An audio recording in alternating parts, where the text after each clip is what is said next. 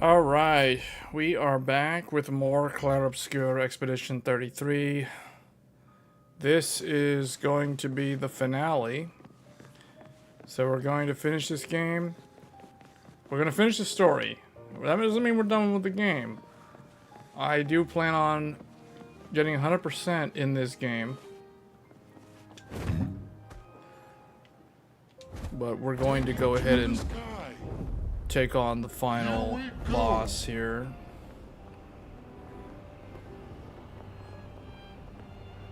Oh wait, she did put a message on the monolith.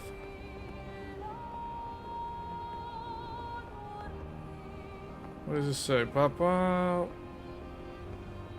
Atien?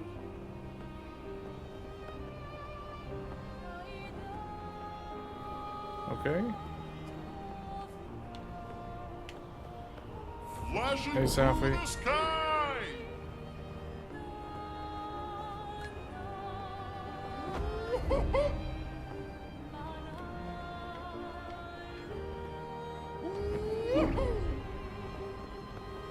Still haven't been able to find any of those gestural kids anywhere.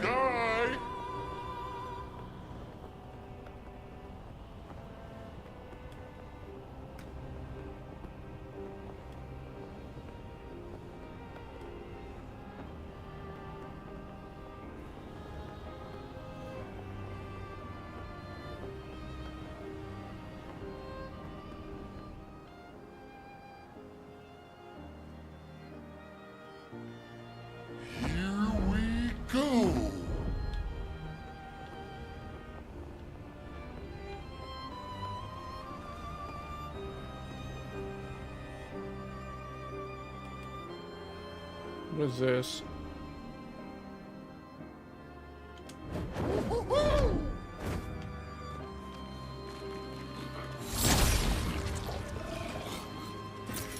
Nice.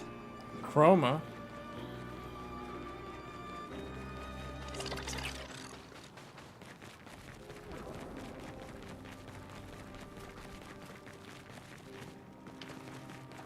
Okay. I guess let's just go ahead and do the final fight here.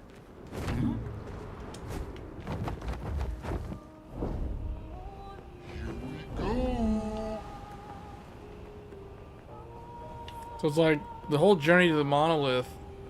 Now we journey all the way back.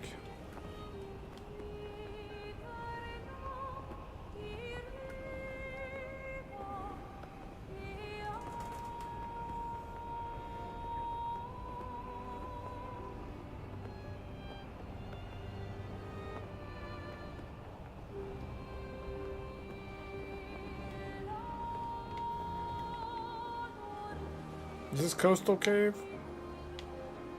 Yeah, that's Coastal Cave. I've been in there.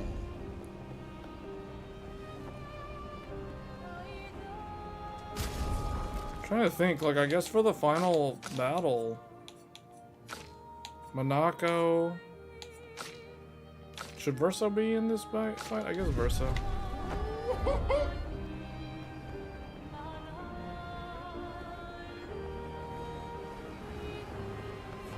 Through the sky.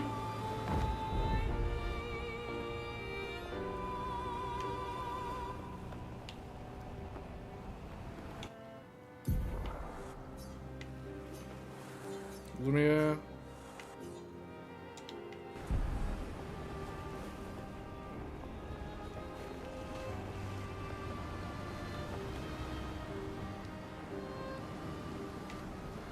We have an item. We go.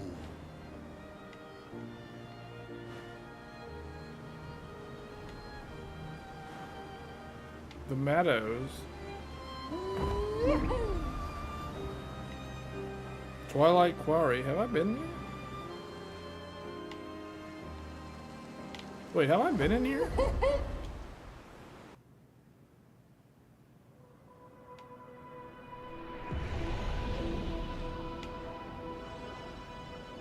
Nothing to do right now. I guess you have to go to post game to do that? Alright, all the more reason to finish the story now. Here we go.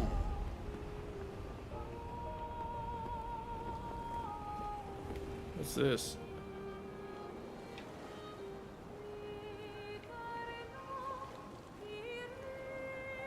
You know what I was thinking though? Like, okay, this is where they set sail for the expedition.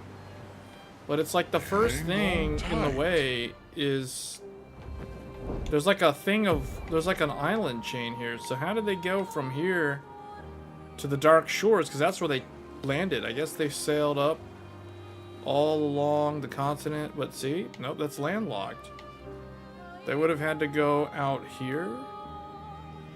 It's landlocked. So I don't understand. I have no idea how these guys sailed to Dark Shores when there's a land bridge literally blocking their path. Oh well.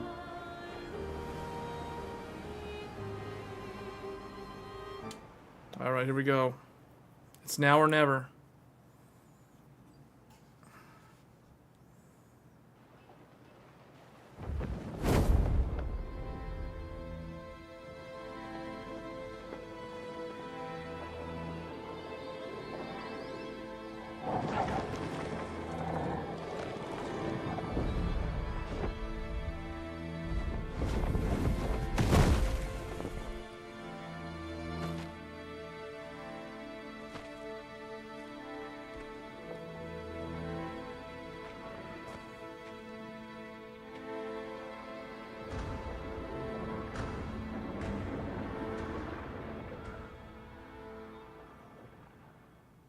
Wait for us here.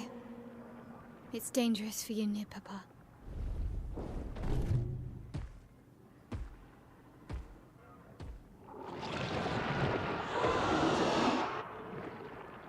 We'll have to move fast. I can't maintain them for very long.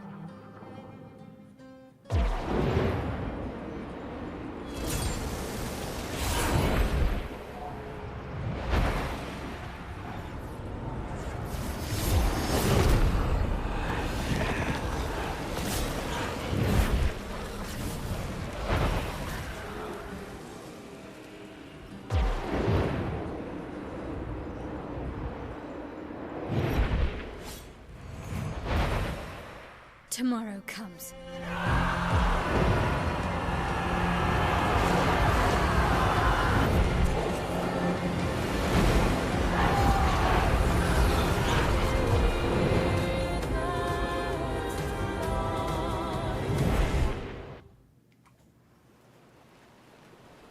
This is it.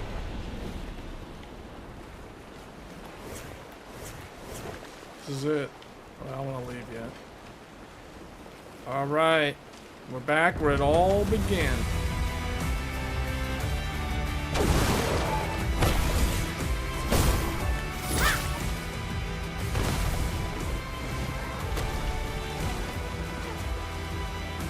Expedition 33.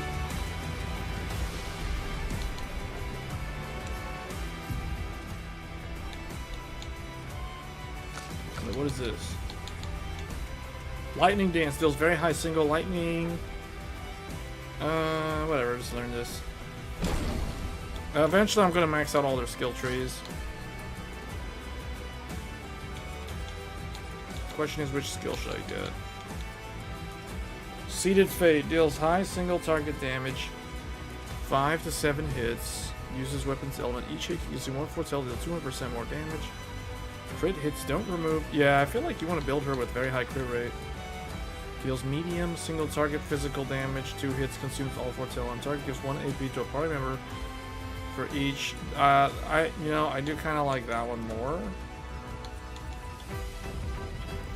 just because it gives her the ability to generate more AP for the party members, which seems to be a challenge, like in itself.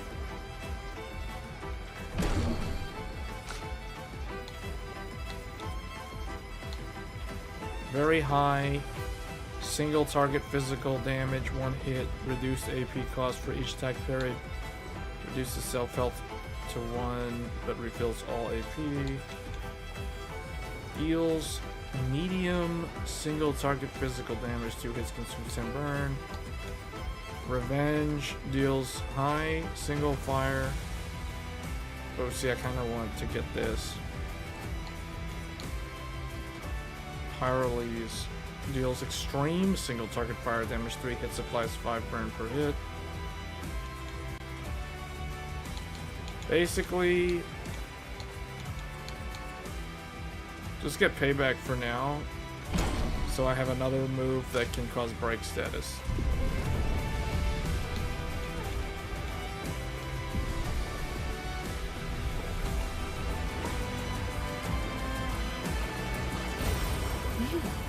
Interesting.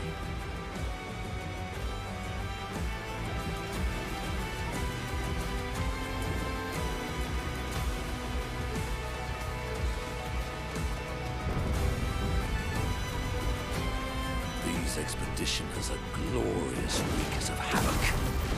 The sword of Ymir.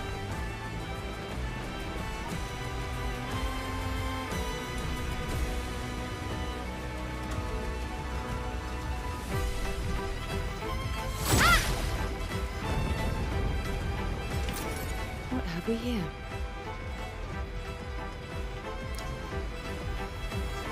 That's the harbor. The mime in the very beginning of the game, the first mime should be in the corner over here.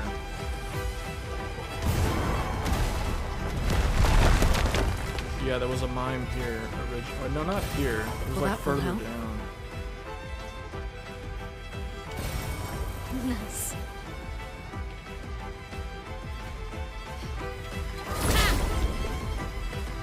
Yeah, we're gonna finish this story today.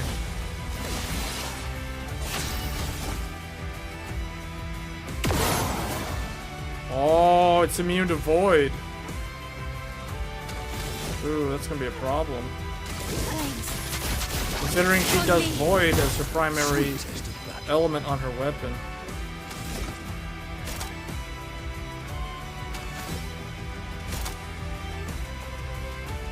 Which I think is dark damage, if I'm not mistaken.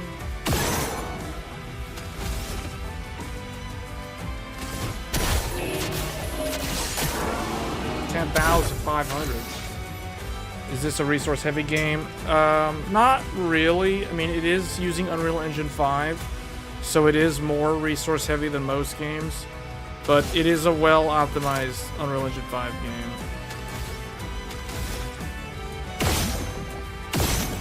Wait, he's not dealing any damage to this either. Oh boy, this is going to be problematic.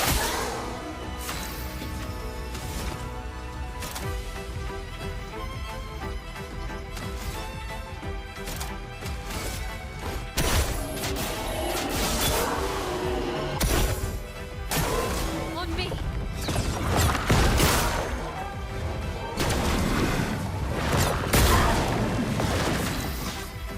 I had a feeling something like that might happen. Wait, he does lightning damage on his,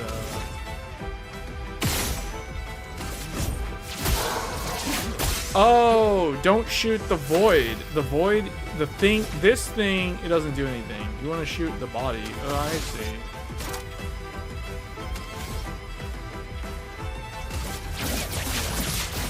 Target marked. So wait, that means she can do some stuff. Okay, that's good.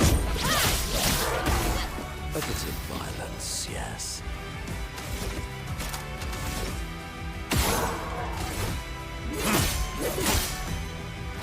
Ready to strike.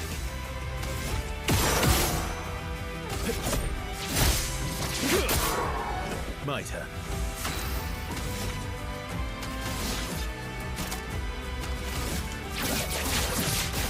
Target marked.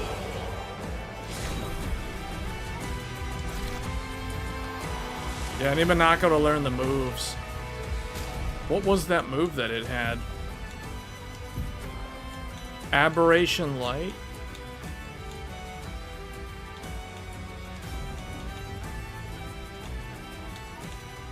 Deals high light damage to all enemies. 2 hits, applies 4 burn per hit. If he's on Agile Mask, applies 2 more burn per hit. It costs 7.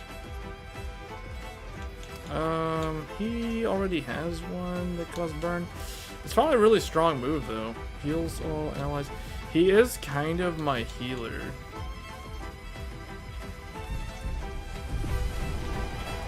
Immediately play when falling below 30% health. Oh, I like that. That's good. That's very good. Where's that Picto?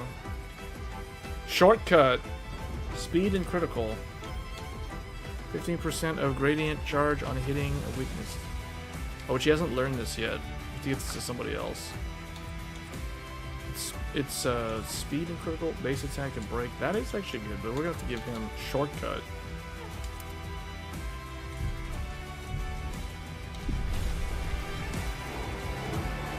This game is very good.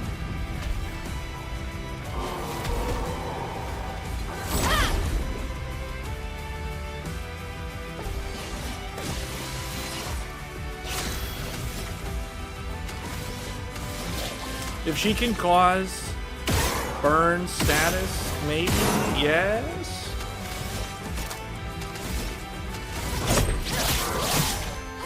The sweet taste of battle.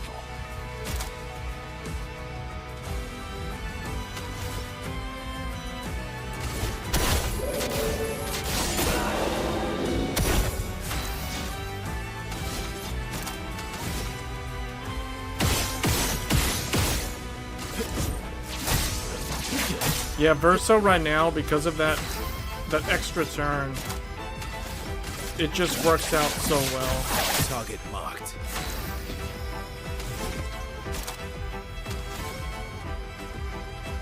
I mean, I don't even know what to do with this guy. Just keep doing that. Get your double attacks. Ready to parry.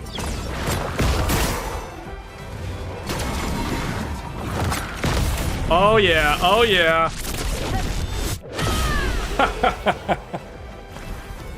She says that with such anger.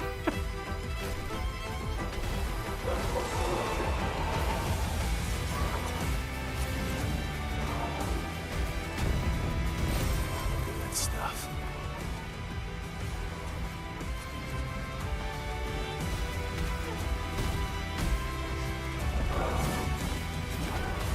I would say in terms of how demanding the game is, the game is rather demanding.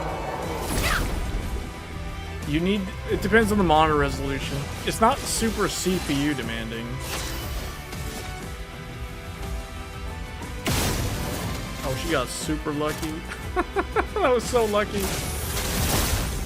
That is like top decking your ace card in Yu-Gi-Oh! That is exactly what that is, what she just did. That is straight up Yu-Gi-Oh! Right there.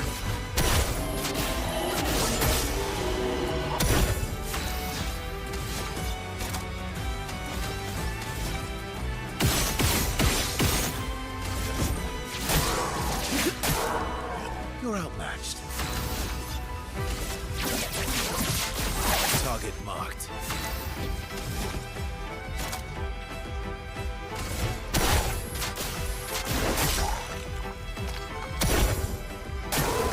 Your turn to dance. Oh, it did something different. I was not expecting that. It did something completely different.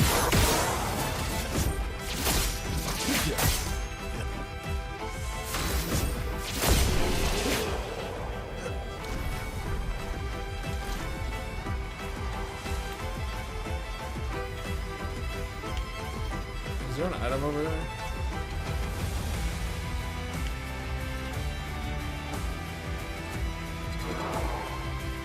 Oh, there's one over here. Oh, wow.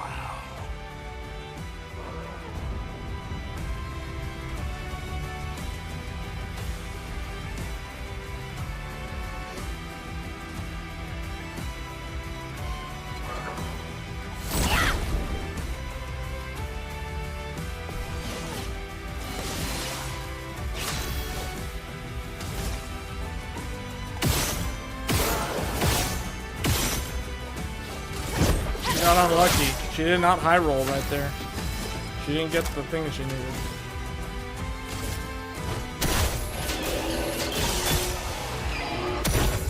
He high rolled on the damage.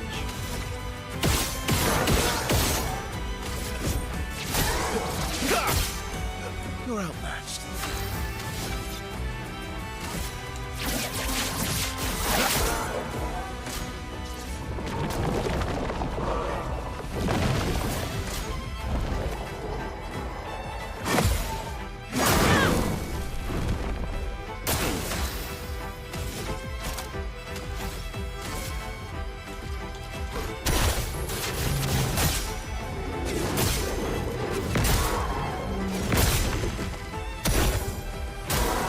Your turn to shine.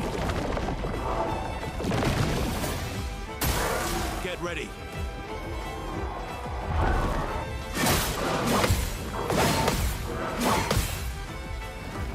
Let's carve a path.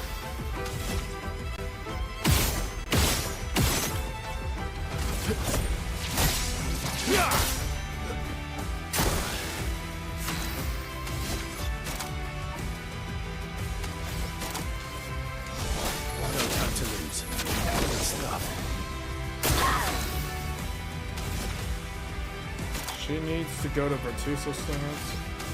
She has the AP needed. Spend like 2.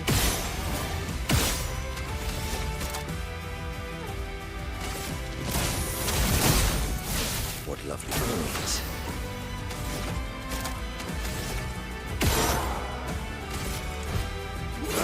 Yeah, I think I need to give him back that move that makes his normal do break.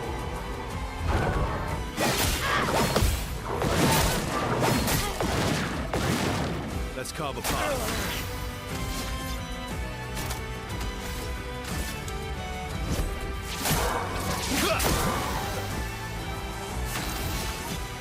And now he can do it.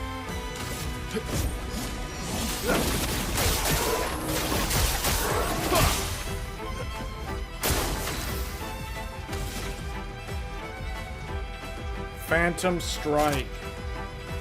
Wait, high physical 3 hits in Virtuoso state can break. Oh, you know what? Do Phantom? This is gonna get her out of that. Yeah, lots of damage. Lots of damage. And then Phantom. He can do. Just do that. Just do that.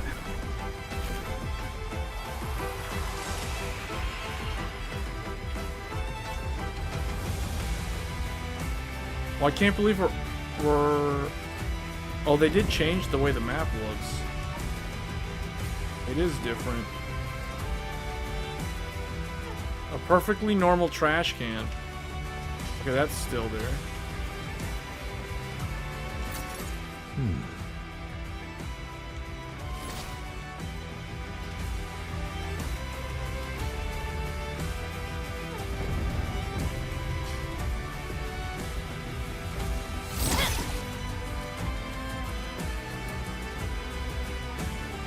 Wait, is this one? Can we comment on this trash can?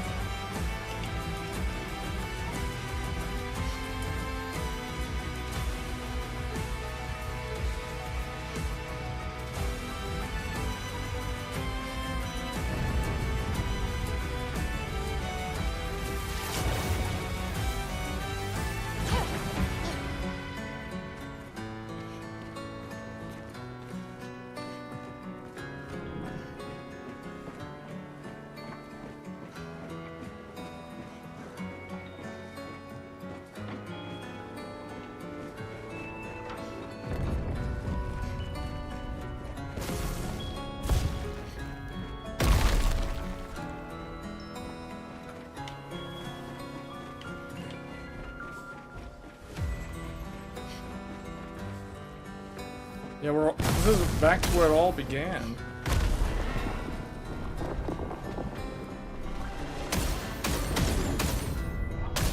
Oh, that leads back to the very beginning. I like this concept. I like what they did. They're influenced by the From Software games.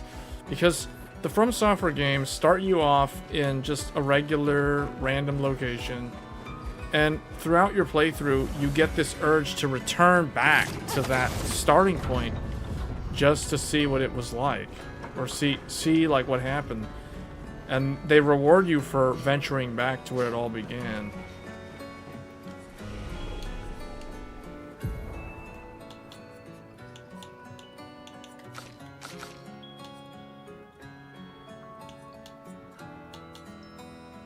But what should she take? Their defense stats are good.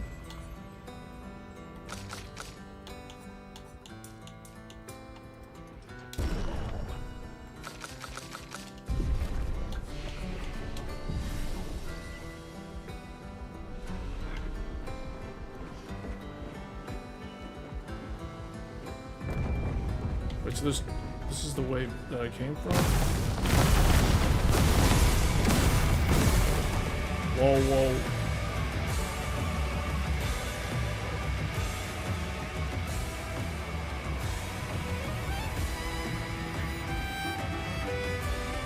Wait a minute. Oh, okay. That's the way forward. So there's more optional stuff over here then.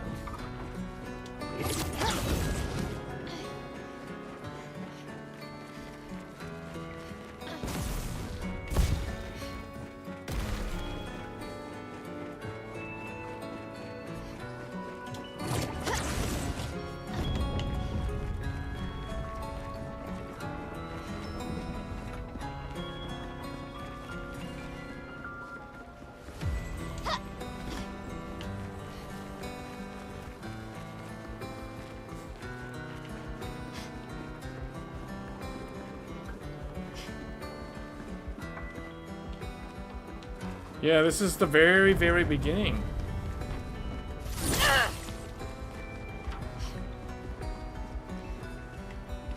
This is literally where the opening scene was. Lovely. Give 2 AP on applying powerful.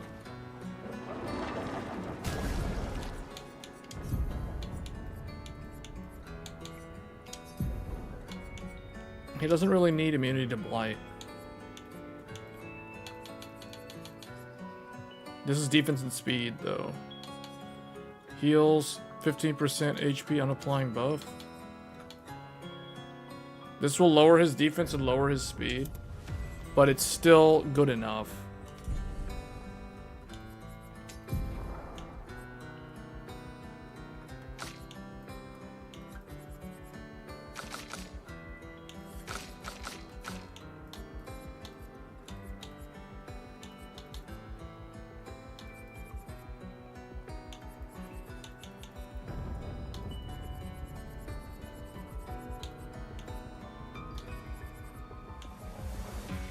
%15% increased damage for each status effect on self. Plus 1 AP on hitting enemies. Yeah, probably this one.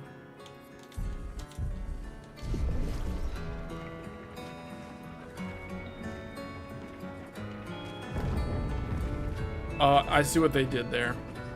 I see why there's a light here.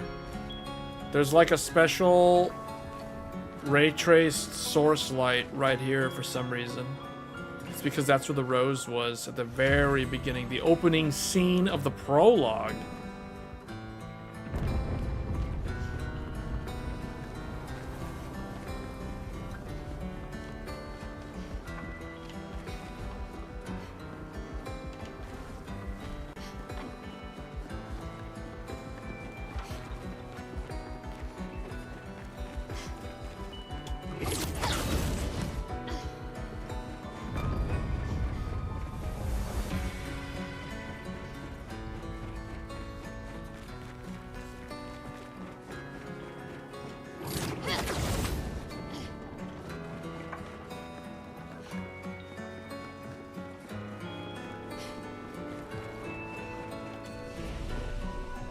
Alright, this is it. Here we go. Here we go.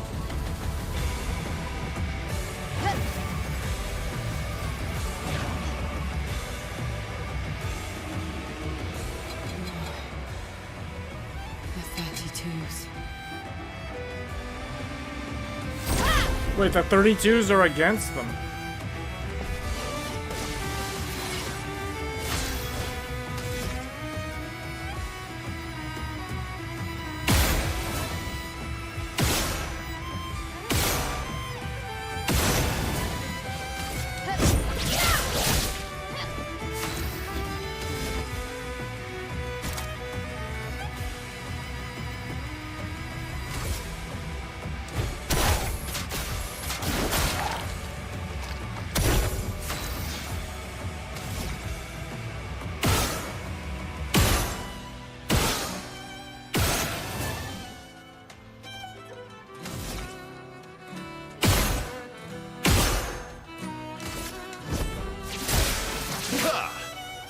Let's carve a path.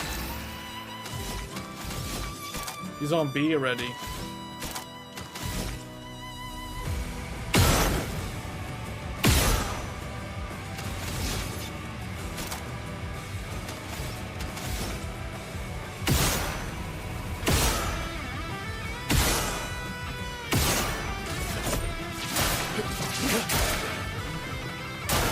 Minoko, get ready.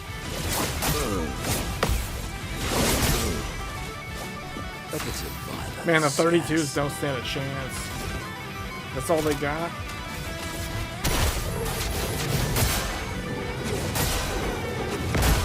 Yeah, these guys don't stand a chance. The Necrons are like way scarier. Wait, what? Versa got a new weapon from that? What does that do? Base attack consumes all shields to deal 100% increased damage per shield, plus 1 shield. On counter attack, base attack gives 4 perfection. That's interesting. I can see that working in a specific type of build with reviving around parrying and shielding. Perfect. So you have shields, and then like every time if you parry, you get more stacks. If you don't parry properly, you lose the shields. You don't take any damage. It's a very defensive, tanky style to play him.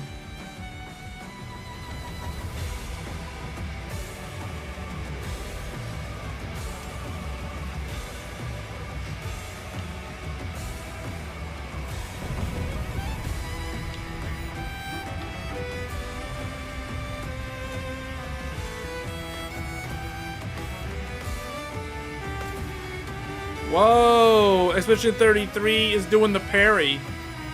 Expedition 32 is getting owned.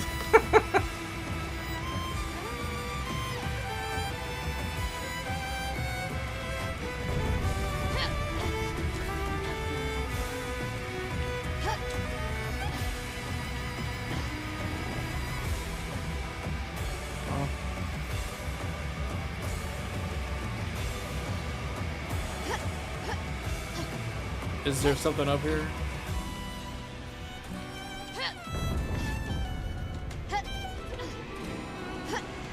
I guess not.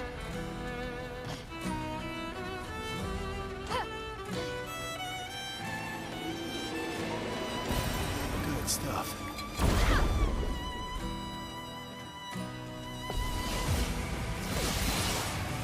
Break.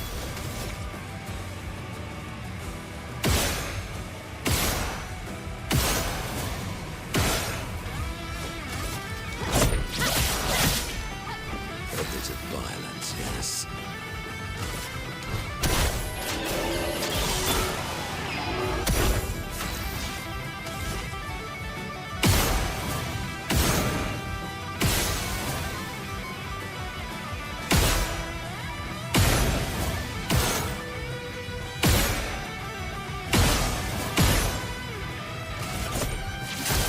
Oh, not him. Wrong target.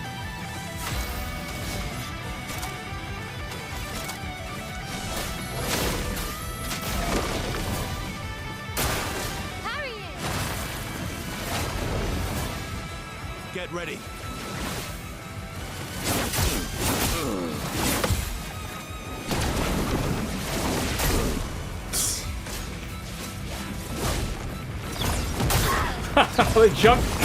They jumped the wrong time. Although they did the other 2 hits correctly. Oh, he's got a lot of stuff now. 9. Medium, 1-hit heals. All allies but 10 for each enemy hit. This is actually... That move, I'm gonna take that away. I don't like that move. He has better stuff.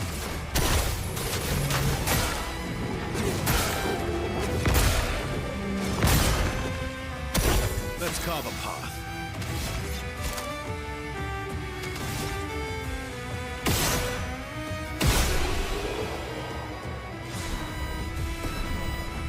Level 60. You still got a new weapon.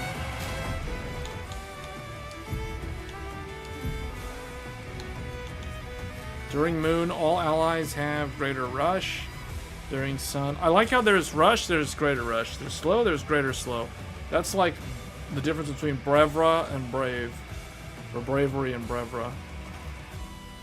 During twilight, all allies have greater rush and all enemies have greater slow. Okay. That is good. Plus 3 AP on applying a buff or debuff. Yeah, that I actually really like this. I like it's also kind of like neutral element. It doesn't scale. Oh, she does have very high agility though. So, yeah, if I level this up, yeah, you know what? Yeah, I actually like this. We're gonna switch her to this. I need to level it up though. It has low base right now. It's not that much lower than what she's wearing previously. Yeah, that's good. I like that.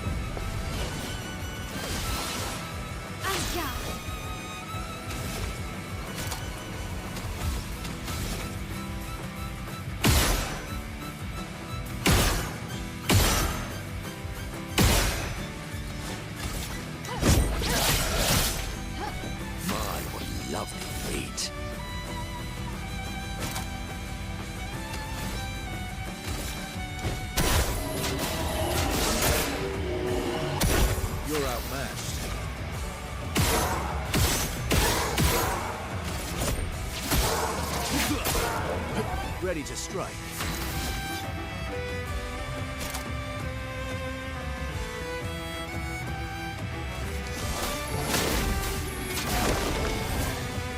Your turn to dance. The person casts powerful, the enemy casts powerful.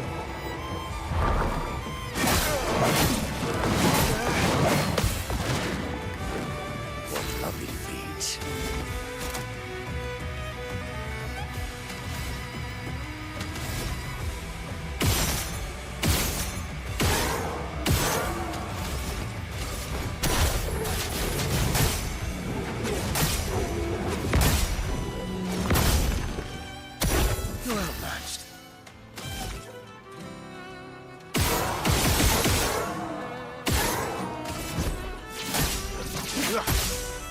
Ready to strike.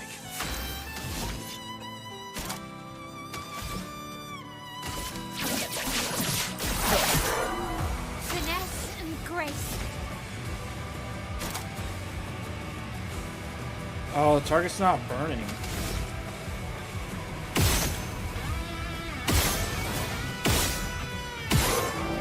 Well, it doesn't want to get burned. A bit of violence, yes.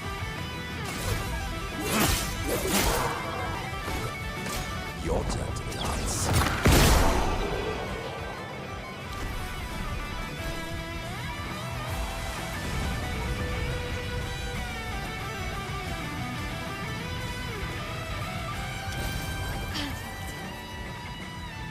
Your father. He's at the tower. Yes. I am. Tower.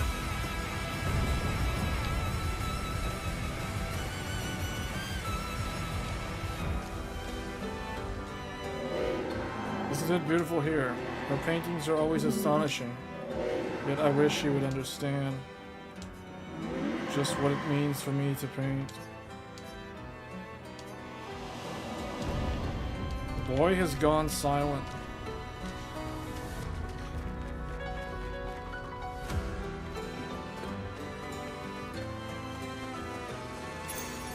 Nice. Ooh, charging stun. Plus 5% of a gradient charge on hitting a stunned enemy.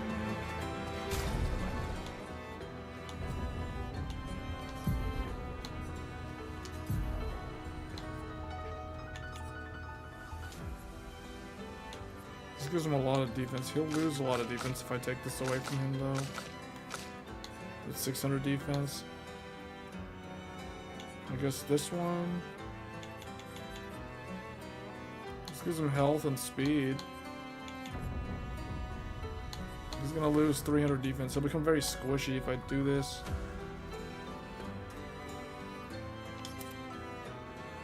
Now he only has 8. I need to give him back more defense, though.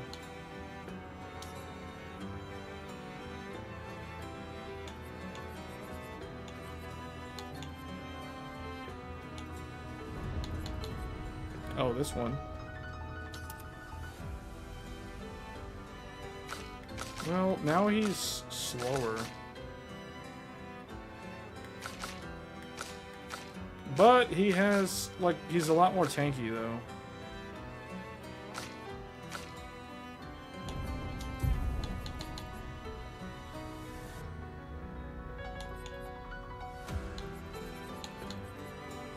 Energizing break.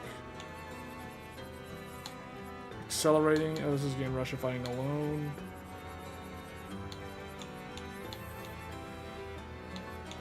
That's good. Does she still have all of her solo? Oh, she still does. Okay.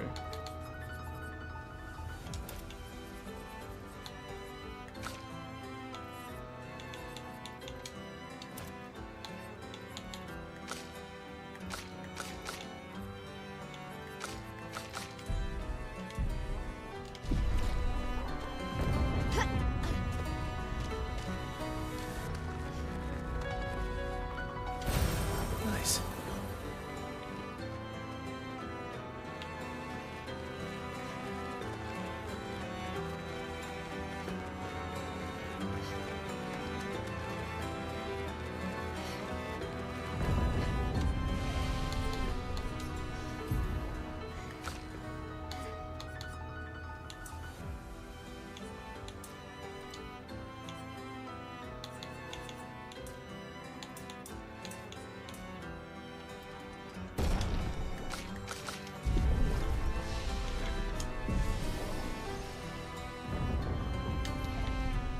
I wanted to swap their skills.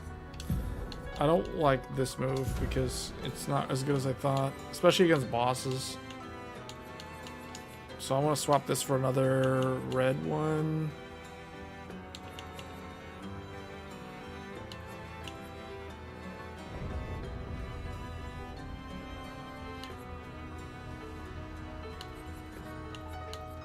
Deals high single target physical damage, 3 hits can break.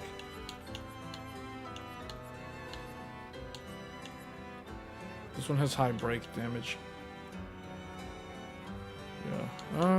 So I'm gonna change this one.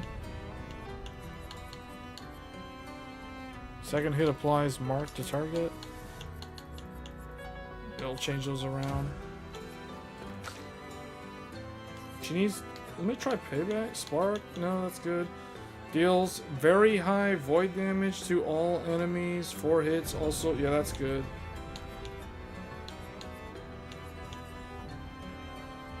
I don't know if breaking rules is needed. Instead, probably payback. Deals very high damage. Wait, what's her?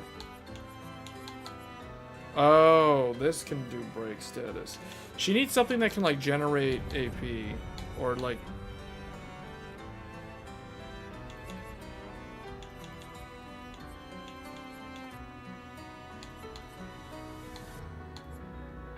reapplies current stance and get... yeah. This.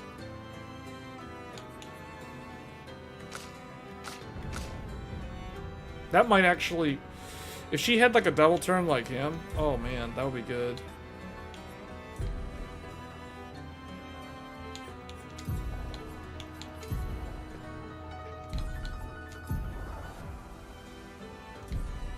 See, he already kind of has, like, a good setup. He has, like, a really good setup, actually. Follow up is... if he has a bunch of AP, man, he has a lot of AP gain.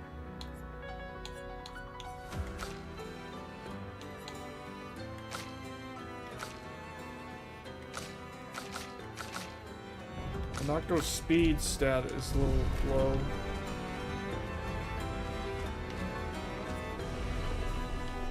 Alright, let's do this.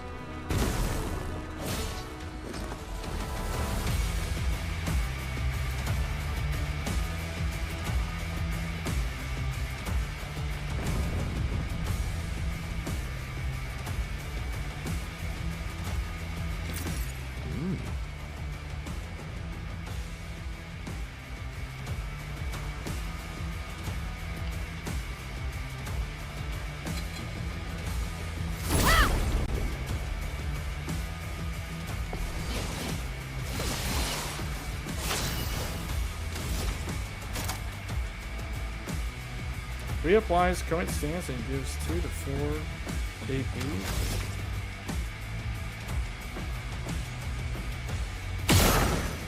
Oh, she got super lucky right there with that burn.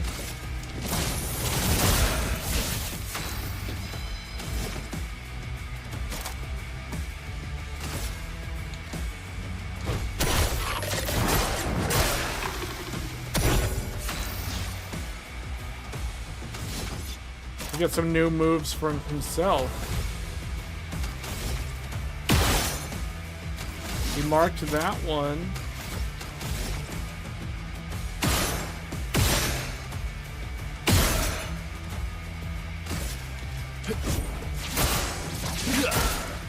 Ready to strike.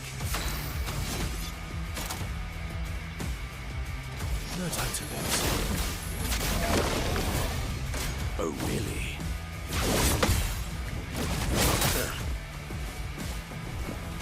Incoming. Just when I got rid of break the rules. You're outmatched.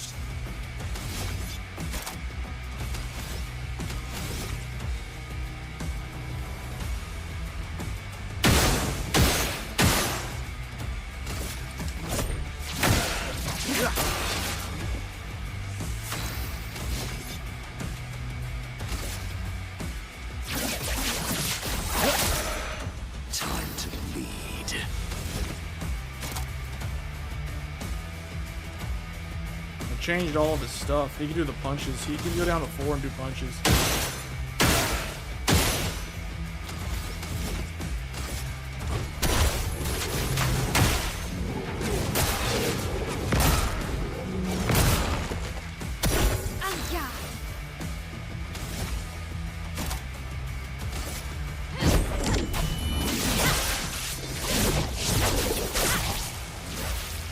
Let's carve a path.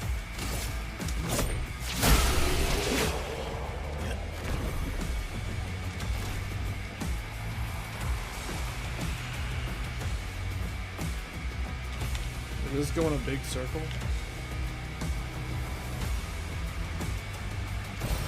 Well, that will help. Just go back to the flag. Okay.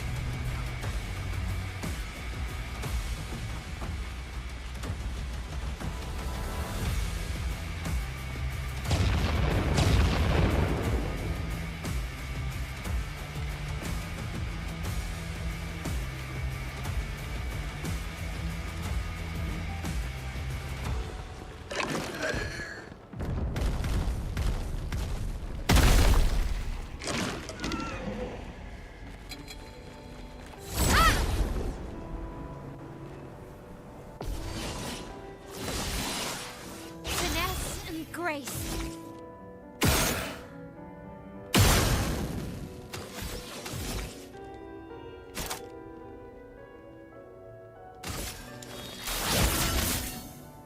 What lovely feet.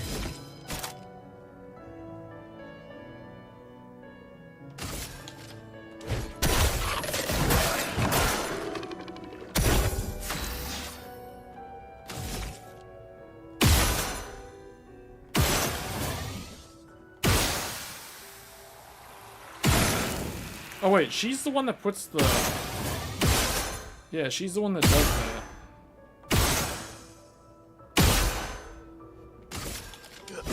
She's the one that puts the shield.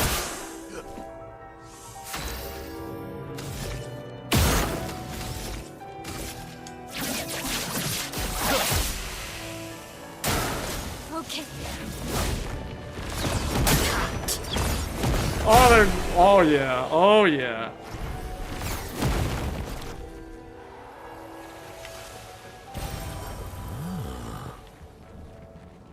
Wait, this is a new area. I don't think you would go here in the beginning of the game. Ow, wow. So he's in the tower.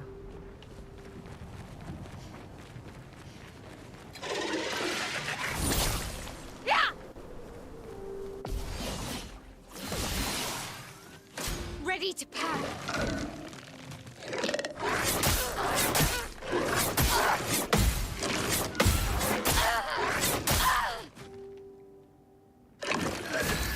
That's a lot of attacks.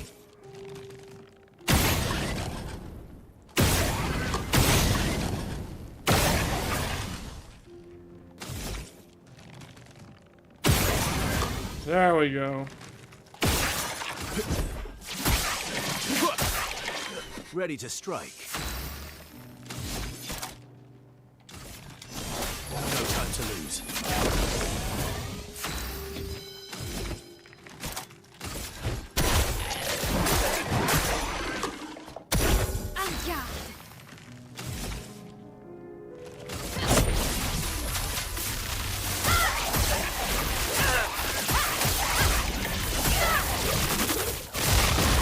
Well, she was mad at him. Get ready. Ready to strike.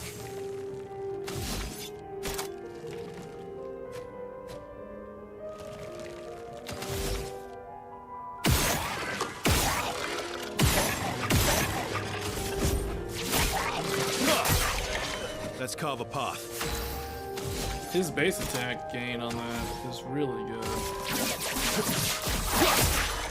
Sweet taste of battle.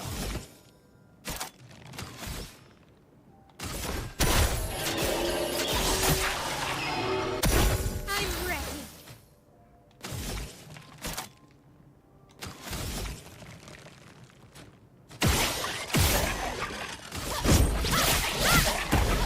You're outmatched.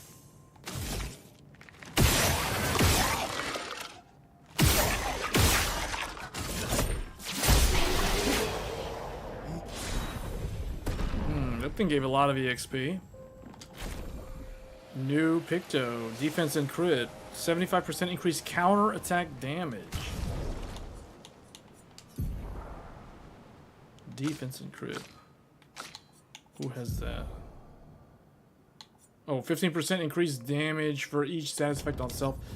Yeah, you can replace that with this one. She'll lose a lot of defense, but she will be able to learn this new thing. 75% increased counterattack is actually more useful.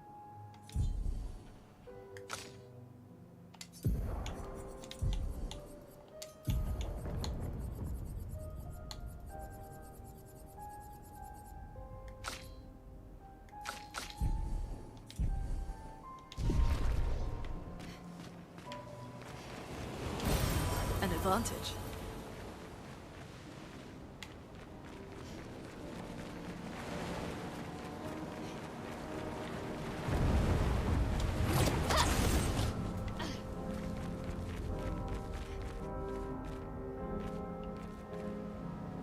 Oh, that's where they're going. They're going to the tower. The Eiffel Tower. That's where he is. Okay. He's all the way back there. What have we here? The Opera House.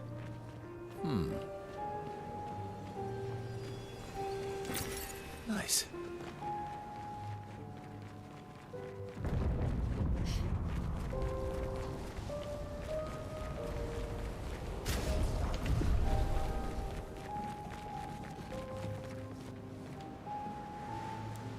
Lumiere has suffered much damage. There's something in the water. Ask SK to bring it to the surface.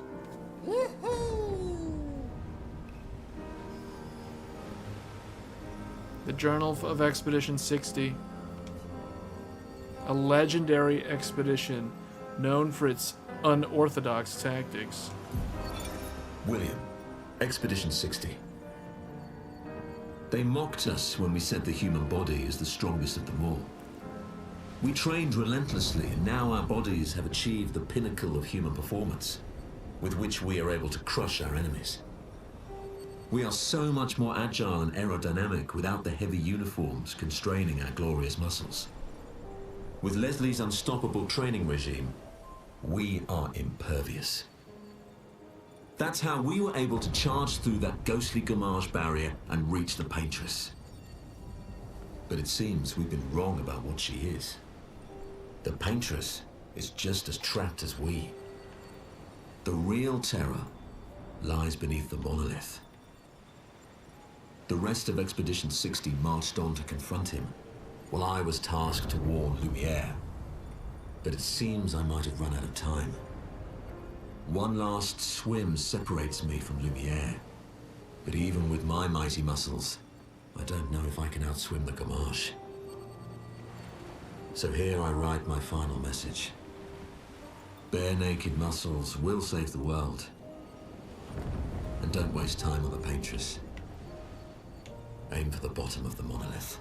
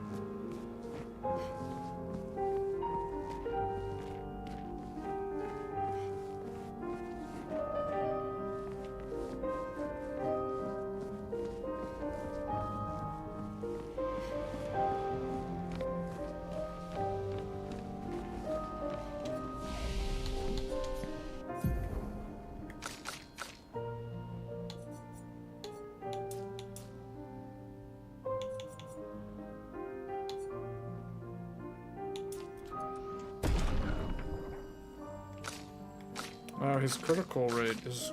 Verso's critical rate is also kind of low.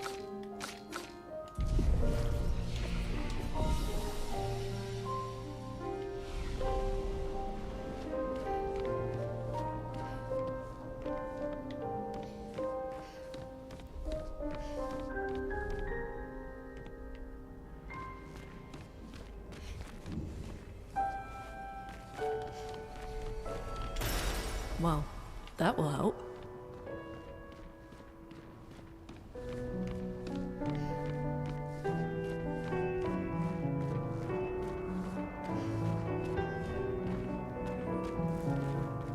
Have you tried A34 on the Godlike? Not yet.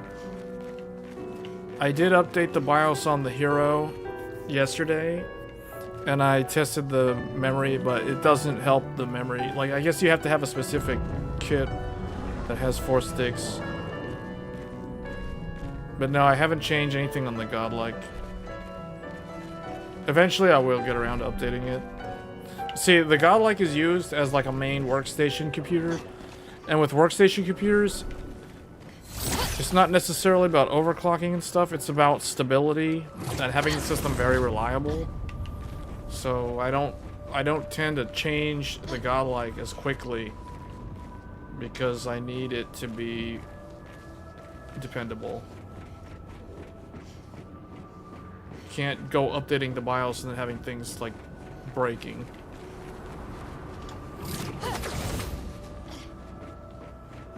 Nev runs from the Axon Islands. What are they doing here? Like Axons, they're Papa's creations, not Claire's. Oh, the Axons were created by Renoir.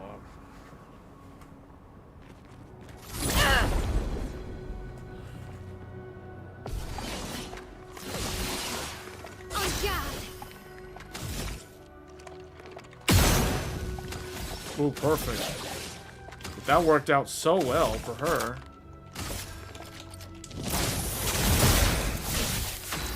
Ooh, that was good. So good. Mark this. Ready to strike. Alright, this guy can go away.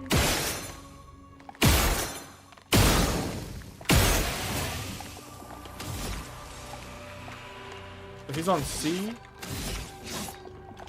I just realized something. That thing is twitching in front of him. It's gonna mess up his aim.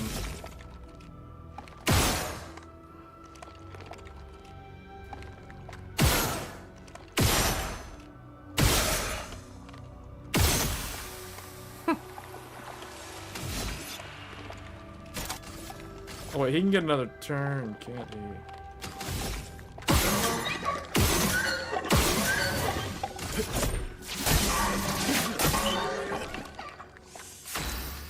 This game is game of the year. It's pretty much game of the year. No time to lose. I don't know of any other game coming out this year that's gonna surpass this one.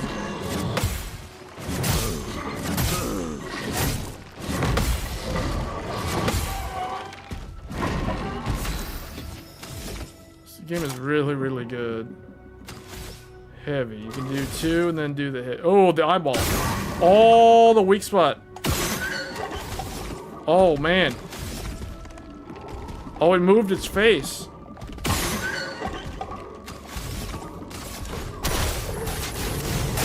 Zarbon transformed. Go Zarbon. Okay. Let's carve a path. Oh. Oh, yeah. Oh. Oh. Oh.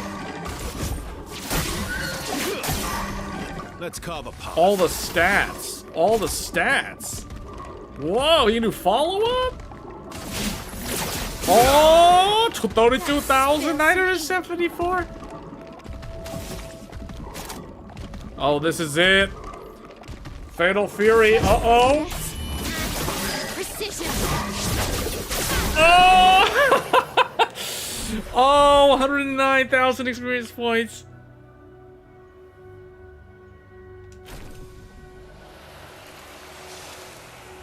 It also fixes the random boot issues on the Godlike with PCI 5 M.2. Oh, I didn't even know that was an issue. I know that MSI has had a lot of problems, like with BIOSes, back in from like December and January. MSI had terrible like BIOS issues with like USB hubs and all kinds of things, and boot looping when you have certain PCIe devices connected. They fixed a lot of that in the BIOS that added support for the, I think it was the 9950X 3D. So I haven't had any issues with mine. But that's one of the reasons why I'm very hesitant to update the BIOS. Because with MSI, it's like, okay, I need a BIOS that works. And they finally put one out that worked. But you're telling me that that one fixes some other stuff. Yeah, I don't know. They've had a lot of problems. I don't really recommend... Because of that, I stopped, like, advocating for MSI, I guess. Like, I don't recommend the Godlike for most people. I mean, not that I would ever really recommend a super expensive motherboard like that. But for certain users, it is a good motherboard. Like, if you're trying to build a workstation and you don't want to spend on, like, a Threadripper system. Because even with the cost of the Godlike plus 9950X 3D is still cheaper than a Threadripper motherboard plus the Threadripper, like even the lowest cost Threadripper CPU. Because the Threadripper CPU requires expensive RDIMM memory. So it's like that platform cost is just going to be more. No matter what. Even with the Godlike being expensive, it's still going to be less money for the platform. Spill some ink.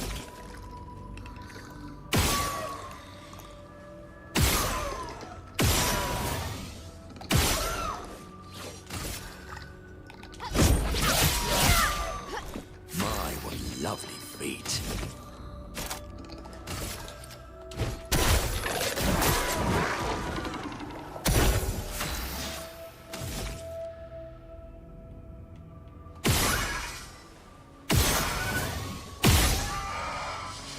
This is a good way to get Monaco's moves.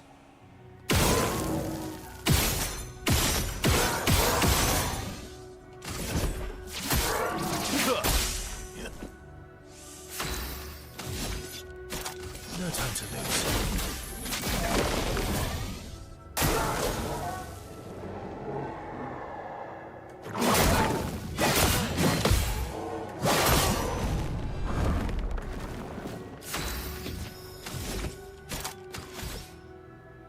Heavy break damage.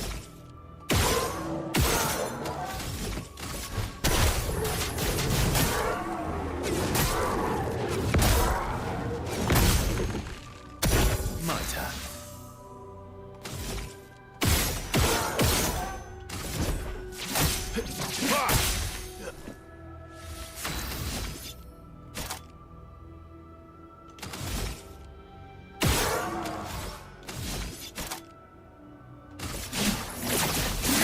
Yeah, that's gonna hit pretty hard because he did all those free aim shots.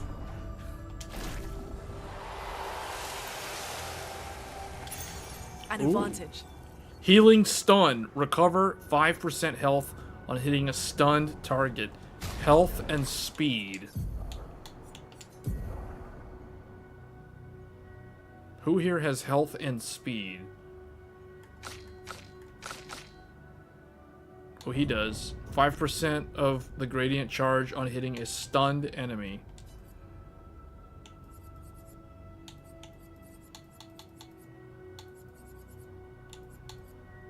This gives him less of both. But I need him to learn this move.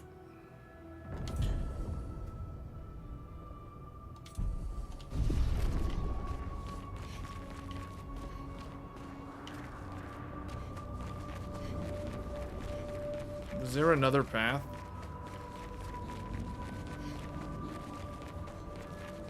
I thought I saw some enemies over here.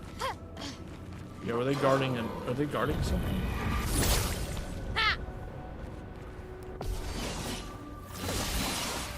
Ready to strike. What are you like maxing out that motherboard? Is it like everything is in use? Like all M.2 slots, all PCIe slots?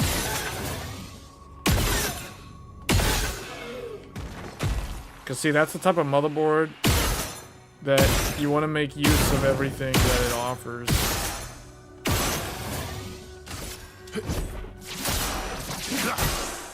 My turn. Right, she's gonna die to the burn move.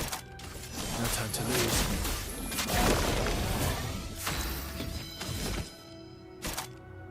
He can already do this. He just needs to.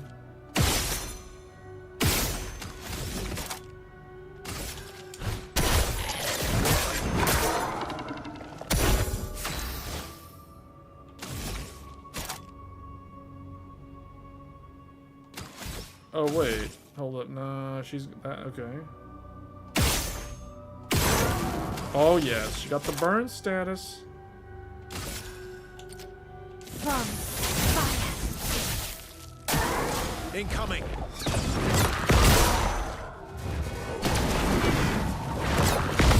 Oh!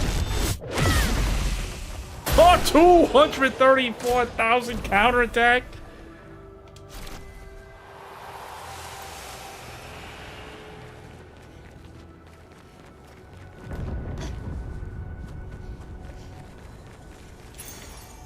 Wow. Healing, stun, converted. Oh, okay. So there are duplicates. If you get a duplicate, it basically gives you chroma. Mael, Let's go. Is this the right way? Oh.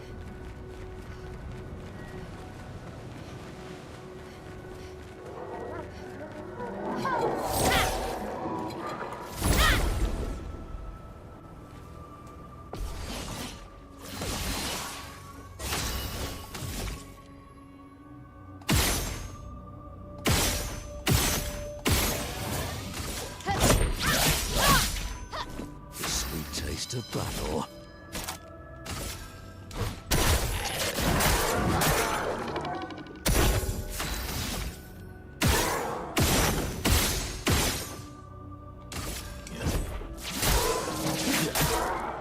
Ready to strike.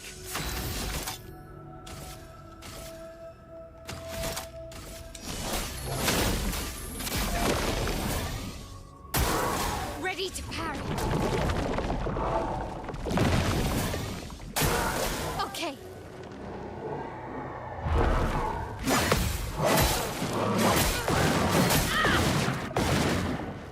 Just try it.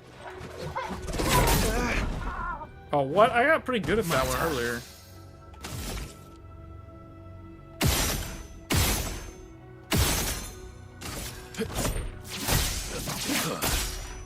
Let's carve a path. He doesn't have enough AP.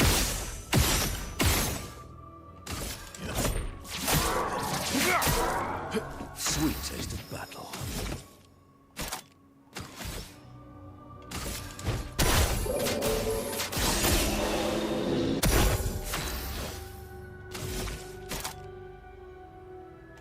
She needs 3.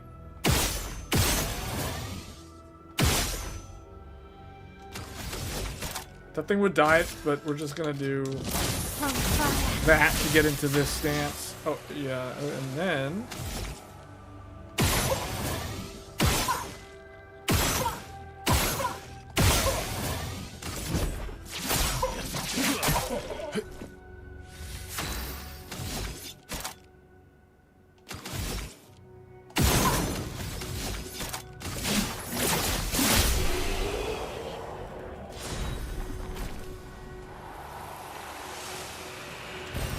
What have we here?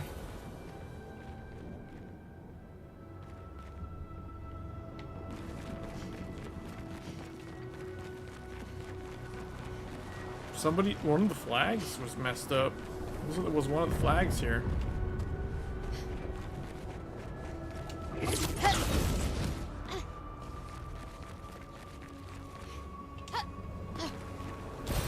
Useful.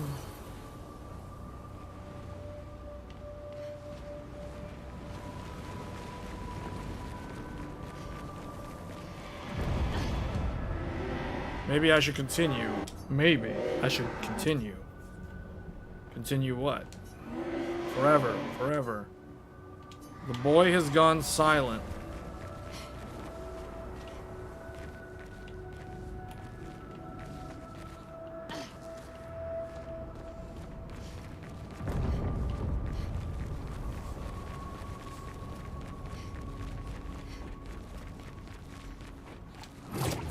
This game is truly special. This is the type of game that you don't see.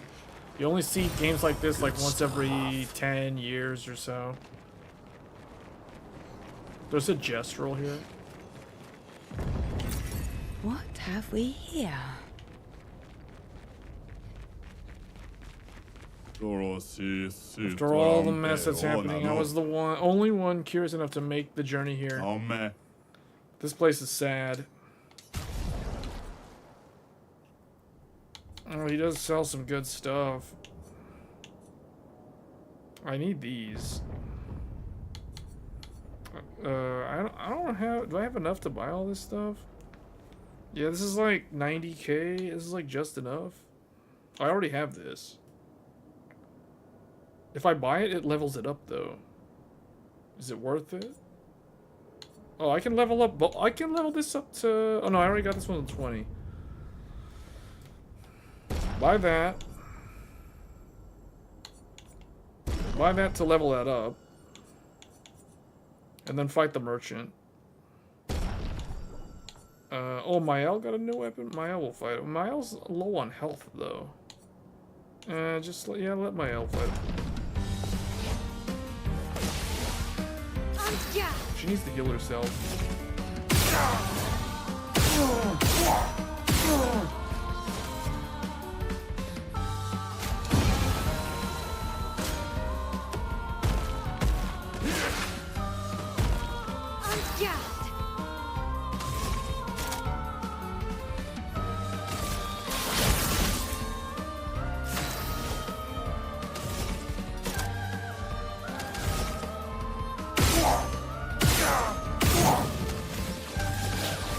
Oh wait, she's short one.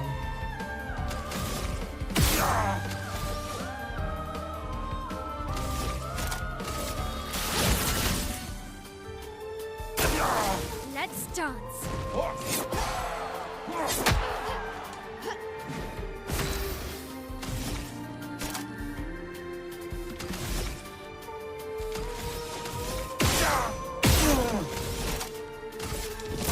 fire.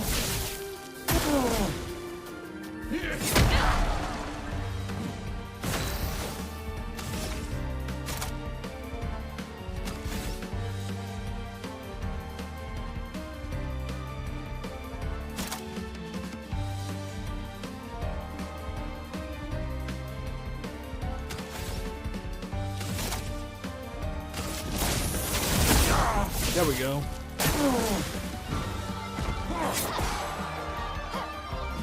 Let's spill some ink.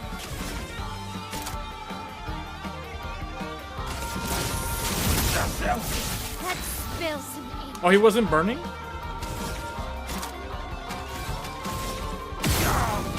Now he is. From fire.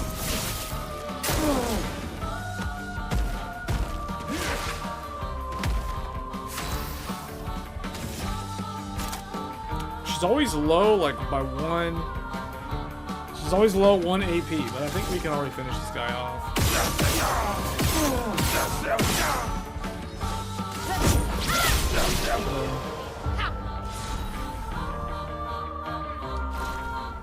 Gaoba kakiko mao. Sells the full. Oh, I'm like 12K short. We're gonna have to go fight something and come back and buy that off of him. 25% increased damage on full health. Yeah, that's good. That's good at like the very beginning of the fight.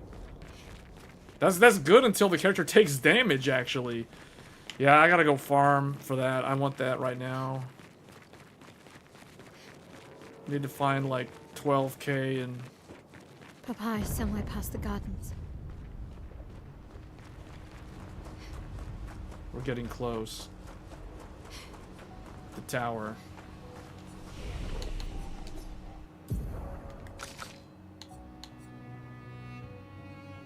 She needs more... She has very high crit rate already. She really needs, like, more agility, I guess. I don't know.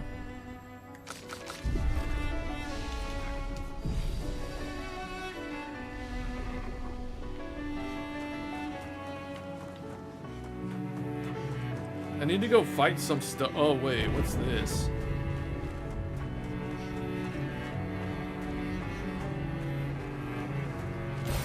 Wow, wow.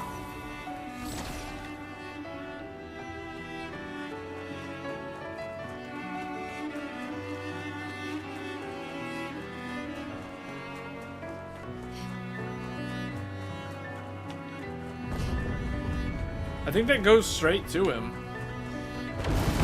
Oh, okay, okay. Can't sustain the expedition as much longer. Ned, we need to defeat them fast. Are there still enemies to hunt? I don't want to trigger the final boss yet. I want to go get that Picto. I have a feeling this leads straight to the boss.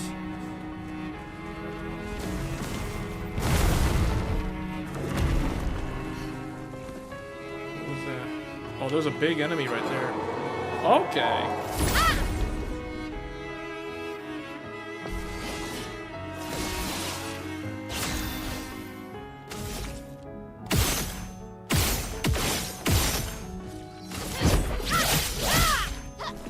My, what lovely feet.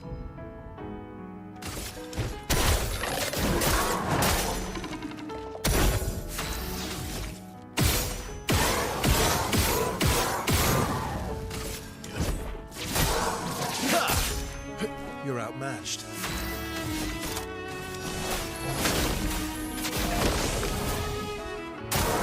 Watch out, Mael.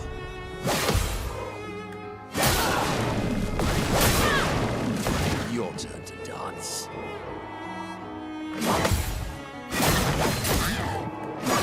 Wow, that comes out real fast.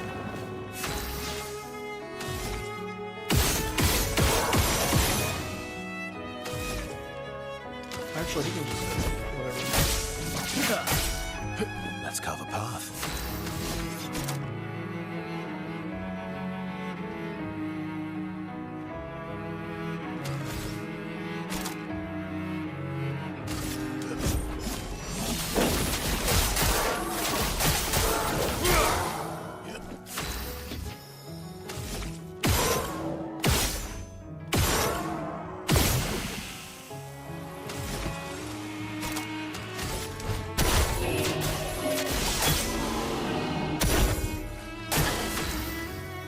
Okay, she's stanceless again.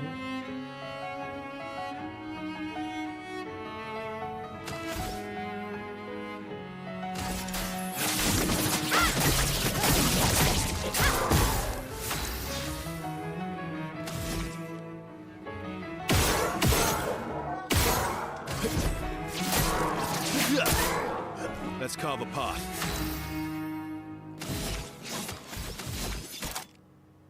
Medium light damage, increase reach free aim. A bit of violence. Not bad, that still hits pretty hard.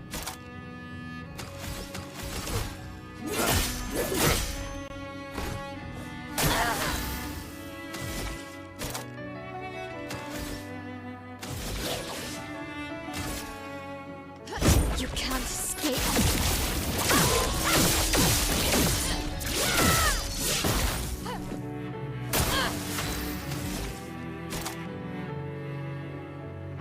It's not in burn status.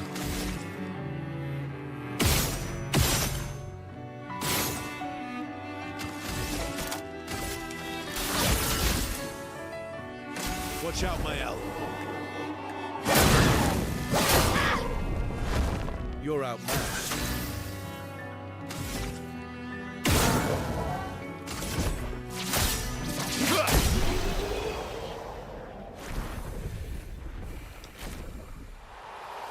Do I have enough? 44,000? I think I need 53. Good start. It gives me 2. It's 46.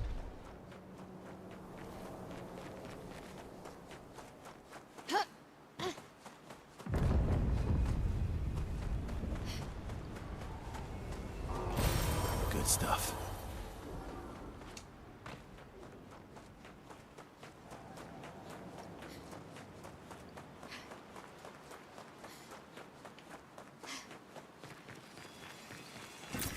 Great. 49, almost there.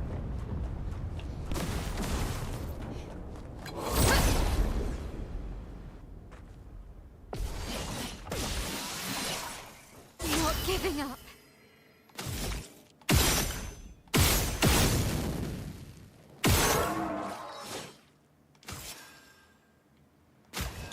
Good.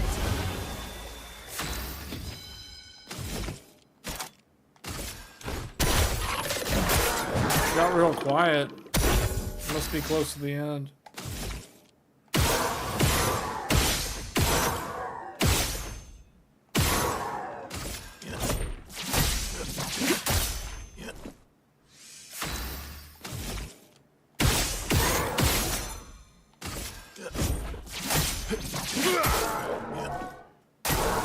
Let's dance.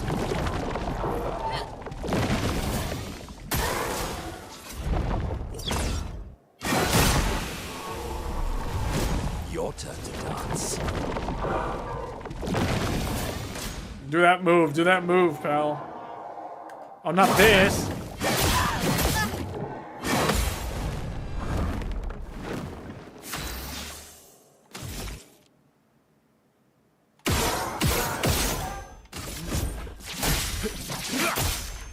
Let's carve a path.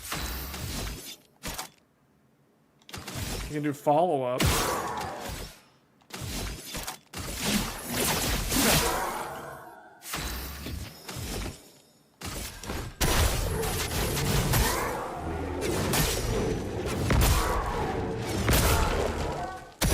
I'm ready.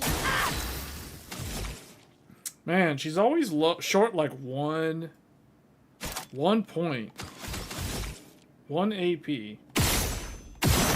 need to figure out how to generate more. From fire.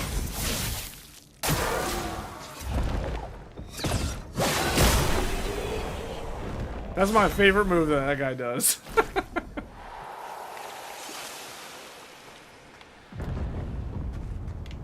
It just speeds things up.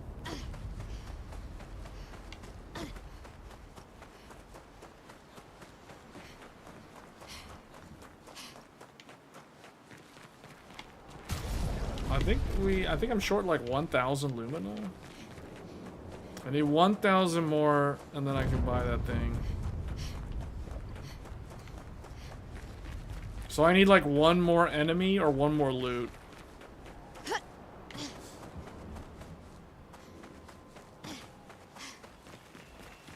And that's not the type of loot. That's a really good drop though. Here we go.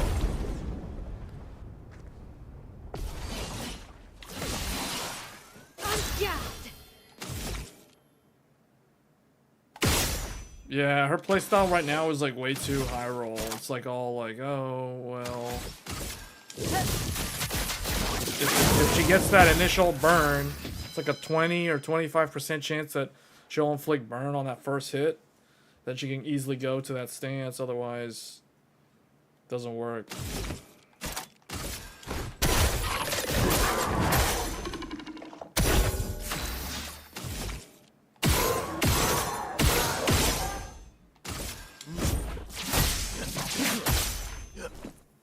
It's like the build that Verso's using is just like, this is like a top tier deck right here. You can just do like this. It's reliable damage. Your turn to dance.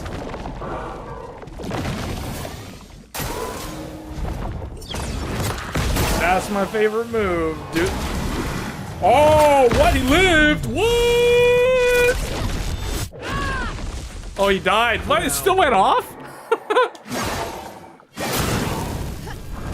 My turn. What? That was so unexpected. I couldn't believe that actually happened.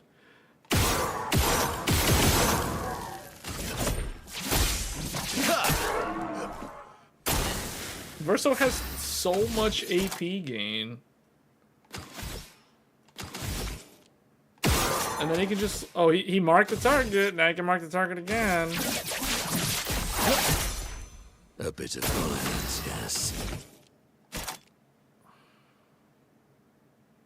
What does this do? Can break. Oh, this is high break.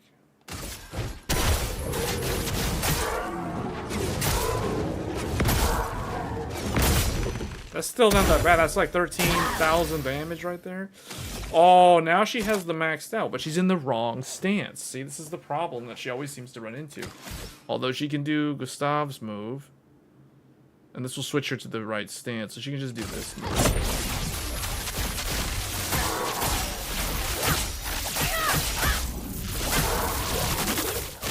If she was in offensive stance, that would have dealt a lot of damage.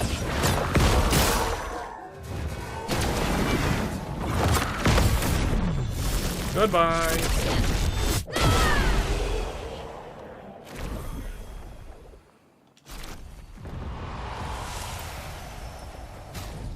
Alright, now I have enough to buy that. Ooh, Gradient Fighter. 25% increased damage with gradient attacks.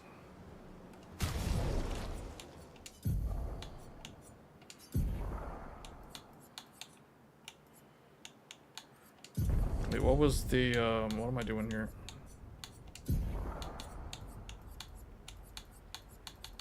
Gradient Fighter. Speed and critical. 15% of gradient charge on hitting weakness. This is, we're technically like lowering her stats by doing this, but at least we learn the ability.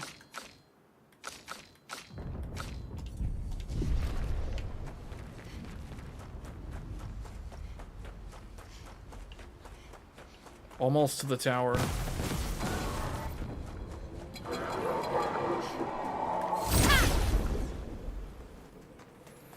These enemies have a lot of HP, but they're relatively easy.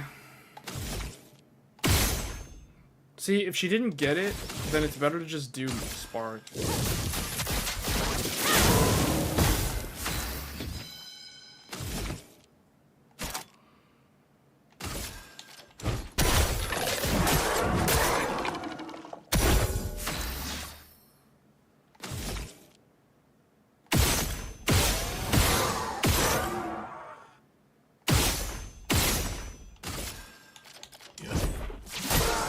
Reminds you of Persona 5. Yeah, the menu system, it certainly looks like Persona 5.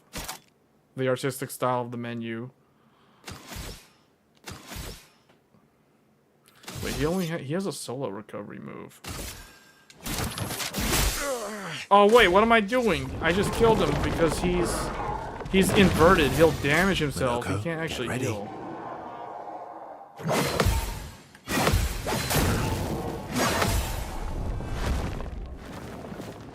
Your turn to shine.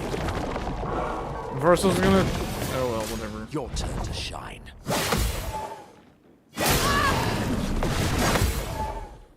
You can do better.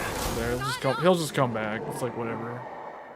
1, 2, 3, 4?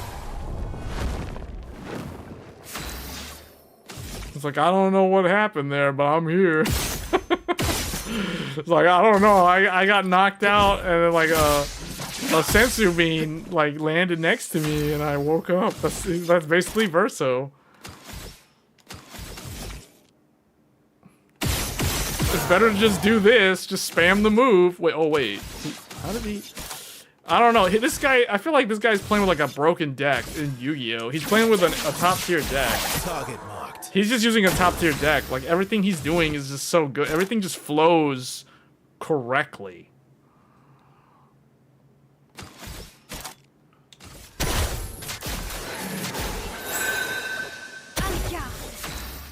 Okay, let's see what she can do. She's in the wrong stance. But I can get her to convert to the correct one if I can inflict burn. Oh, she got it. She got it. On fire. On me.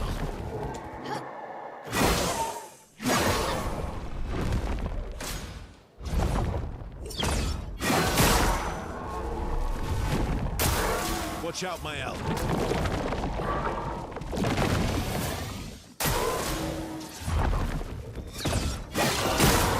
That guy died. I don't know why that other one managed to do that ultimate move, even though he was dead. It just went off. I think that's a bug in the game.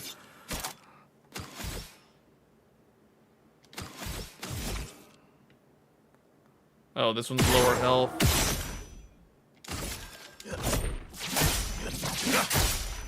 Didn't really need it. Thoughts on NVIDIA DGX Spark? You mean the for AI? How is that different? I guess is that their latest generation unified Hopper plus the other thing? I mean,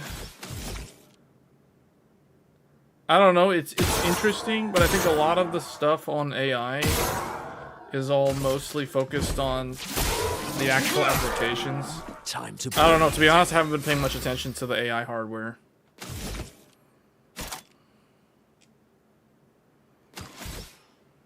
Oh, now this thing does the heal when he's in caster form.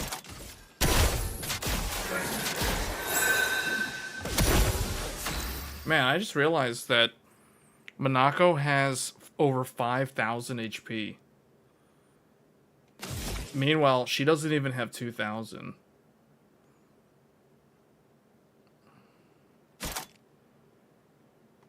You know what?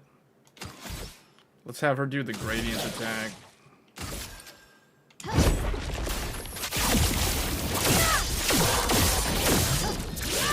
Well, that gets rid of that one, and then she can do the Gustav one on. Oh, it's not marked. She can expend one to try to get marked. Okay, she didn't get it. So just do this. For good stuff.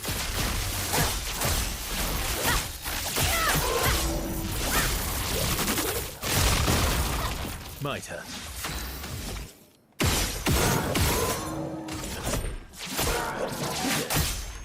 I would have lived. Can he do the move? Follow up.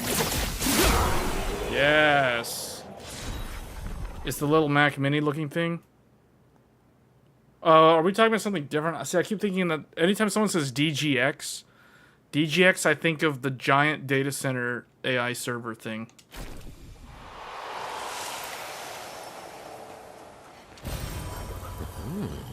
Is that Nvidia thing supposed to be like a Strix Halo competitor? It's an ARM-based thing though, isn't it?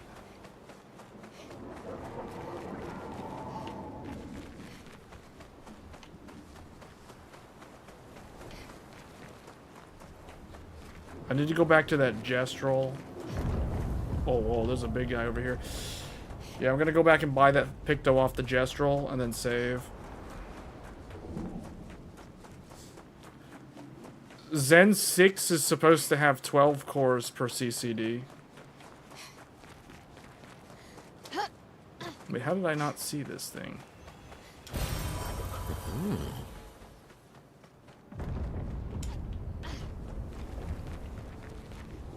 It's supposed to be 12 per CCD, so if you have a dual CCD, you'd have a 24 core.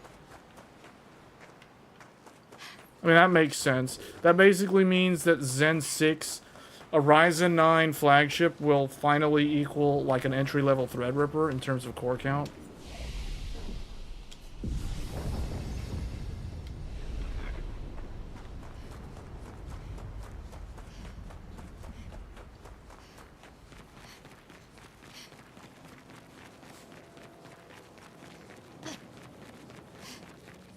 Go back, monolith. There we go. We're up. Oh, the other thing I want to buy... Oh wait, full strength, increased... Yeah, that's actually good. Give that to her.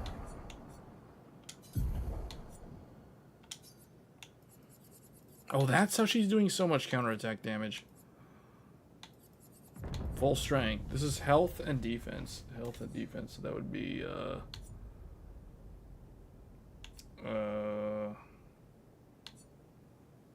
she probably needs to keep the speed stats. So we would take this one and replace it with that new one. Full strength. This will probably do more consistent damage.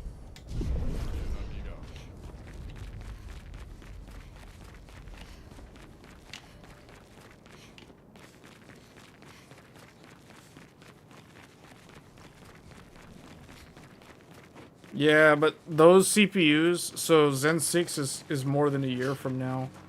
That'll be like the end of next year. Am I using the Godlike? No. I could, but I'm not. The Godlike is the computer that you guys see me use on Tech Thursdays. That's weird, the music started up again. Why did the music, like, stop playing? Okay, the Eiffel Tower is going to be where the credits roll. So we are about to go into massive, massive endgame spoilers. So that's the warning. I gotta take a quick break. When I come back, we're gonna go rush to the final boss, and we're gonna see one of the multiple endings. This game does have multiple endings, so we're gonna see what ending I end up getting on my first playthrough. So we'll be right back.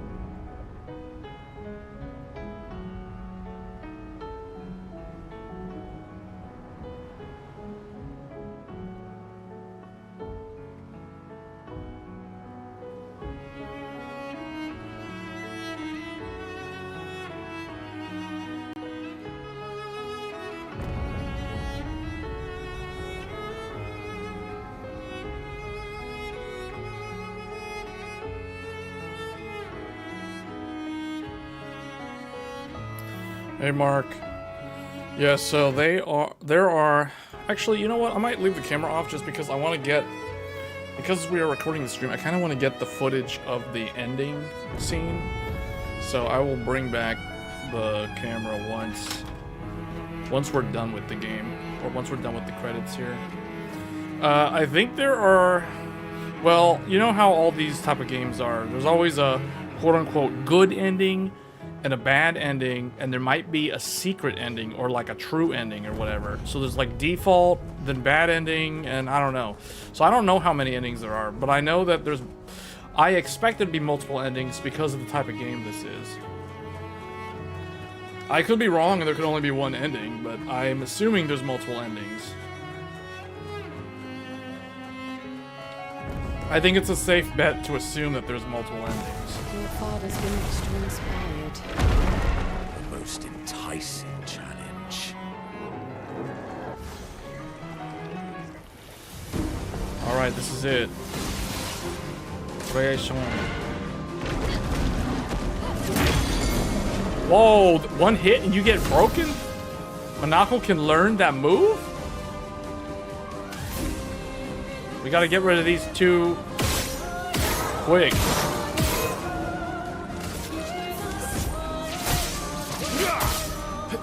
Come on, Verso, do it. Do it. Get rid of it.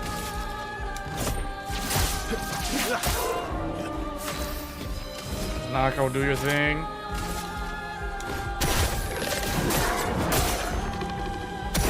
I'm ready. Get ready. Come on, do the jumping move. Do the jumping move. Your turn to shine. What is this? That's not the jumping move. Do the jumping move. What? That's not the jumping move either. Ready to parry. Oh, this is the scary move. What? I don't even know what this thing does. I think this is the first time fighting this thing. 1, 2, 3, 4. If I could count in French, I should be counting in French.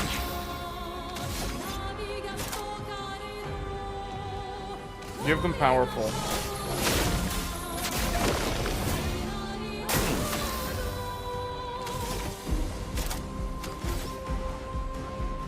Slow this big boy down.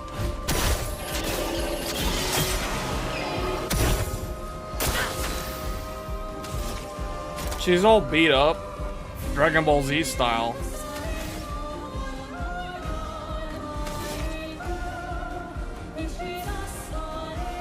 You got one too. It's been on the test bench for about a month while you wait for water cooling fittings. On the plus side, my memory is freaking dialed in. What memory kit are you running? She already has like so much stuff. This will put her in defense. Build that gradient gauge. Well, this hits everybody.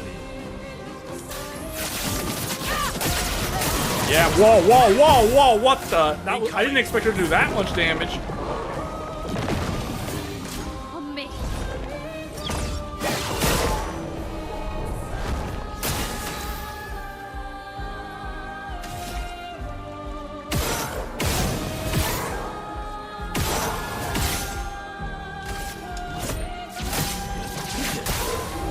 You're outmatched. He's on S rating now. Do follow up. Alright, do follow up. Get this thing out of here. Goodbye. Okay.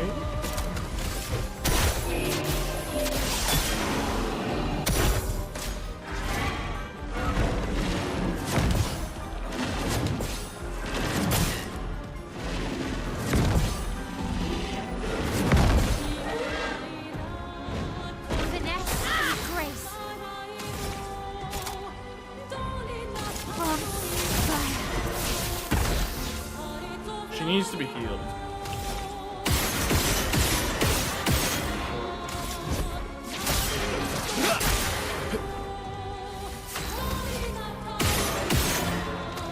Actually, and then he's gonna do this.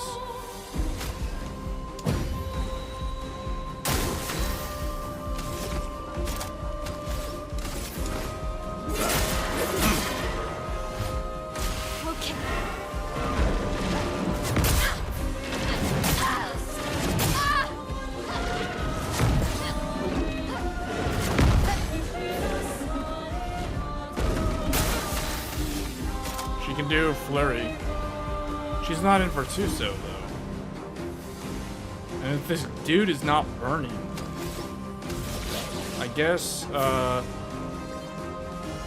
here, just do this then. Get him. Can I get lucky? Wow, okay, I guess not. You can't escape.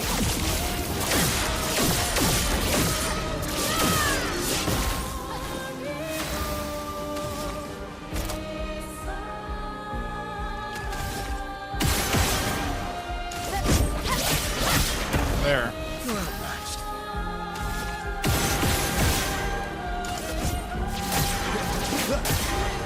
Let's carve a path.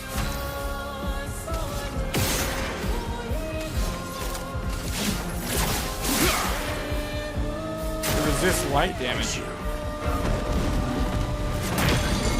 Uh-oh. What is this? What? Void? G-Skill 6400 Hynix MDI.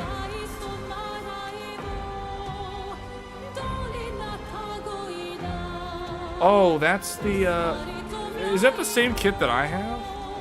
That sounds like the kit that I have. The G-Skill Trident Z5 Neo. I'm running 2 of those, so I'm running like 4 sticks total. For 96 gigabytes.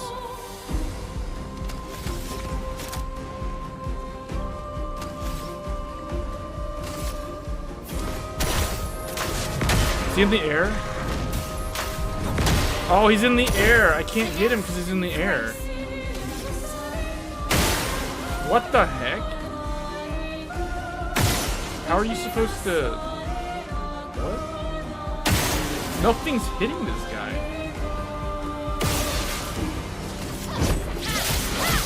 Okay, apparently physical attacks work. Okay.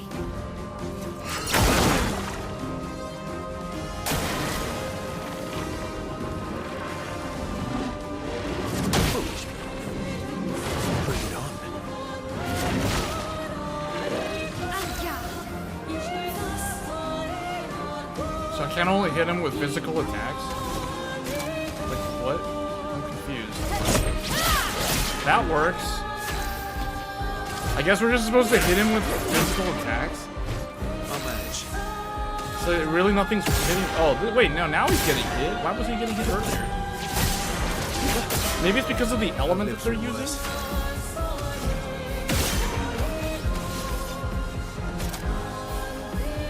Well, I shouldn't have used that. I should have used... I should have... Oh, I didn't have enough. Target marked. Ready to parry.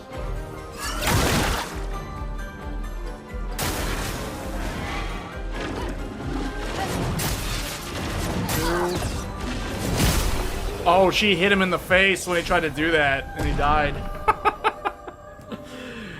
Wow. You're running 2? Two sets or 1? You're running 2 of that kit, so you're running 4 sticks of memory. So you're basically running the exact same memory setup that I'm running. Oh, Monako learned that move. Faster than strong. Always play twice in a row, but deal 50% less damage. I don't know if that's good. Deal 50% less damage? Always play twice in a row. I kind of want her to do that. I want her to be able to attack or do things twice. Apply defenseless on break. This is health and defense. Oh no, I can't use that. I can't lose the... Still trying to learn these. I mean, maybe Monako can do it, but it's like... He doesn't really gain a lot, I guess. Okay,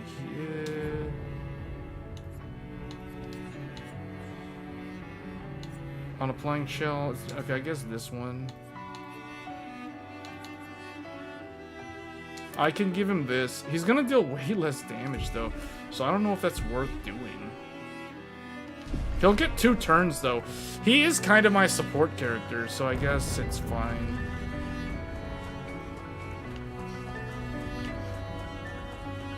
Actually, he got that move What is that move called? Creation Void.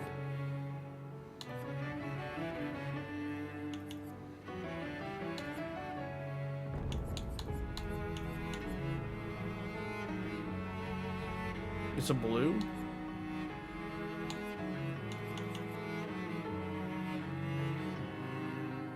It requires 9. It'll be his like high move. Can you do break? Deals extreme void damage to random targets, 3 hits, more damage if the same target is hit multiple times. There. He gets to go twice, which means he'll like gain AP.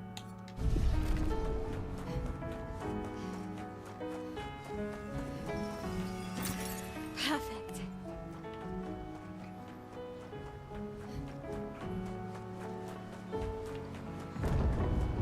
Papa's over there. And the coma we need to bring back Lumia. Even I can sense him. We'd better make sure we're ready.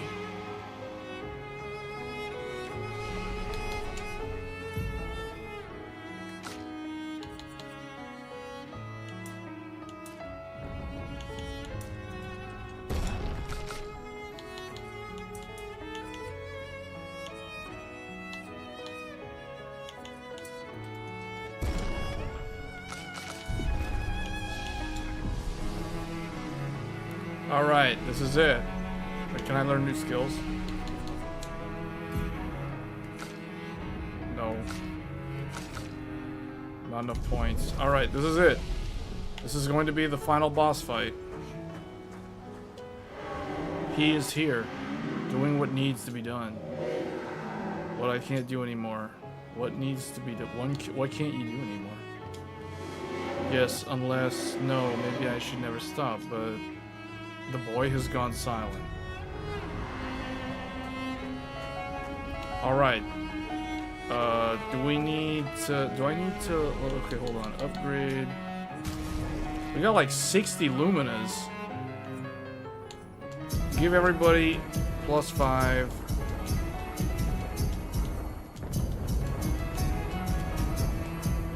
He can have another one.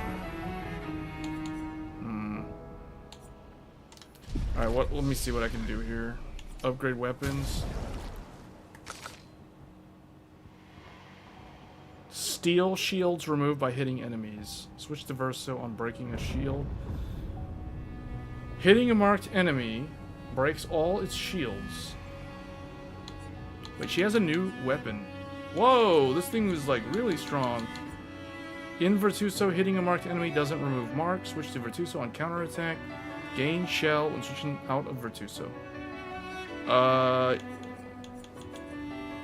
Yes, we're switching to this one, I think. Unless I can get like a extra turn on any of these. Yeah, that level 21. Equip that level 21.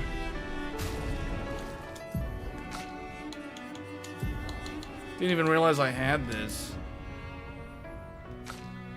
Because his is... He has a level 20. He actually got another new one.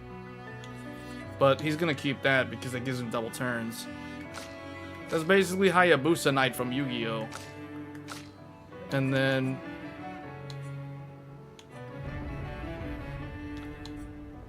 Oh, I should probably start in Agile Mask. Agile Mask applies Rush for 3 turns. Oh, that is, that's pretty good, actually. So maybe I'll just leave him alone. I haven't upgraded this. This is kind of weak. Oh, wait. Reverse using an upgraded skill gives 1 AP. You know what? Almighty Mask gives 2 AP. Yeah, just do this. What's Almighty Mask? Oh, yeah. That's his best one. Okay. So just give them all their highest level stuff. Because why not?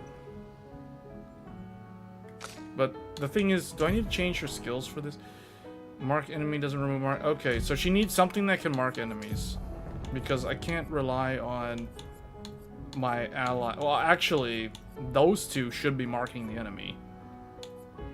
But she probably needs something that can mark the enemy. She also needs something that can break that is less cost than this.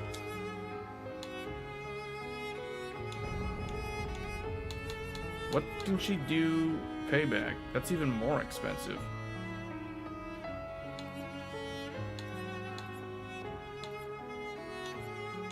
Does she...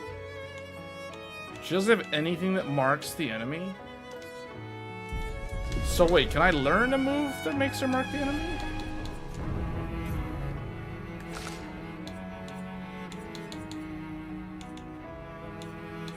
So she is 100% dependent on an ally to mark the targets. Wonderful. Okay.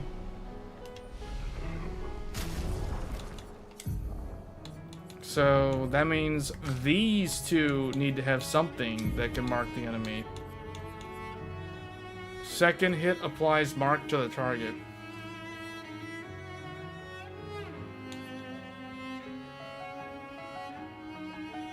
That applies burn. That has high break. This slows and it's very low cost. Is there like a low cost mark thing? Wait, he doesn't have anything that's break the enemy. So maybe he needs to change this.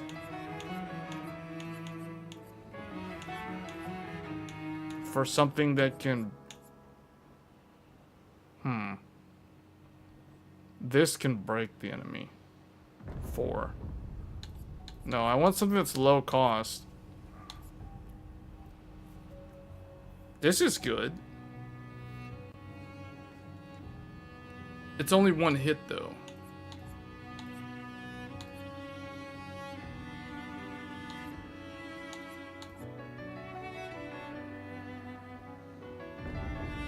Deals low, single target dark, one hit can break. Agile Mask fills 20%. I guess the only thing he can do that can mark is this one.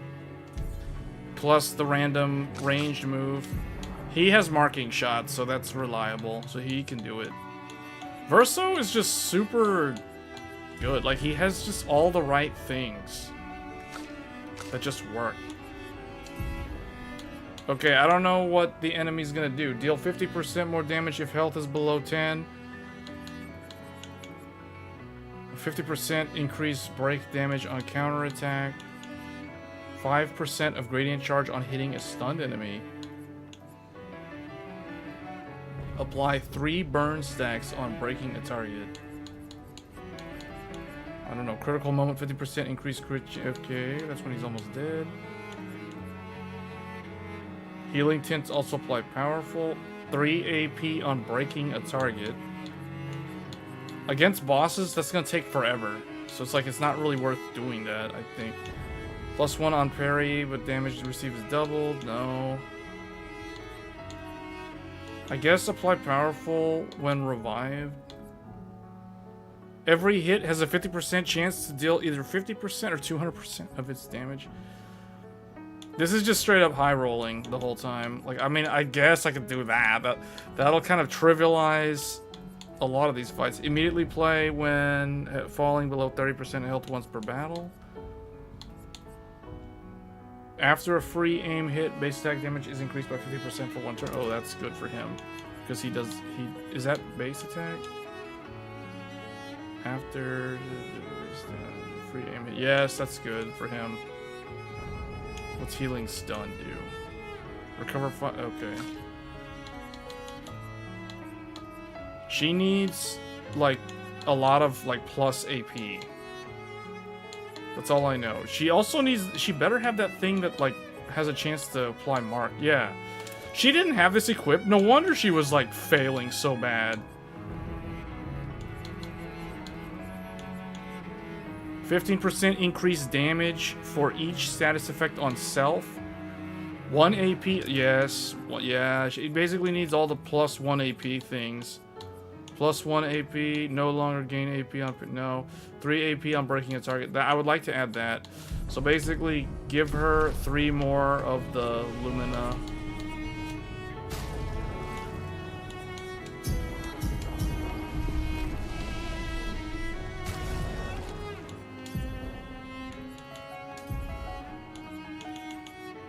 There.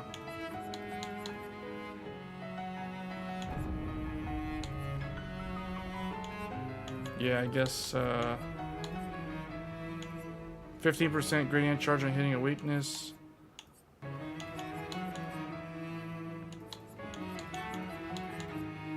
Base attack and break. Ooh, I like that. 50% increased base attack damage. 50% increased free aim damage. This I don't need. I would rather do this.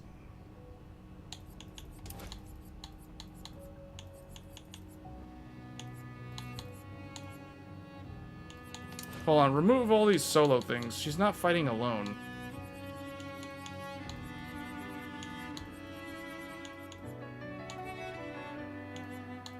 She doesn't need that. She's not fighting alone. Oh, wait. That's why she was doing randomly super high damage and then randomly terrible damage. She had this. No wonder. I was like, why is her damage so all over the place?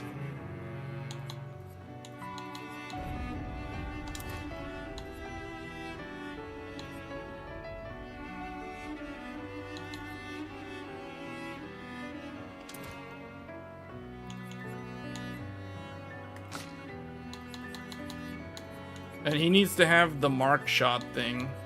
If he doesn't have that. Yeah, he's got that.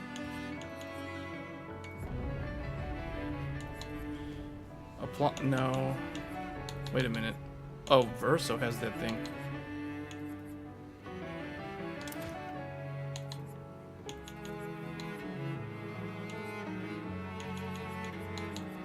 %50 increased critical chance if health is below 30. Yeah, that's good. Wait, she should have critical burn also if she doesn't have it. Oh, she doesn't have critical burn?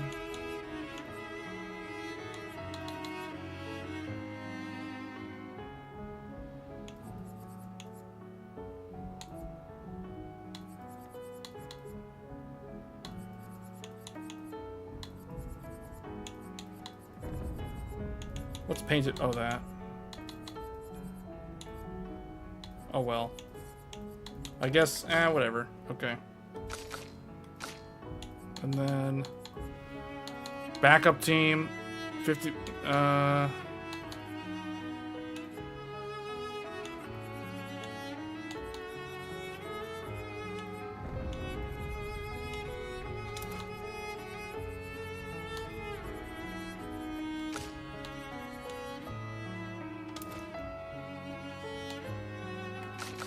okay.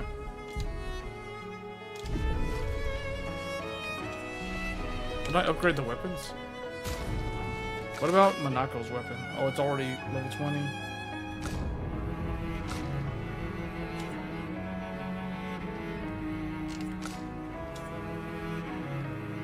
I could level them up. I'm just gonna see what it's like to complete the game as is. Alright, here we go. I think we're ready. Okay, this is it. Going in.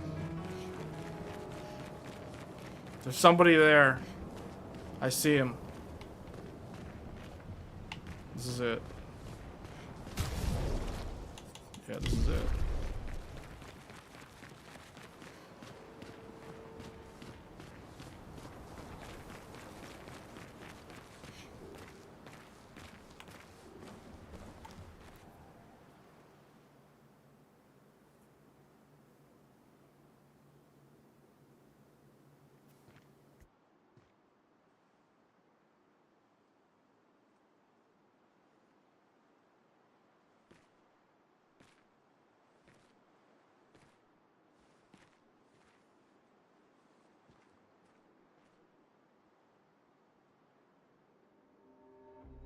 Papa? Alicia. Please. I just want you to understand what this canvas means to me. I do understand. I know how powerful and intoxicating it is. How deeply attached we can become to the worlds we pour our hearts and souls into. I was enthralled, and it nearly killed me. It doesn't mean you have to erase Verso's canvas. Child, do you think I want to?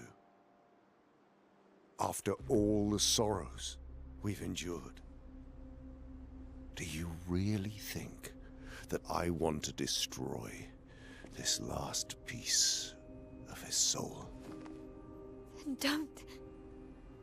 Don't. Life keeps forcing cruel choices.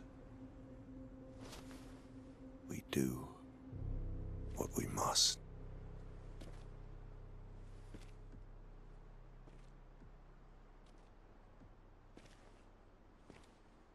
Grief often blinds us, and we make choices we can never take back. You grieve for two. I grieve for many. The choices of parents leave indelible marks upon their children. But ultimately, the voices in their head have to be their own. You cannot set the boundaries of their life for them.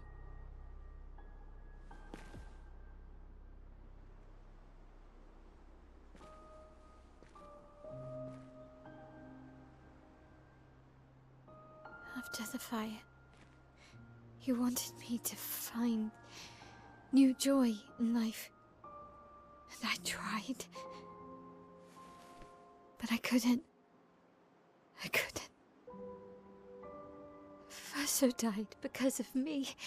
How do I get from that to joy?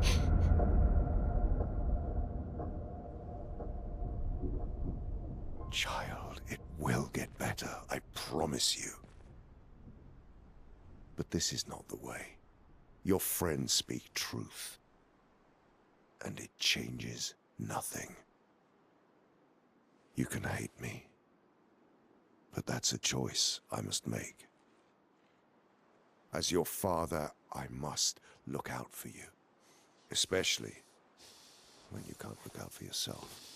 You treat me as if I'm still 5! I treat you as if the shadow from the worst day of our lives is going to suffocate you and take you from us too!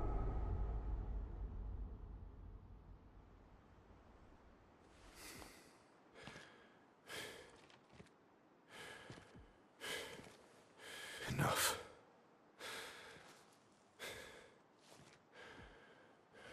I said enough.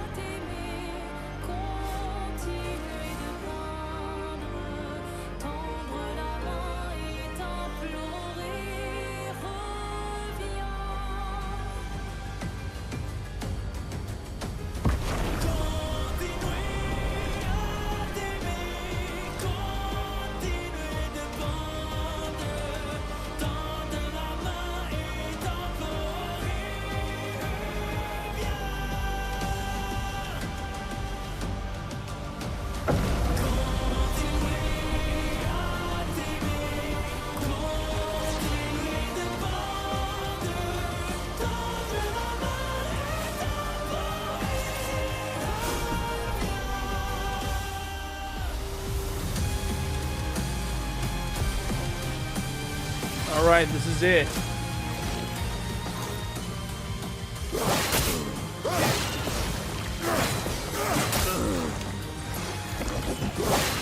Whoa. Okay. Gotta get that powerful buff on everybody.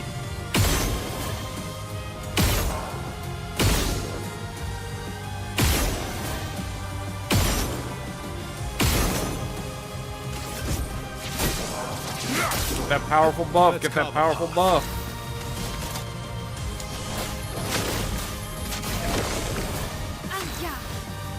Okay, here we go.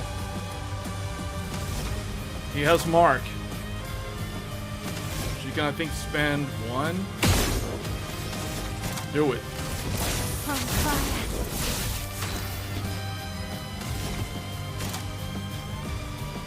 You do the stabs. Oh, wait. He has another one. You can do the bonk. Or you can do the stabs. He needs to do the stab to mark him. Oh, he got the mark on the first try?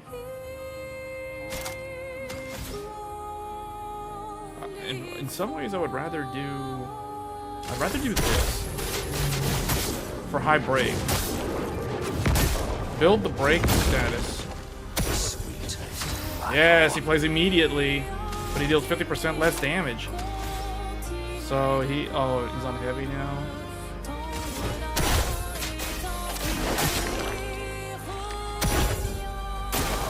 Your turn to shine.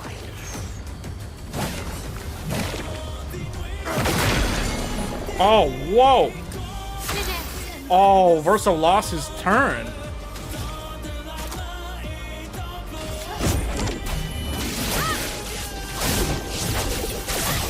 Yeah, she does so much more damage after those upgrades.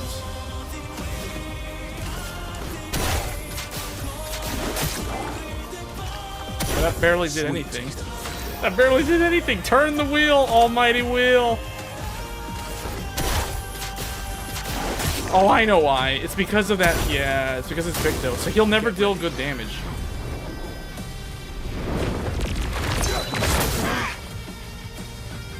I think I'll improvise.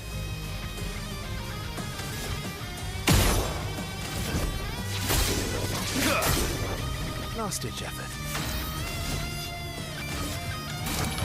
That's better. Okay, here we go. This is it. Is this gonna switch her to... Well, go, go, go. Build that stagger meter. Let's spill some ink. Stanceless. Poke him. Get back. Wait, no, not this. Get back the stuff. Oh, wait, she can't get back that thing. Your turn to Watch out, watch out, watch out. What the? He barely even moved his hand. I could barely even see that he even did anything. Anyway.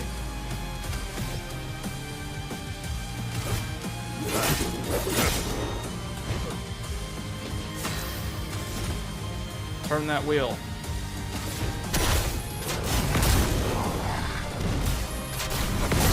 Not bad for a 50% penalty on damage.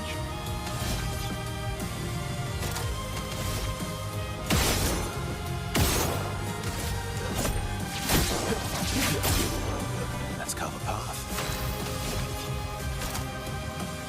Did I do powerful on them? Oh, powerful. Okay. She's in the wrong stance again, but she can actually do Gustav's move and fill. No, well, I would rather her do. Well, she's gonna go to defense. Just do this.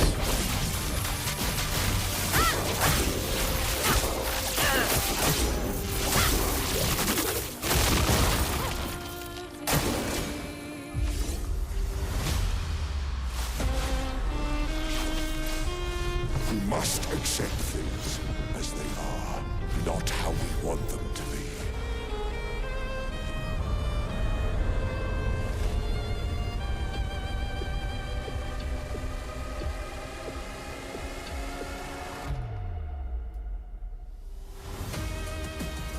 What would Verso have wanted? Truly.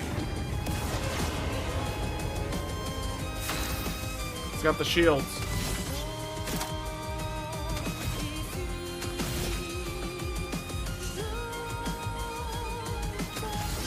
You know what?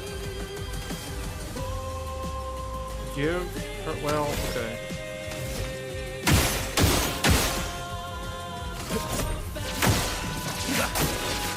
Let's carve a path. It's on A. He doesn't have enough AP to do the move. So, Monaco's going next.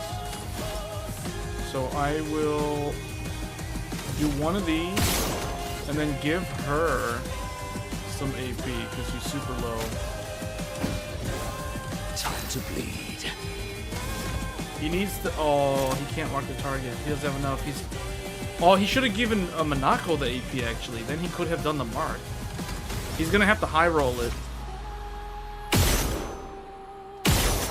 He got it. He got it. Okay, now I don't want to mess it up. So I guess heal her. And then heal. Wait, actually, does he have a support move that he can do? No. Okay. He can actually put Renoir in break status, actually. Let's do that. Yeah! Because now he's in broken status, which means he'll take, like, way more damage. She can charge, she can do gradient and then go again.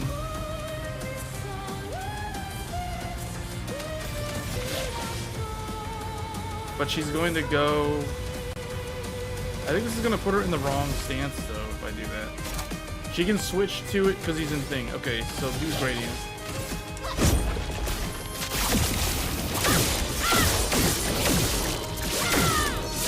That was 55,000 damage that she just dealt.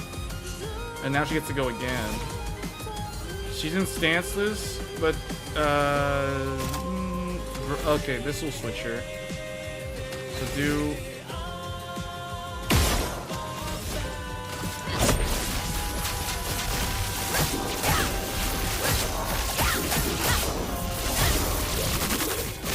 That did 65,000. Did even more than the gradient attack. When did you become so stubborn?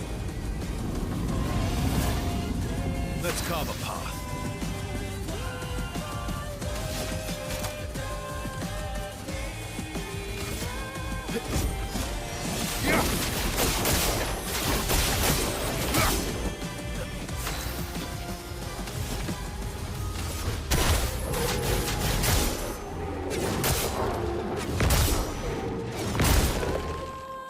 Get ready.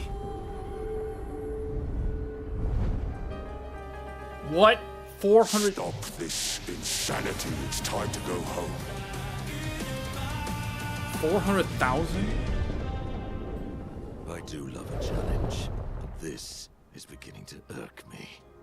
Fuck. He keeps regenerating. Maybe we focus on the axons first.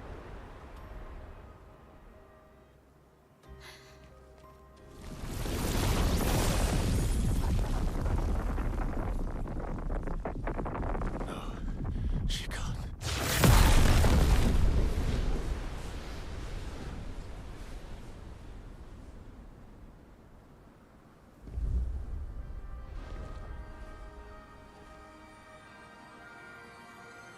Mama.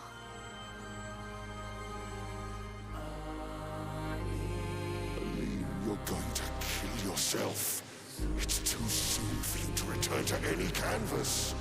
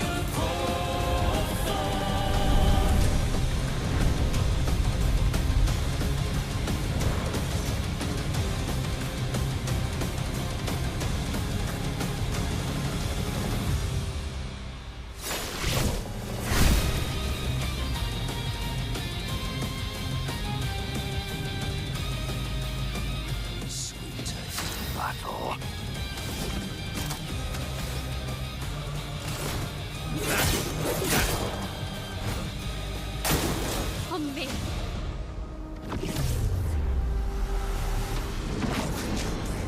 You're selfish, Aline!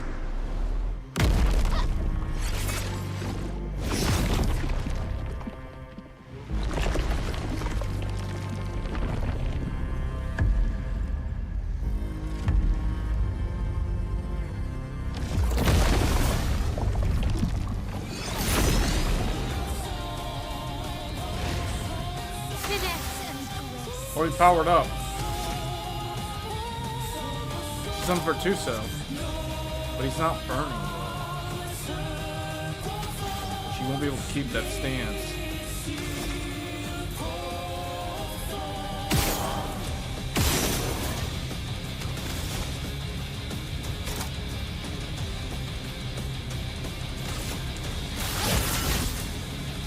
Ready to strike. Okay, this is it. He needs to put powerful up on them again, but he's okay. Yeah, he needs to put powerful.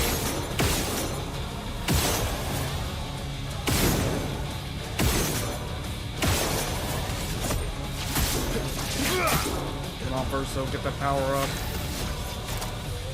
We can do follow up though. Nah, power us up. No time to lose. Get ready.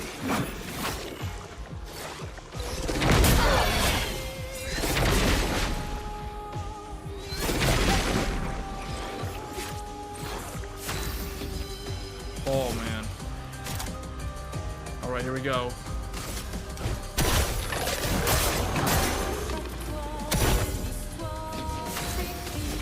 Almighty Wheel.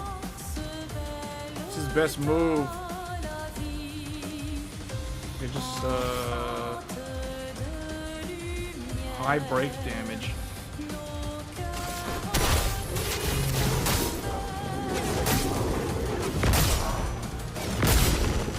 Time to hit big. She's in Virtus, so she can do the Gustav Maj. Yeah, do it. Do it.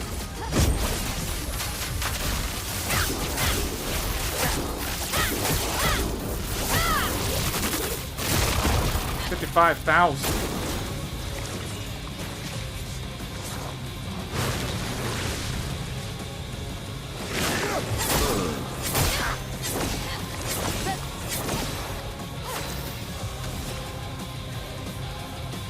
He's on B. What's his most powerful move? Oh, Phantom Stars. He doesn't have enough AP to do it. And he needs to be in S rank to reduce the cost.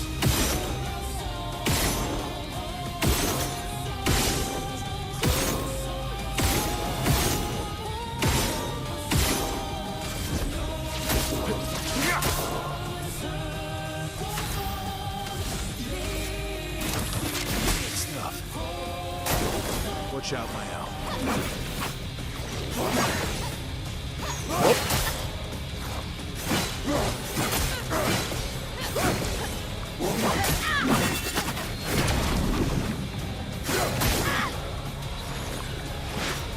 Dude, too early. He has tier 2 gradient. Can you sabotage, mark all enemies, one hit.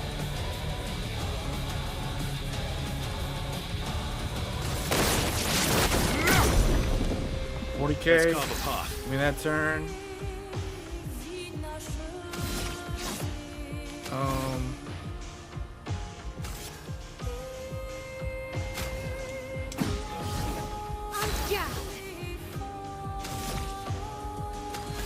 Is she gonna go to the defensive stance if she does Virtus? You can't escape.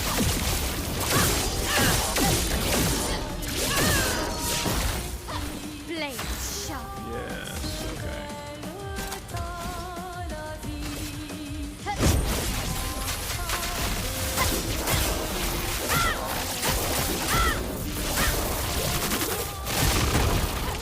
Sweet taste of battle.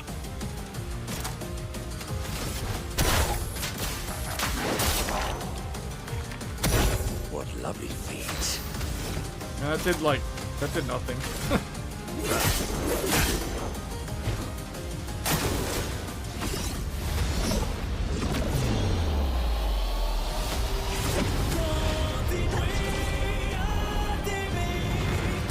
Ali, look at Alicia. She can't be here.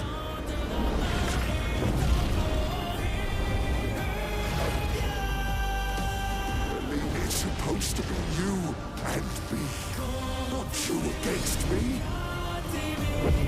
Go home, Renoir. Go paint something else. The only one who sees this.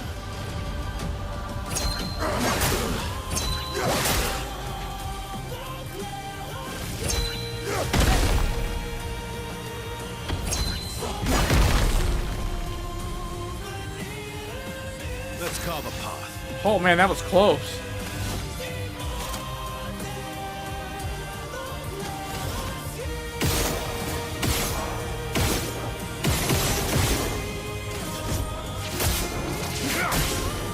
My turn.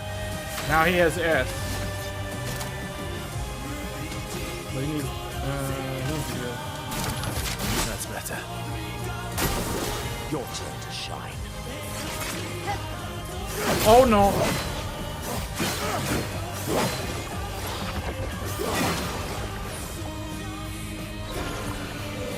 Oh, thanks. Oh man. He's in burn status. From fire.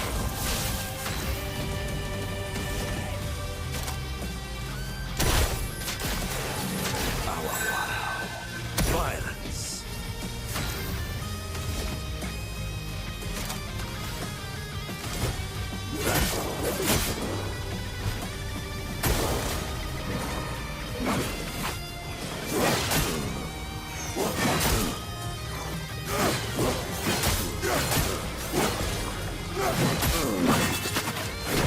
Oh, whoa, whoa, whoa, whoa.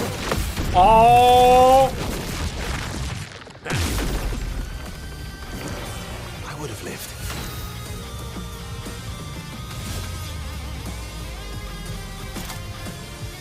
He needed to follow up on the next turn.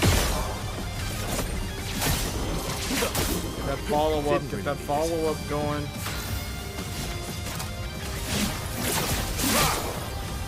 Finesse and grace.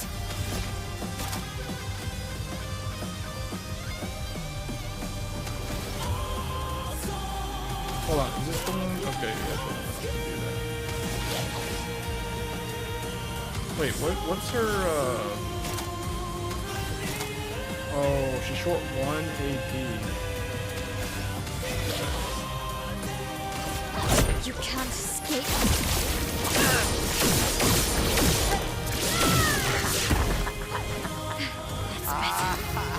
Now she has it.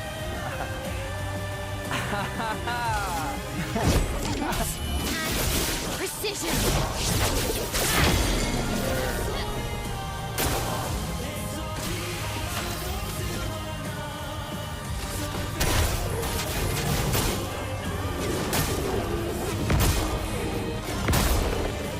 My, what lovely feet.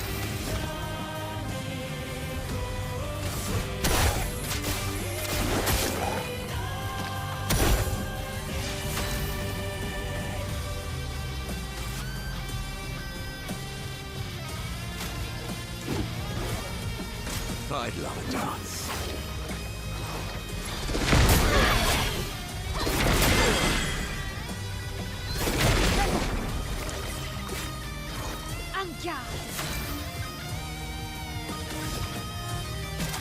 She should be able to finish him with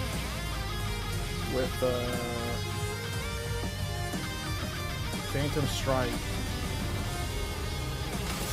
Prepare for annihilation. It didn't finish him off?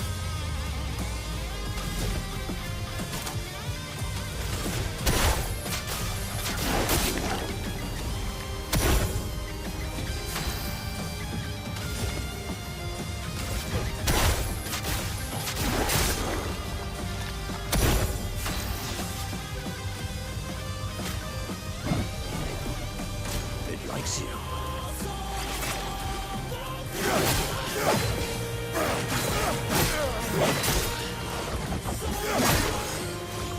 Oh boy. The dance begins.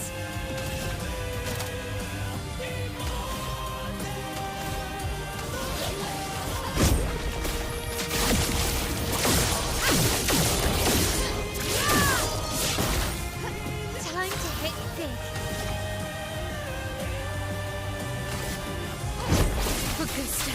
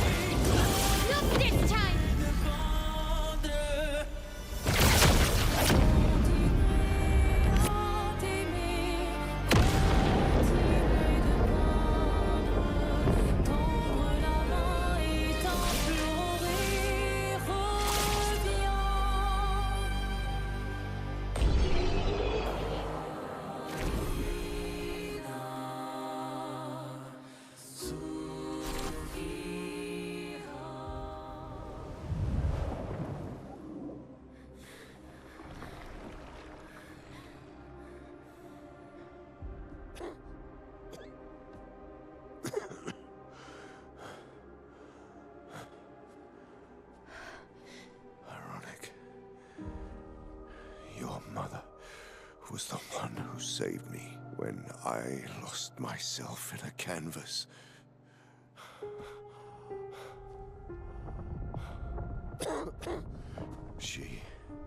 She taught me how to safely use our gift. How to soar without flying too close to the sun. We painted hundreds of canvas worlds, pushing the very boundaries of creation. And she never let me forget that every day we spent here has a price.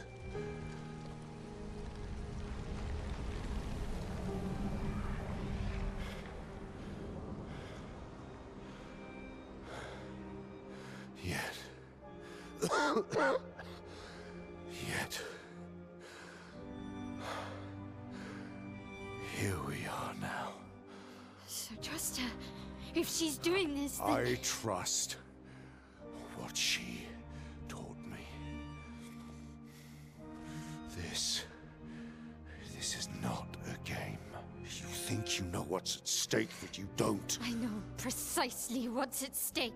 You want control. You want to feel like you're doing something. You couldn't save Verso, so you want to save us. Except you're not. Destroying the canvas won't help us move on. It'll just deny us the one place that helped us feel again. 67 years. 67 years I spent trapped within the monolith. But I persisted. I persisted. Do you know why? Do you know why I cannot leave her or you behind?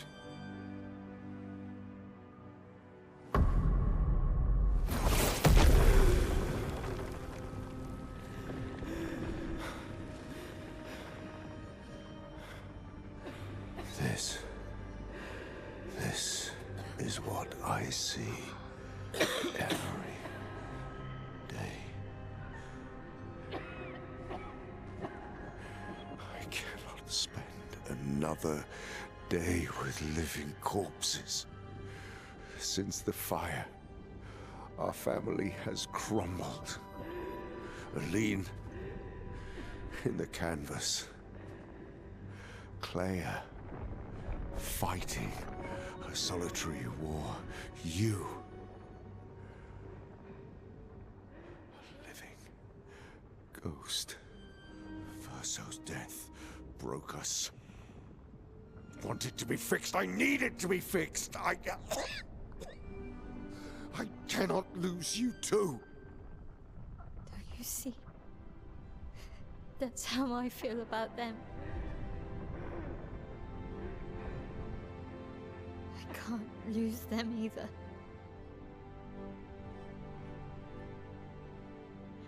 I've lost too much.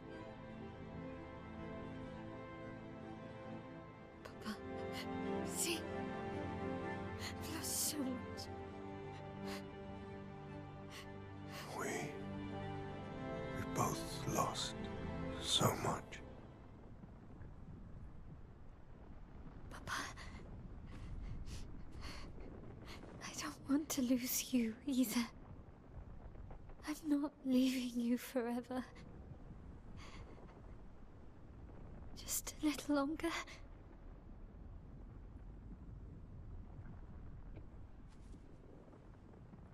I want to trust you, but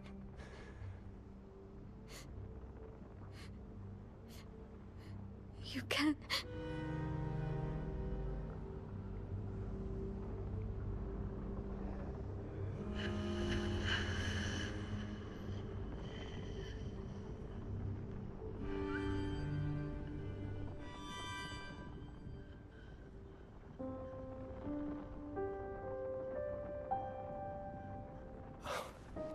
keep the light on for you.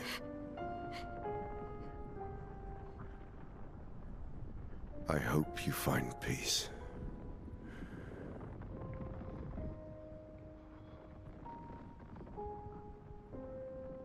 Hold on to each other.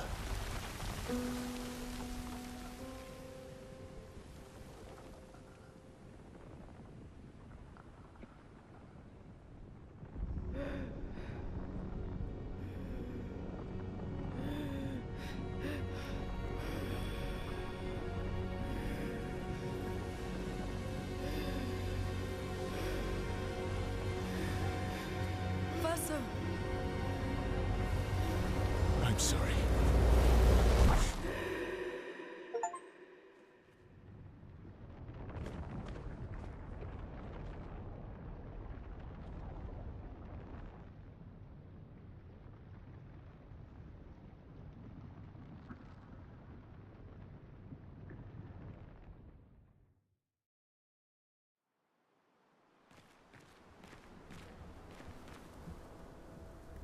Wait, what? Wait, what?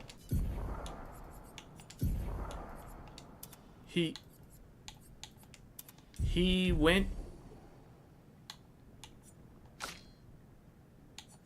Wait, I can actually... Hold on a second, that's weird. You can still add them to the party?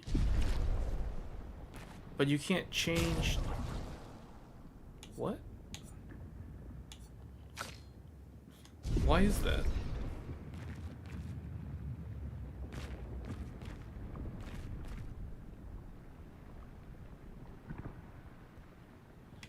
So he thought he could go... Huh. He thought he could go to the other realm? To the real world? But instead it took him here.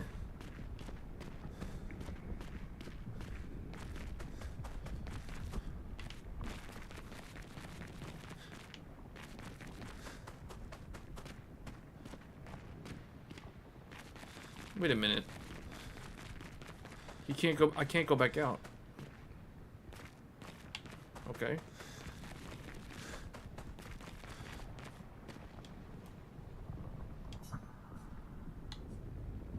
Leave. It's time to stop painting?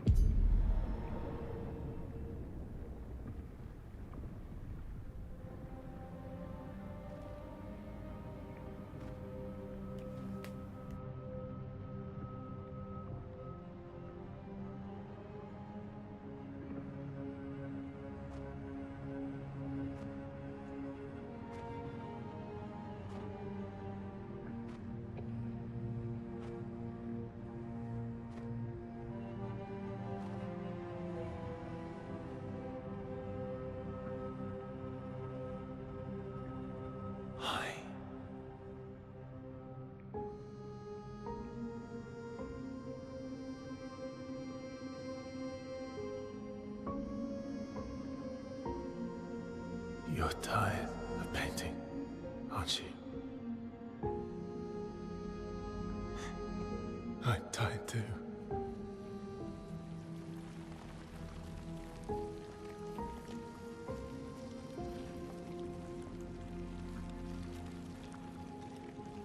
That's...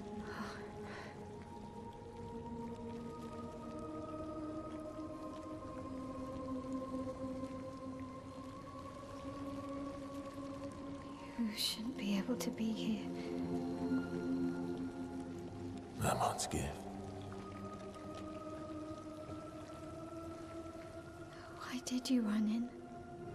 It's dangerous for you here. See things as they are. Not how you want them to be. What? You lied to your father. No. He saw it too. But he wanted to believe. You're going to die here. Why don't you just leave? You can always come back. The moment I leave, Papa will erase this canvas. This is not worth your life. What life?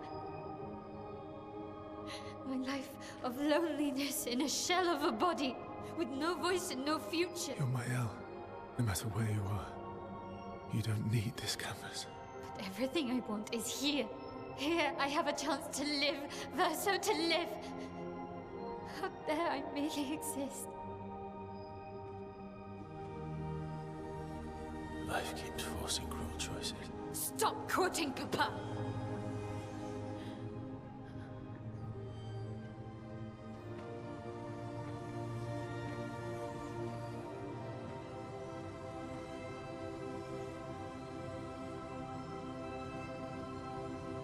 It's time to stop painting.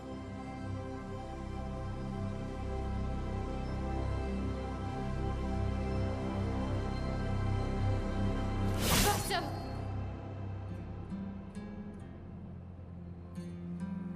Papa also said, hold on to each other. Old friend,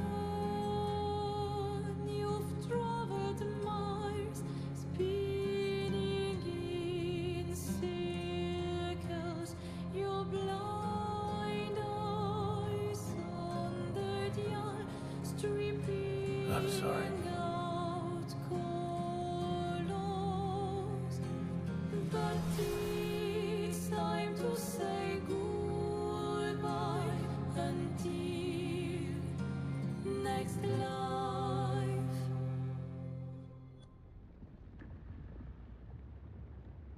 Decide the fate of the canvas. Fight as Mael or fight as Verso? Oh, okay. So this is the decision. This is the decision time. This will determine what ending. You can either choose Mael's ending or you can choose Verso's ending. Let's go with Mael's this time.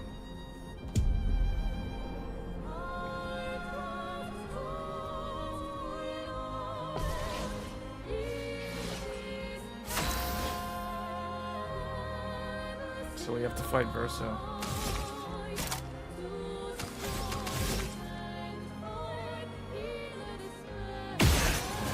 We got Mars. Flames. On me. Verso, stop! You can't just decide this for everyone! We're all hypocrites, doing the same thing to each other.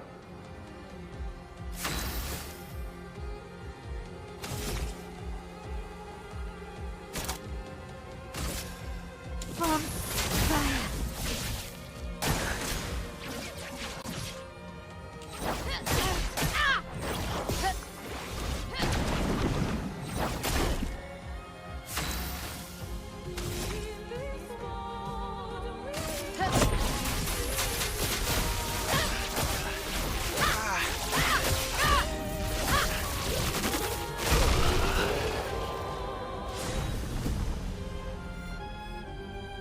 Our drafts collide.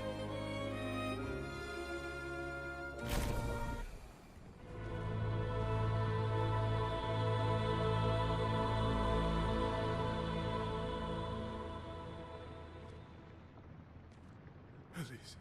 Thank you. Stop him from painting. Don't say that. Please, don't say that.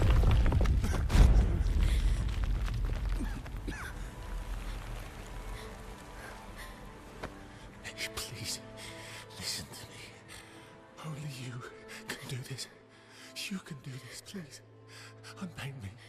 Unpaint me. So, Please. I don't want this life. stop saying I that. don't want this life. I don't want this life.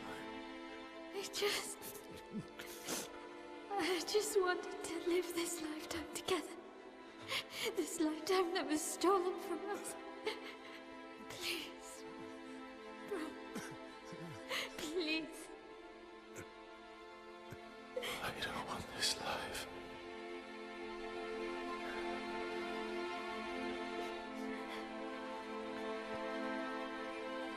No.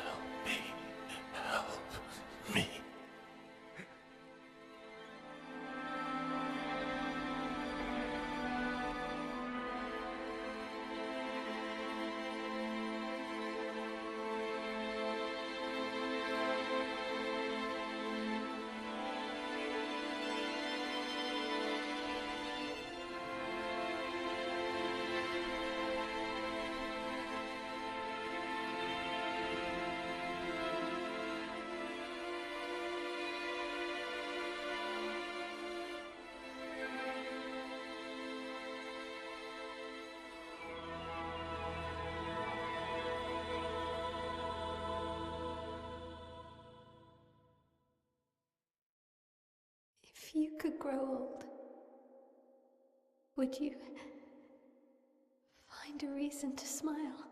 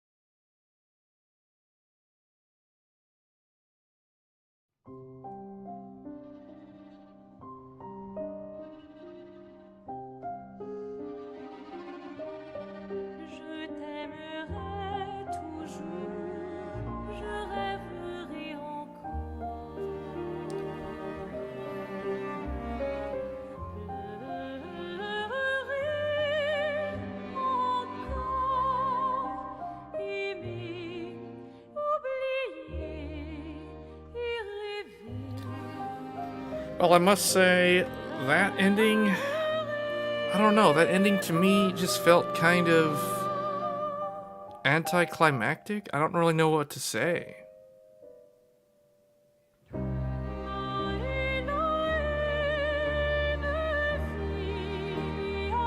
That last scene was so... I don't know. I don't know what to say. Oh, I turned it off for the recording of the ending. I'll turn it back on. I feel like I don't know, something about that ending just felt kind of empty. I can't help but wonder what would happen if I chose Verso, to side with Verso in the end.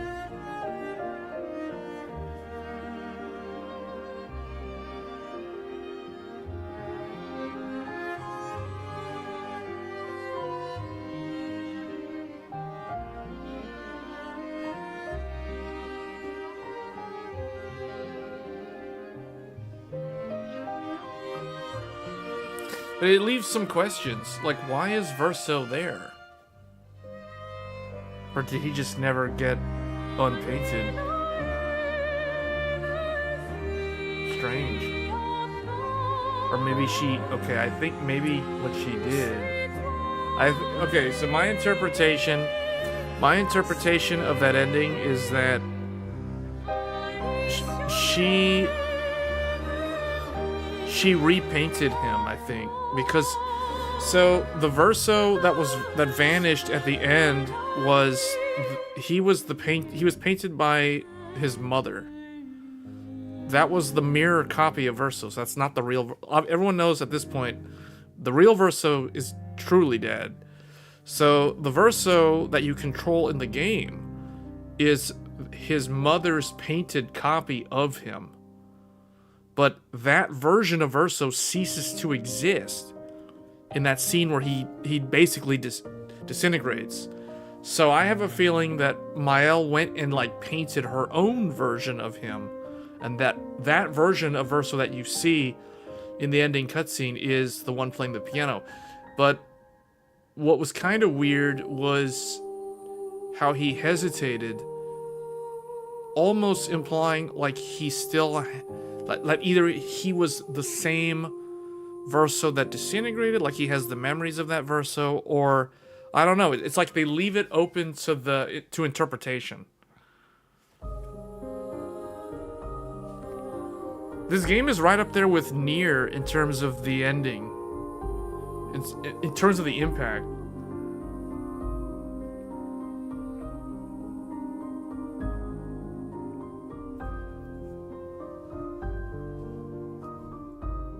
Man, the credits are short because there weren't that many people involved in the game, I think. There was only like 30-something people was the core team. Yeah, let's see who the partners were. Because they had contracted third party for so gameplay animation, so it looks like they had like a Korean studio do some stuff. Here's all the testers. These are the people that tested the game like last year.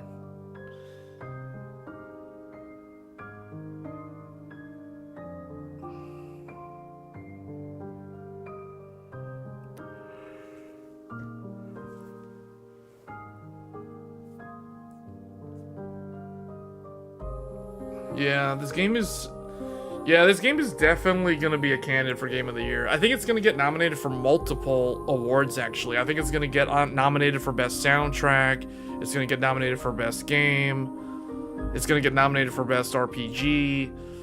At least those three. I mean, some of the actors might even get nominated for, like, Best Actors. Am I on the list? No. I didn't test the game ahead of time.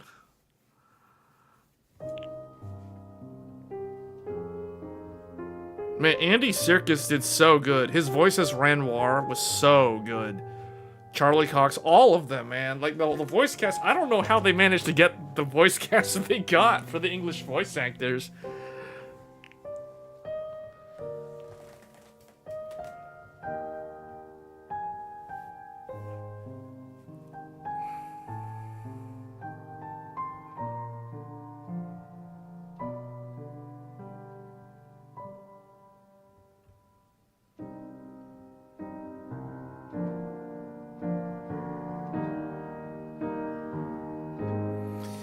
Man, I still kind of feel underwhelmed by that ending, though. Like, the way they just kind of, like, they did Gustav dirty, man. Like, they got rid of him, and then they bring him back at the end. You see him briefly there. And it's like, well, you don't hear him say anything. It's not voiced. There's no lines. Like, everyone's just kind of there in the theater. Very underwhelming ending. Unless there's a scene that happens after these credits, I don't know. I just feel like that ending was one of the weakest things about this game was that ending. Maybe the Verso ending is way better, but I have a feeling that my thing was I wanted to see everybody brought back from the dead, Dragon Ball Z style, wish them back with the Dragon Balls. So during that time when it's like, okay, choose Mael or choose Verso, I'm like, okay, if I choose Mael, she's gonna wish back everybody with the Dragon Balls. And she did, but it's like, did they really have to do the scene the way they did? I think they could have done that scene, the ending scene, like way better than that.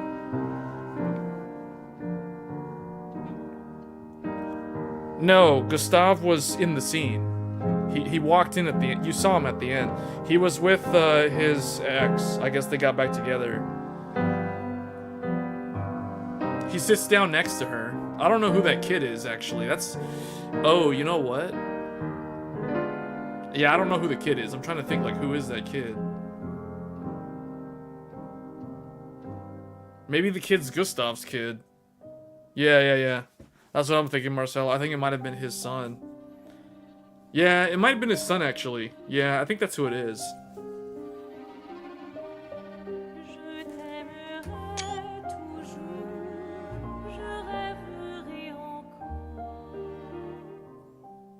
Oh, and that's it. Okay.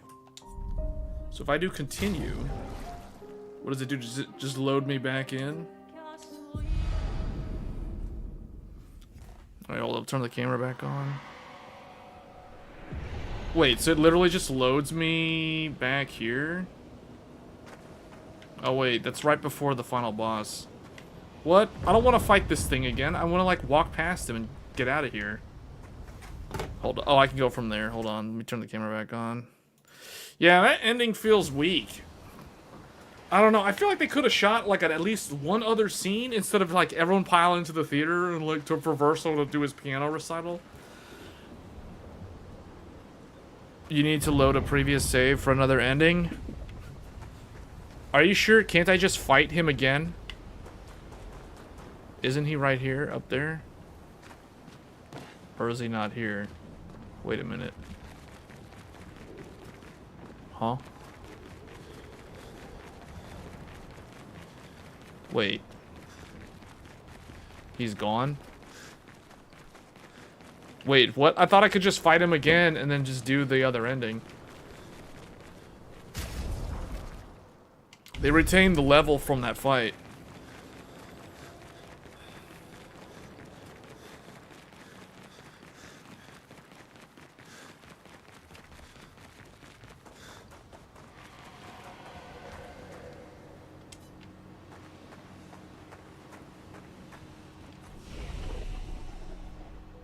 Oh, here's New Game Plus. So, okay, so it does have like a clear save thing. Did everybody level up from that? No.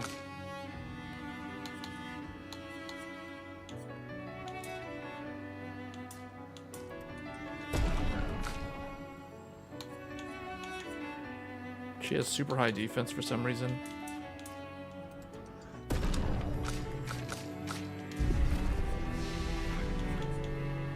Go back to the continent.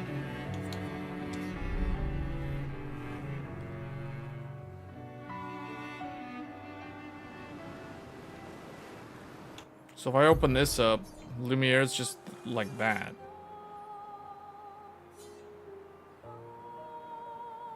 You'll save over it with an autosave. Yeah, they need... See, this is the one thing that I don't like about this game. My biggest criticism of this game, and there's not a lot of bad things to say about this game, the biggest criticism is the lack of manual saves. Like, they really need to introduce a patch to the game so that you can create some, like, finite manual saves. This autosave system is trash, quite frankly. Like, it's terrible. Like, you would think that they're so influenced by all these old JRPGs, which all of them had manual save systems, and yet this game doesn't have a manual save system. So you're saying I need to load a previous save? But if I load a previous save, then I lose, like, my...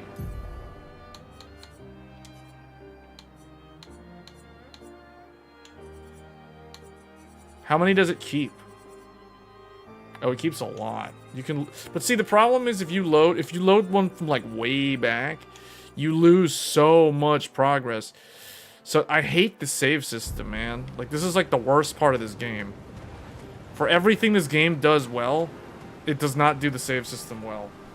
It's like the autosaves are fine, but can I please get some manual saves, like for real? Anyway, I think that's pretty much it for this stream. It keeps your current saves if you load a previous save.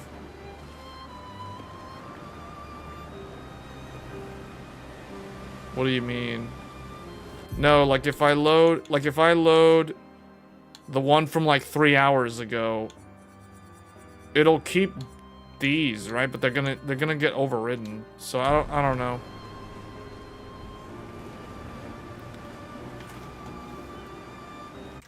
Is there an achievement for, like, both endings? I didn't actually get an achievement for that specific ending. I just got, like, an achievement for reaching the end of the game.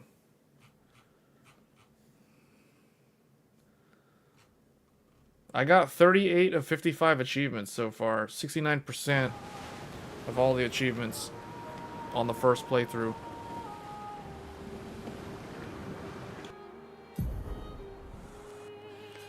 So I did most of the game's stuff before the final boss. Like, really the only thing left, there's some... I assume that it allows... I assume some of these places that were places that you couldn't really explore open up.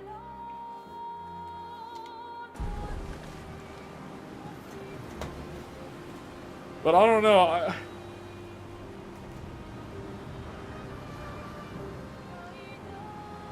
No.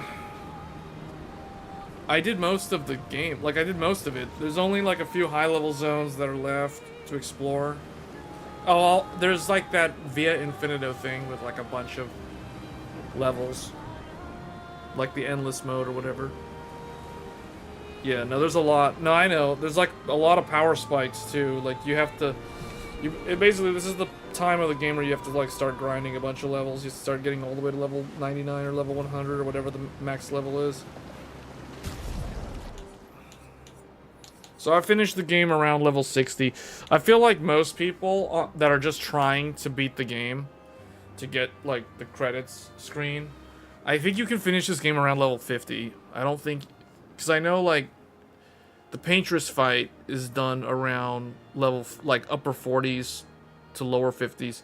And then if you don't do the 3 optional, like the third Axom, Lune's parents thing, like if you don't get their third and final gradient attacks and you just go straight to Lumiere, you're going to be doing that fight around like level 50.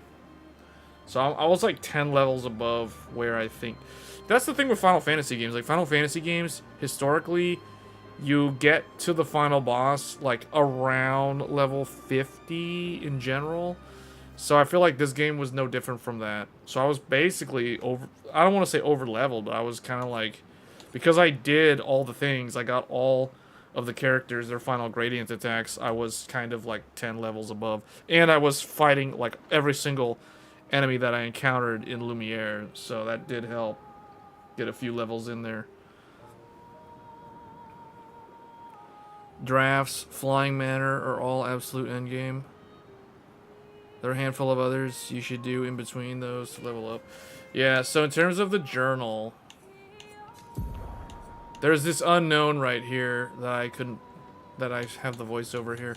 But so I did not find, let's see, 35, so 1, 2, 3, 4, 5, whoa. 1, 2, 3, 4, 5, 6, 7... 8, 9, 10. So I'm only missing like 10 expedition And then apparently there's somebody named Simon, and then there's somebody named Julie. So these two I don't have. My guess is these are in those two paintings. Those black and white paintings that I went into before, and we never did anything with those.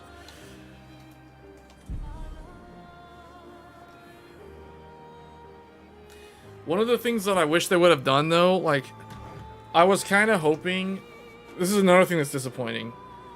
I was hoping, like, after you get the credits and you load back in, it would have, like, clear save file, and then they would give you Gustav back as a playable character, because that way you would have 3 primary active party members, and then you would have 3 standby reserve members. So, like, if you lose your 3 party members, you get the other 3 as a backup, instead of having, like, this awkward 2 party members, Expedition 33's last stand.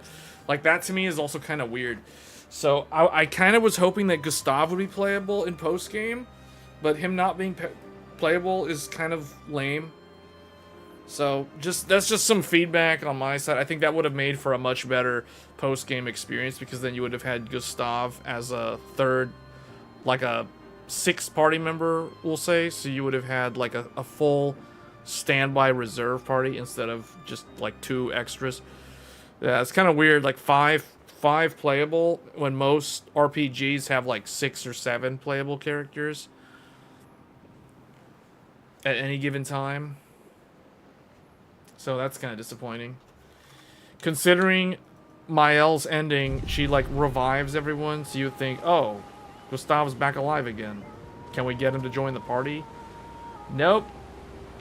Because I wanted to use his mechanical arm move again.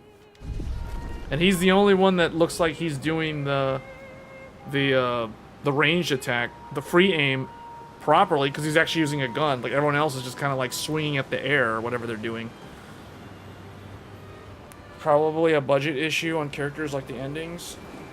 Well, the endings are what they are. I'm just saying, like, why couldn't they have just... Because all the assets for Gustav are already in the game. Like, he's a playable character.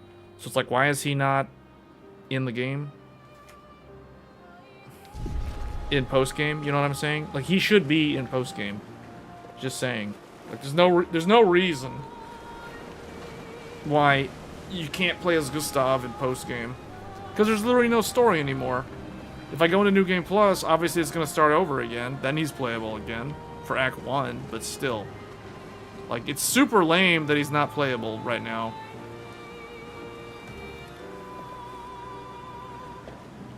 Because I was thinking when you lose Gustav, I was like, oh man, these guys, Sandfall they're basically showing the world that they are so influenced by JRPGs that they even did the Aerith death thing. You know, like where you had Aerith die in Disc 1, and it's like you lose her as a party member for the rest of the game. And I'm like, really? They went and did that in this game, in a modern RPG. They literally killed off a character very, very old school, just like Final Fantasy VII. So they even did that, but it's like, okay, the modern thing to do would have been to make him be playable after the ending, but okay, I guess not.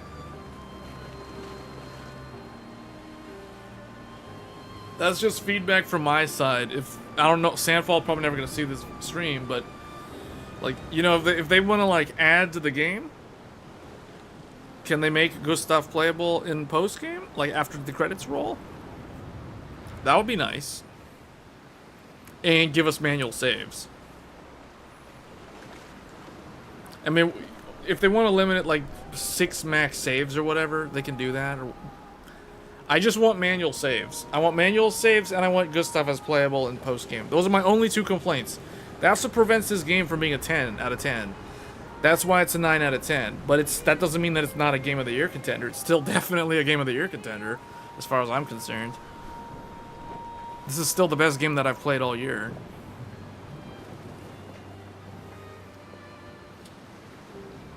There's a little bit of story, about 20 hours or so of gameplay left, but not a ton of cutscenes.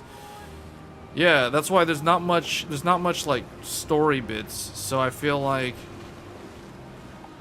why can't I have Gustav? Can they release a post-game DLC with stuff? I mean, they can. I don't know if they will. That would be great.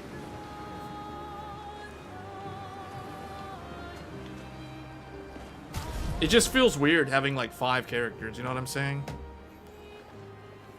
Pretty much every JRPG has more than 5 playable characters.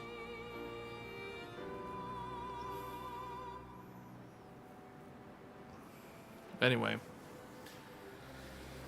Yeah, I think that's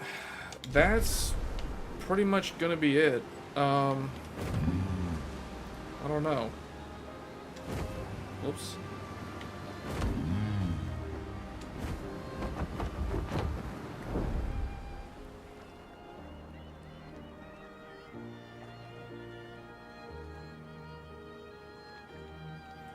I don't think this game needs a sequel or anything. What I would like them to do is make another really good game. Flashing through the sky.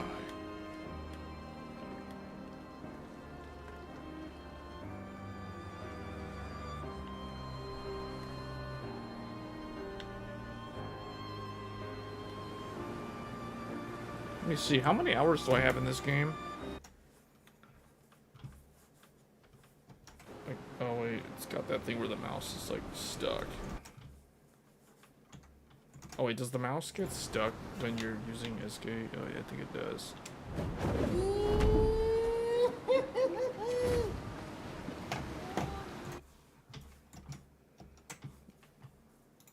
So my playtime is like 58.6 hours in this game. This is a complex game. Yeah, it's rare to see a game like this. Genshin new update on Wednesday. You should play during version 5.6, 5.7 starting events. Don't miss those. Is that the summer event? I was gonna go back to the summer event, but that's not until I think July, like it normally is. Like mid-July. Whatever the last dot patch stuff is. The only, like, I haven't played Genshin in so long.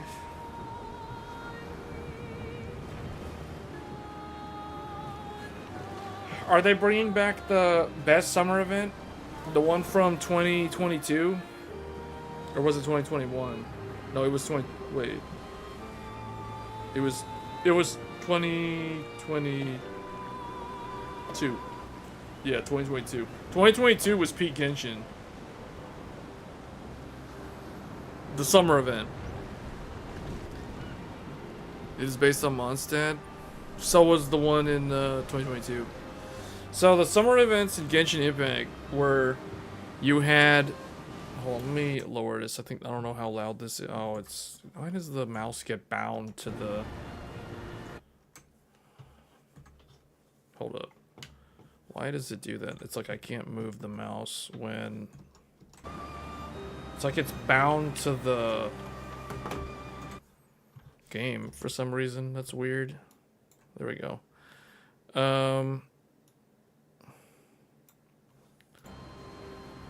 It's based on Mondstadt. So the first summer event was summer 2021. That was the Shimmering Island, the Klee one. The second one was another summer one. It was the same islands. But I don't know. I liked the second one. That was, I call it Fischl's World. I don't know I forgot what the name of it was. Like Fantasia something. Basically Fischl's World. That was the one that had like the really, really tough puzzles. In particular, Mona's World.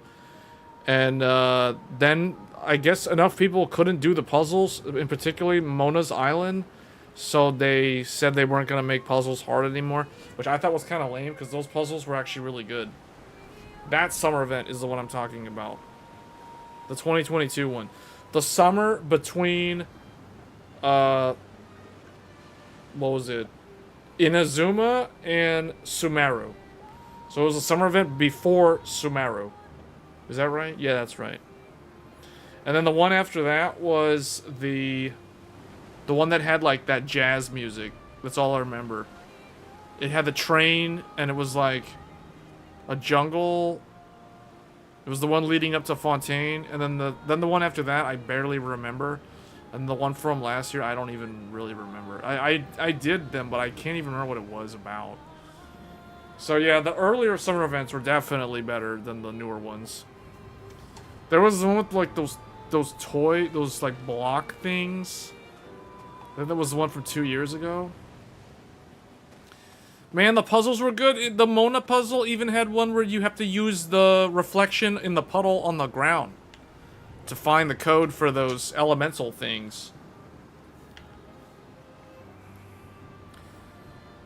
You can finally go back to whatever you were playing before this. No, we're actually going to play more of this.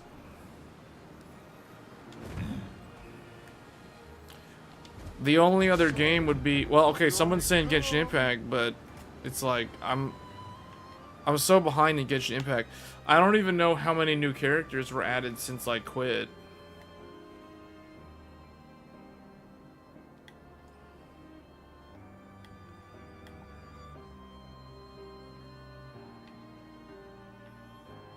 SK.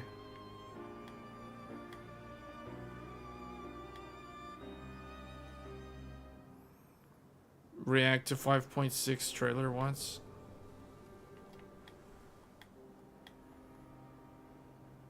You know what I never found in here? I never found those gestural kids. I'm missing like 5 of them.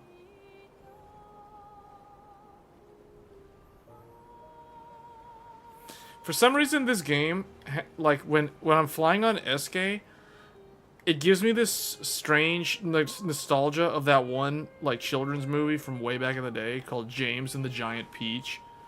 I think of SK as like as the giant peach flying in the air. Because remember, eventually the peach, like, I think it's like in the water. The giant peach ends up in the water. Or something like that. I forgot. It's been so long since I saw that movie. Yeah, they're 9 kids. I found 4 of them. Hold on, let me go back to the camp real quick.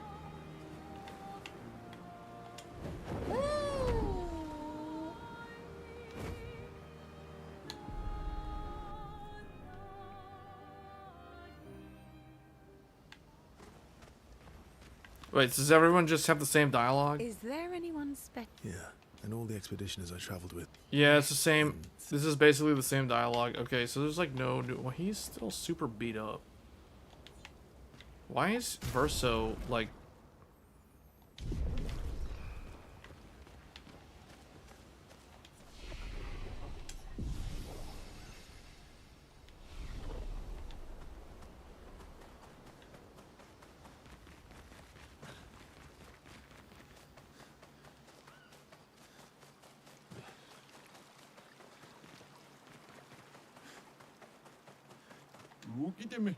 Yeah, you found 4 of my 9 lost gestrals.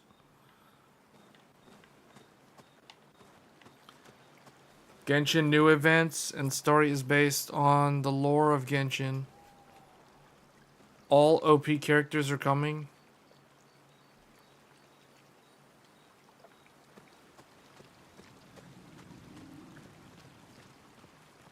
Wait, what? Wait, hold up. What are you saying? Wait a minute. Is that for real? Genshin Impact. All the OP characters are coming? To the game? Wait a minute, for real? What is this? Genshin Impact. Genshin Impact. List of banners. I don't know. The only thing I ever search for in Genshin Impact is the list of banners. It's like... I don't know. That's all I look at for this game. Is like, let's see the list of banners. Hold up, let's see. Okay, hold up. This is how this game is gonna get like 200 plus hours. It's gonna the most of the post game is gonna be me talking to the chat the whole time while the game's running in the background, racking up a bunch of hours. Okay, here we go. Genshin banners. When is this? March 26th to April 15? So that's a character that I don't have. I don't have either one of these characters, to be honest. Like, neither one. And this, what is her? The crane woman? She's been in the game for like over a year, and I don't have that character. So I'll tell you when I quit the game and when I came back to the game. So let's go back in history. So let me tell you the true history of Genshin Impact as I see it. So I gotta go way back. Way back in time. All the way back to the year of the pandemic. Our Lord and Savior, the pandemic 2020. I shouldn't say that. I shouldn't say anything good about the pandemic. Pandemic was like, it affected some people in really bad ways. All right, so let's go back. So 1.0. This is it, guys. This is the beginning of Genshin Impact. September 2020. Venti banner, the first one. I started the game with the Venti banner. Now, I did not start playing this game in the very, very beginning. I started like, I think, a week into the game. I think I started in like October.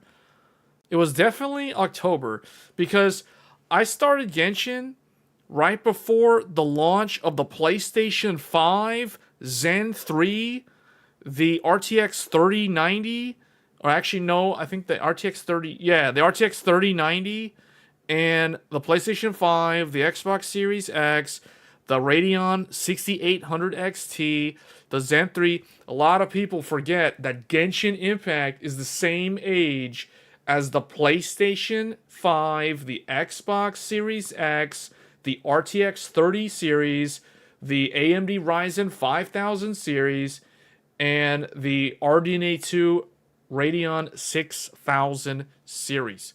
All that stuff was around the time of Genshin Impact 1.0.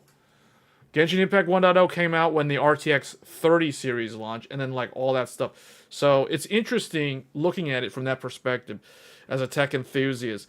So only someone like me could create that sort of reminiscence of how this game started. Okay, then there was the Klee banner. So I got Venti, I got Klee, then there was the Tartaglia, Farewell of Snezhnaya. So it was the Child's banner. So I got Child, and I remember being so annoyed because I pulled Child so early that I never got Diona. And Diona was the new 4-star, and you know the rules. Never roll for a given 4-star, because eventually you'll either get it for free or you'll just randomly get it on a random wish. So I pulled Child so early, so I was able to get Zhongli after Child on his banner. Then came Albedo during the time of Christmas. So I got Albedo. Then I got Ganyu. Now we're in 2021. This is well into the dark times. RTX 3060 Ti's are like $900. The 3080s are like $2,000. You know, like this is that time period. Then there was Invitation to Mundane Life, and then Dance of Lanterns. Yes, Keqing was on her own dedicated banner. A lot of people who started Genshin way later on never even knew this. So then there was Keqing. I did not roll on her banner because I already had this character.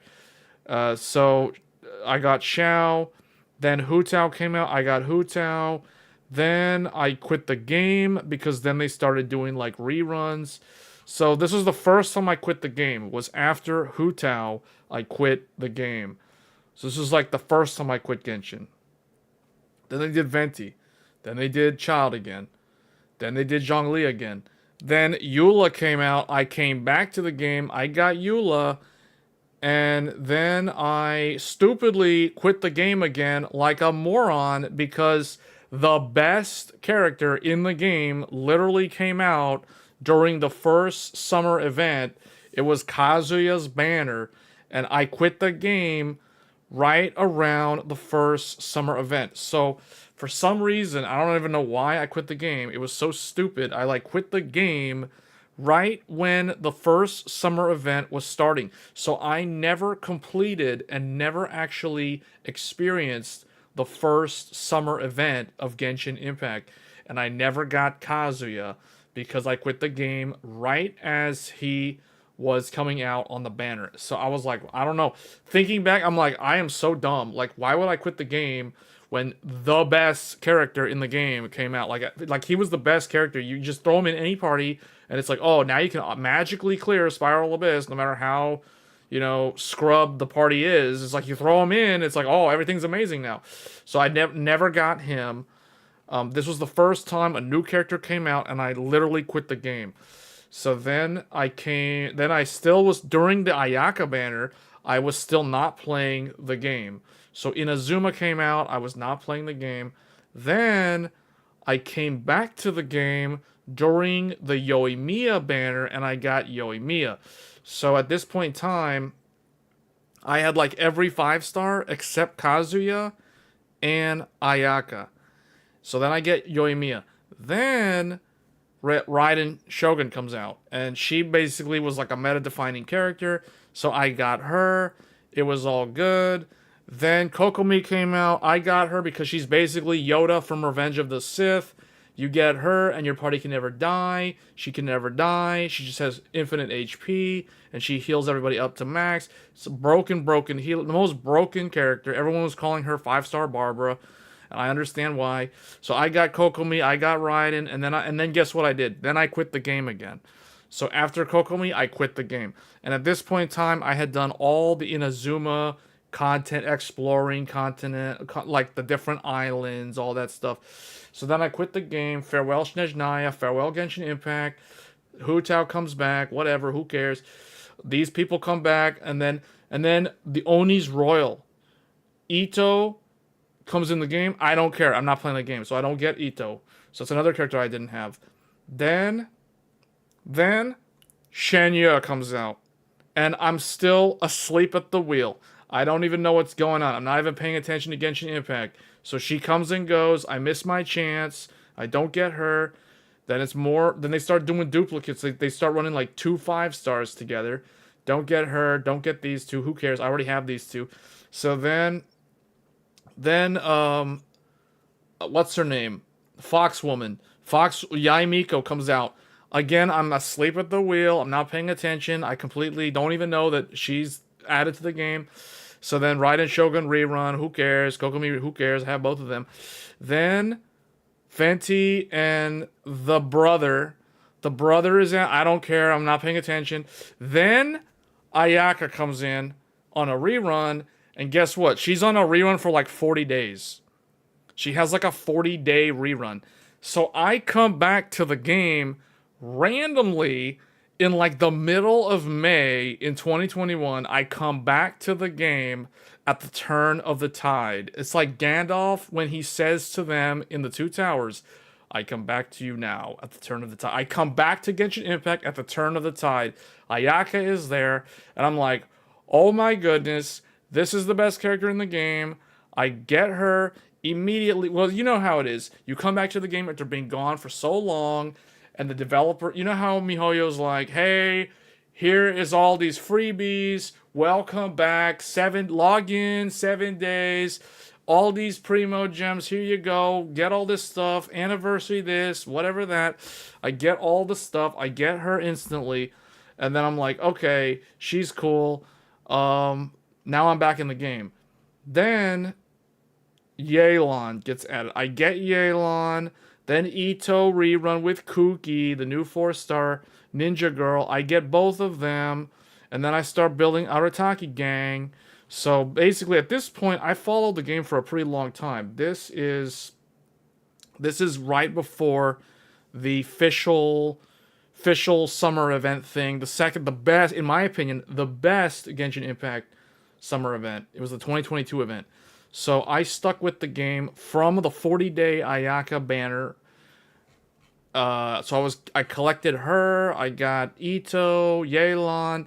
Then it was a bunch of then Kazuya. Oh man, Kazuya rerun. I get Kazuya on his rerun. Yes, indeed. So, okay, we secure the bag. Okay, then we're doing the summer event. So my party consisted of Kazuya, Fischl, Mona, and Xinyan. I literally built all 4 characters Maxed them out, everything for the summer event. That was peak Genshin Impact. Heizo was also added. I got him. I built him. He was cool. He was like the first like melee catalyst user. And then Sumeru was added to the game, and I continued to play Genshin Impact. So I got Tignari, I got Kole, I got both of them. Then they did reruns. Who cares? Then they brought Sino, I got Sino. Then they brought Nilu, I got Nilu.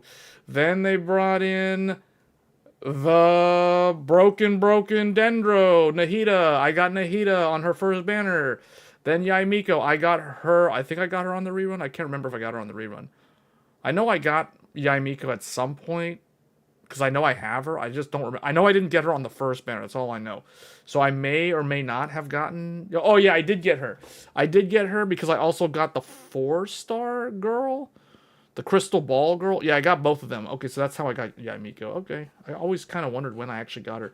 So I actually got her after Nahida. Interesting.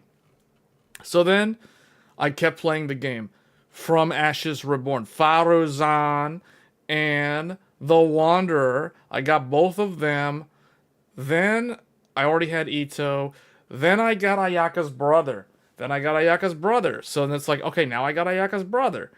Then reruns. Then I got then I got Al-Haytham. Then then Shenhe. I got Shenhe on her rerun. Then I got Dia on her one-time banner, because I think she got added to the standard. I got her on her banner. Then, where are we in time? Oh, now we're all the way in 2023. So, okay. Then, Baiju. I got Baiju. And then I think I quit the game. Okay. Baiju, I quit the game. I quit the game after Baiju. I got Baiju and I quit the game. It's like, peace, I'm out, we're done. And then, because I'm trying to think, like, what happened in that year? This is 2023. This is the year, this is not the year of Elden Ring. This is the year of, like, Hogwarts Legacy and Baldur's Gate 3. So, Okay, so, yeah, so I got Baiju and then quit. And then, yeah, I quit because a bunch of reruns. I don't need to be playing, so I'm not playing this game. Then Eula, okay, who cares? It's a bunch of reruns. There's no reason for me to play. And then, okay, here we go. Yeah, the summer event. I did the summer event, and then I quit. Oh, no, then I play Fontaine.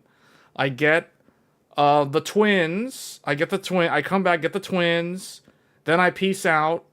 Then, no, that's not true. I was still, okay, Fontaine came out, and I played through the Fontaine. So I got the twins. I don't roll on the reruns. I got the dragon, the water dragon. Then I got the boxer. So I got him. Then I got Furina, of course. And then a bunch of reruns, so who cares? Then I quit the game. Furina comes out, I get the Water Archon, and I'm like, I'm done. No reason to play this anymore. So then Navia comes out, and I don't get her because I'm not playing the game at this point in time. So this is around like December of 2023. So I do not get Navia. I already have her. I already got all these Inazuma people. And then this girl comes out, and I don't have her, because again, I'm not paying attention to the game. So I don't have Navia. I don't have Xianyun. I don't have, I still don't have either one of them. I don't have any, okay, I've got all these people. And then, what happened during this time? I'm curious. Chiori. I was not playing the game during this time. So I didn't even know about this, choose your whatever. So I wasn't even playing when this was happening. So I missed out all this stuff. 4.5, I have no idea what happened. Then 4.6, I have no idea what happened. I was not playing a game. I was not playing when Arlecchino came out. No idea. Then 4.7. No idea what's going on. Chlorine comes out. Bye. Whatever this nurse kid, bye. Don't have them. Who cares? Then, again, I'm asleep at the wheel. I don't know what's going on. 4.8, it just flies right by. Okay, whatever. I don't have any of this stuff. Then, guess what? Bam, Nightland. I come back to the game at the turn of the tide.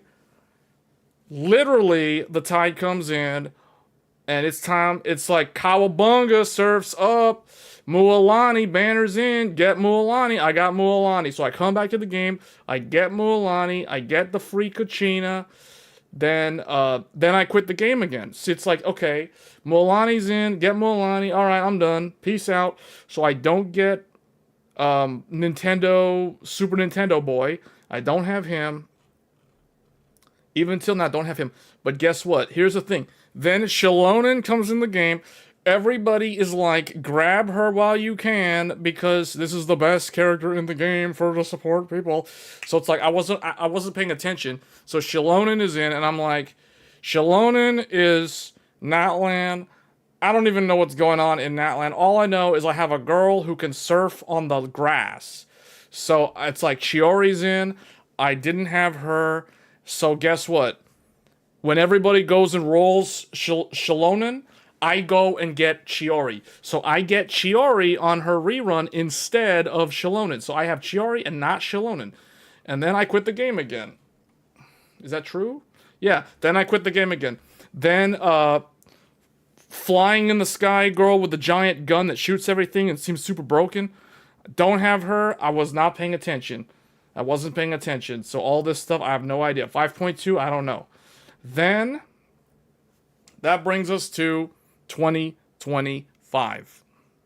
So 2025, I made my grand return to Genshin Impact.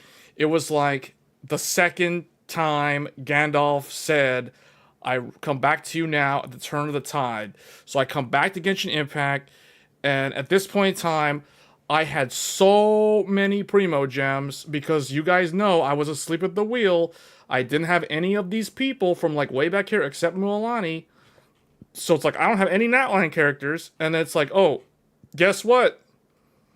Malvika. Okay. So then Malvika comes in. But they do me dirty, because they put 2 5-stars, brand new 5-stars, and I didn't have neither one of them. And I'm like, are you serious?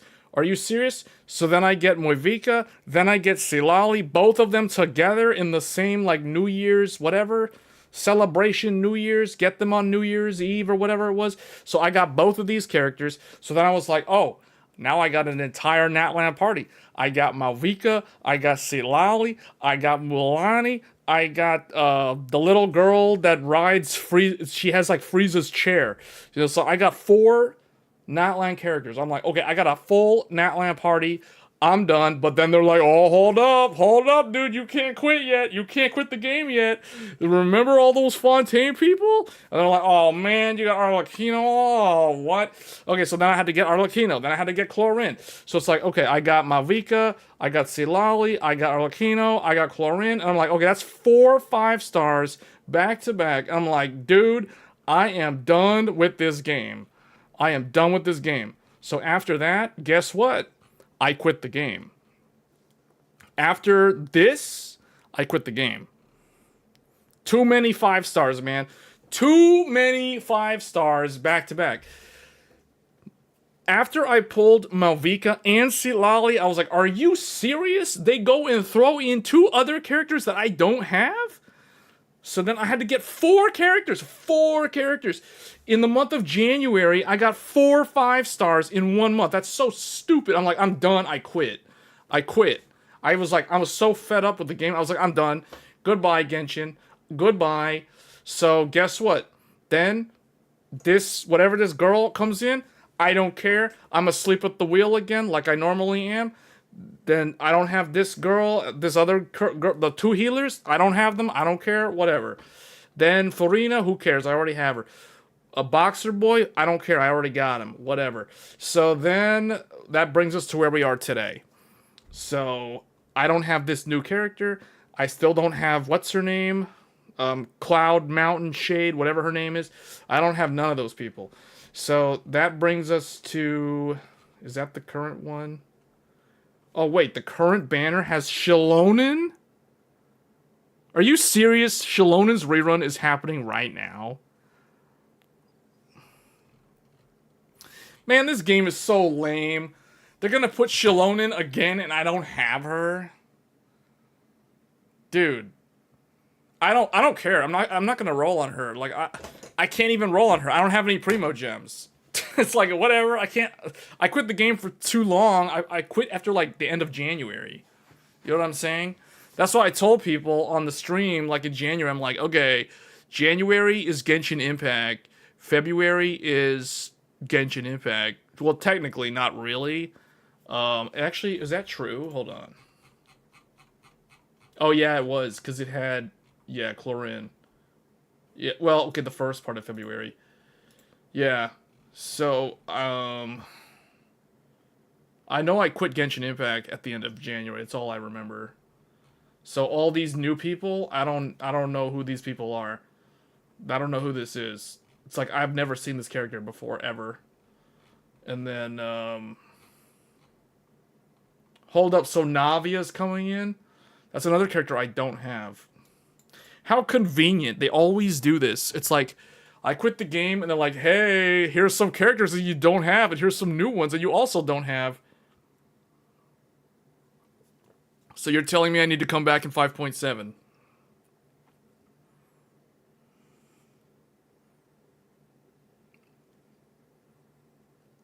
Don't miss 5.6.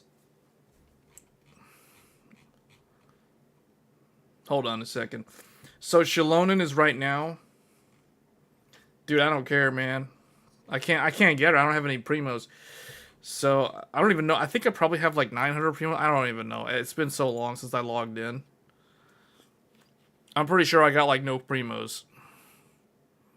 After pulling 4 5-stars in January, I don't have any primos. And I didn't bother to do dailies. New area? Oh, there's a new area. Hey, the new area is not supposed to be added until the summer, though, isn't it? Hold on, what's the time frame for 5.6? 5.6 is what, May 7th or May 6th until... It's basically May. Till the very end of May. That's 5.6 is May and June, right? 5.6 is May and June, going into early July. And then 5.7 would be July and August. Is that right? I'm probably going to come back in 5.7. It's funny how Genshin always somehow manages to conveniently line itself up with, like, my gaming schedule.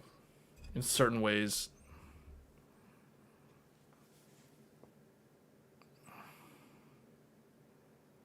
Natlan. React to the 5.6 trailer.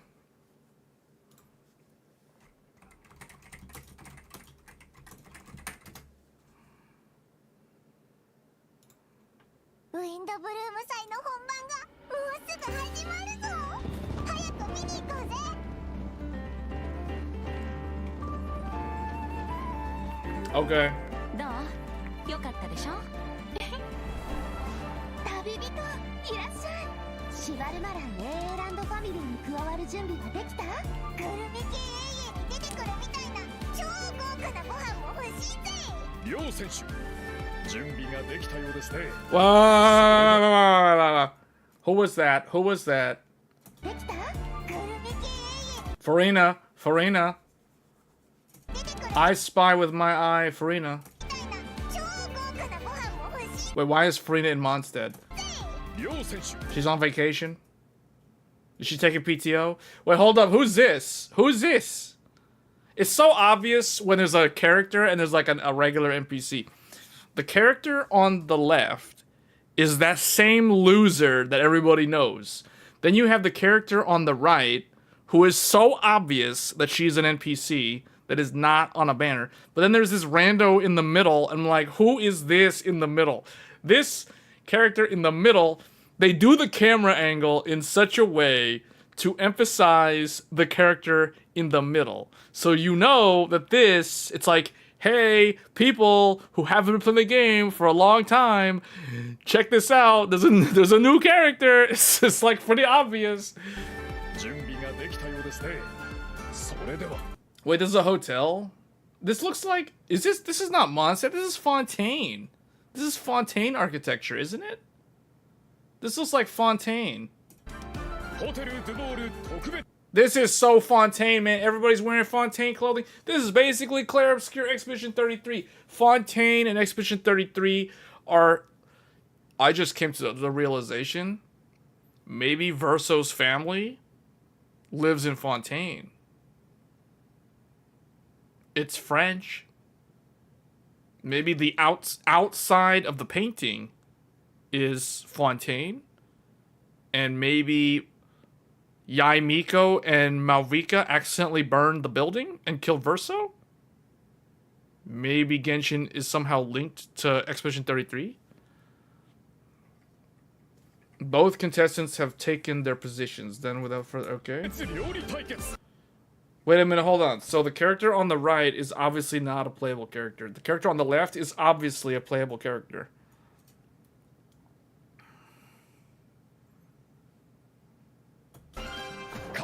The dude is literally a Fontaine dude. You can tell by the way he looks. That is so obviously a French person. It's a French person dubbed in Japanese. Wait, okay, so she is Cryo. You can tell because there's like a snowflake over here. She better be Cryo. I knew it, she froze the water slime. Off to the freezer.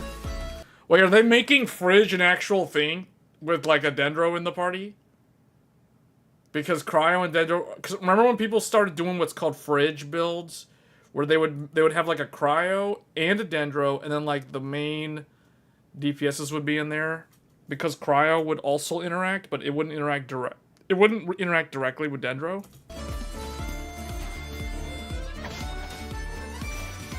Another polearm. This game really needs, I don't know, it needs to introduce like a new weapon type, but I know they're not going to do that.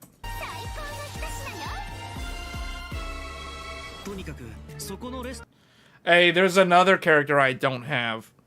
Oberon. I don't have him. I don't have Oberon. I don't have the skater, the guy on the left. I call him Mr. Super Nintendo. I don't have Super Nintendo. I don't have Oberon. Neither one of these characters. I don't have them. I don't even know if they're good. Oh, the dude with the cowboy hat is literally another playable character. I don't have him. If he's in the game, I don't have him. I've never even seen him ever in my life. This is a brand new character I've never even seen. Oh, I bet he's a new banner character. Okay, yeah. Aoife.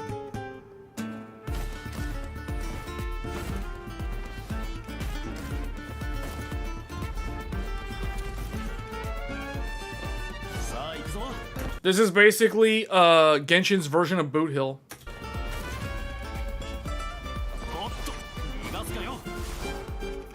And I don't have Boot Hill, by the way, either. It's like apparently I don't have the Wild Wild West characters.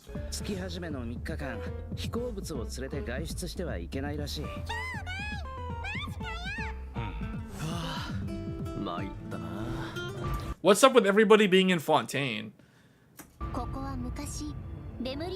They're doing Fontaine stuff.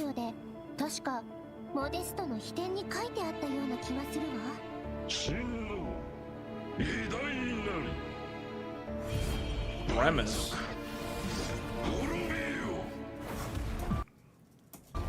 They give Auron for free last month. Oh, see? That's what happens when you're asleep at the wheel all the time with this game.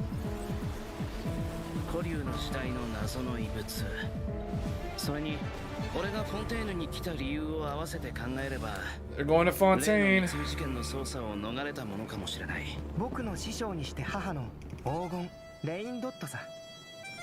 Mondstadt people? Oh, hey. Albedo is a character that it's like they completely forgot that he exists, and it's like all of a sudden they decide to like have him do something. It's like, here's a character that we completely forgot about. Oh, but by the way, let's just put him here just so he has a purpose to exist again. It's like, when was the last time anybody remembers this? Like, when was the last time he was actually in any of the story bits? Like, this dude, I haven't seen this guy since like 2021, man. When the last time I saw Albedo, we were back in the pandemic. Like, no one was going anywhere, and like the RTX 3060 Ti costs like $900. That's the last time I saw Albedo. I can't believe this dude, like, I completely forgot about him. It's like, oh, Albedo, man, long time no see.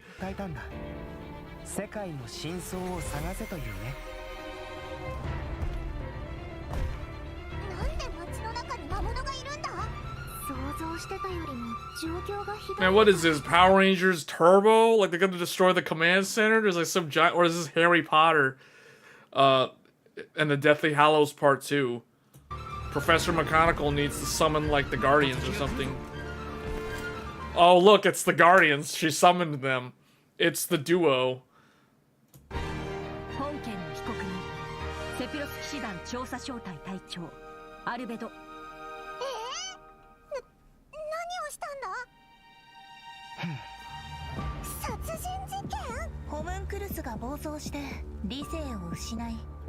Wait, is this a playable character too? That looks like a 4-star character, if it's a playable character. So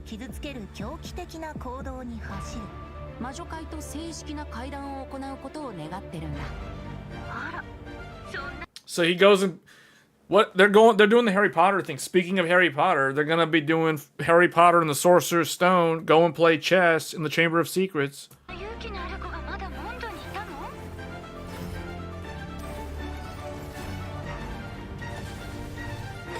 Oh, maybe that's where Albedo's been all this time. He went to Hogwarts. You know, Hogwarts Legacy was a thing that game came out in like February 2023. Maybe he was training in Hogwarts the whole time. Or maybe he was like an assistant professor, who knows.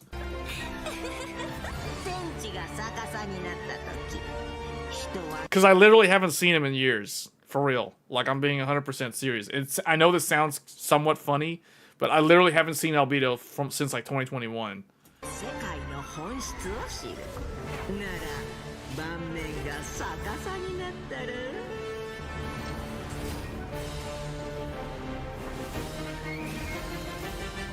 Well, Klee's mother definitely graduated from she was like not a headmaster, but she was one of like the professors at Hogwarts.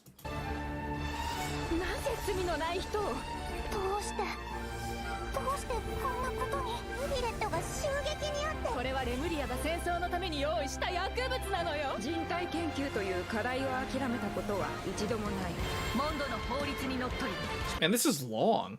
Oh, never mind. It's just I keep pausing.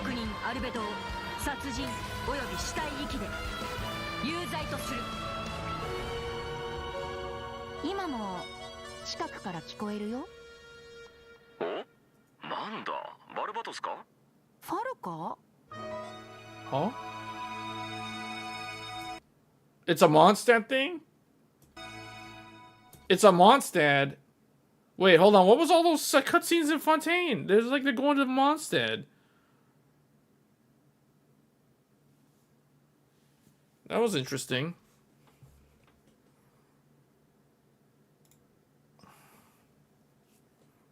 So, Varka, the original Grandmaster of Mondstadt.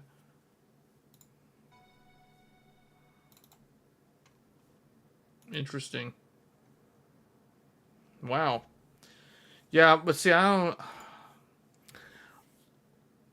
don't know. I don't know if I'm gonna go back to Genshin Impact in this patch or the next one. Fontaine is the event. Oh, the story is Mondstadt, and Fontaine's just the event. Oh.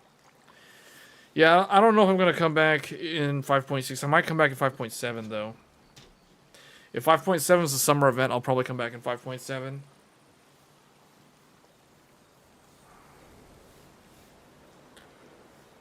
Yeah. What about Star Rail? Have you been paying attention to Star Rail? Or are people quitting Star Rail because of power creep? Star Rail has a huge problem with power creep, is what I've been told. Speaking of Star Rail, hold up, let me go see Star Rail. I haven't looked at that game in a while either. Honkai Star Rail banners. Let me see. Okay, let's see. Let's see Star Rail. Saber is coming to Star Rail. Alright, let's take a look at Star Rail. Star Rail's history is a little bit different. Hold up. Do they have the whole banner history on here?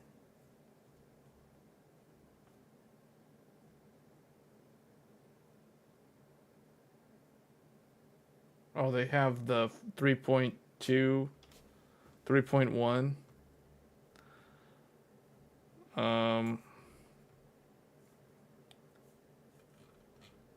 Oh, wait, they've got like a calendar thing. Alright, so let me see. Star Rail. Star Rail, I have paid even less attention to compared to Genshin. Warp banner history. Let's see. Oh boy, wow. Do they have a nice page like they did with... Okay. So, let's go. Let's begin. Let me review my history of this game. My history with this game is pretty straightforward compared to Genshin. Okay, here's Star Rail. I started Star Rail the very first day that the game was available. So unlike Genshin, I did not start Genshin when it first came out. Like, I started Genshin, like, after it had been out for, like, a week and a half or 2 weeks or something. So though I still did start with the very first banner, which was the Venti banner.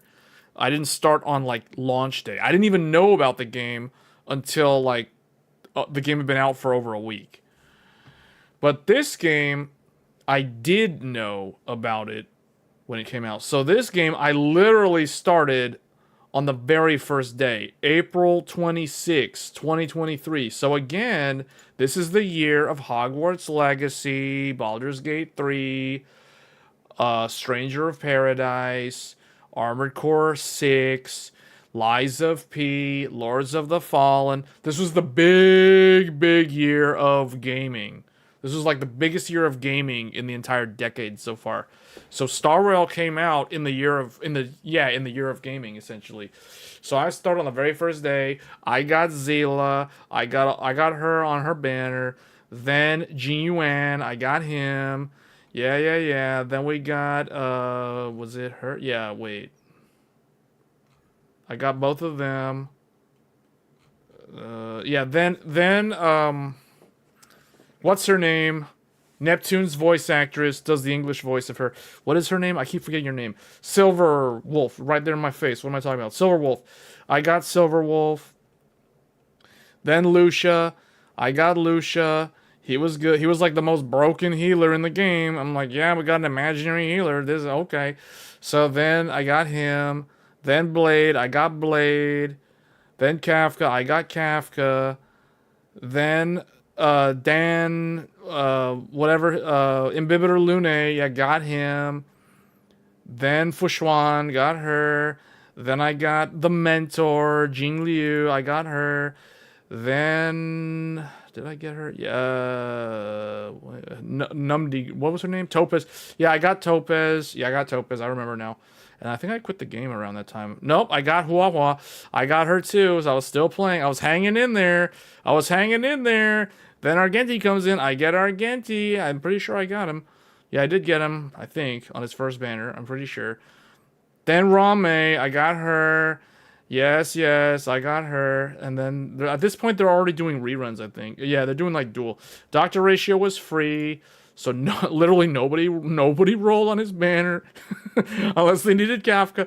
No one rolled on that banner. And then I think I quit. When did I quit this game? No, because I got what's her name? I got Black Swan. Yeah, I got Black Swan. Then I got the Fool, Sparkle.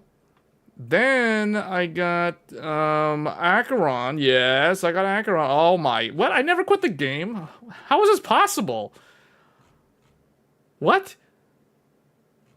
Okay, I mean, I still can't believe... Is that true? Hold on a second. I'm pretty sure I quit the game at some point. Wait a minute. Yeah, well, okay, I remember that one. I don't really remember the Argenti one, so maybe I skipped this one. Although I do have this character, so I don't think I skipped it. I have her... Okay, it was around this time. It's like, I took a break, like...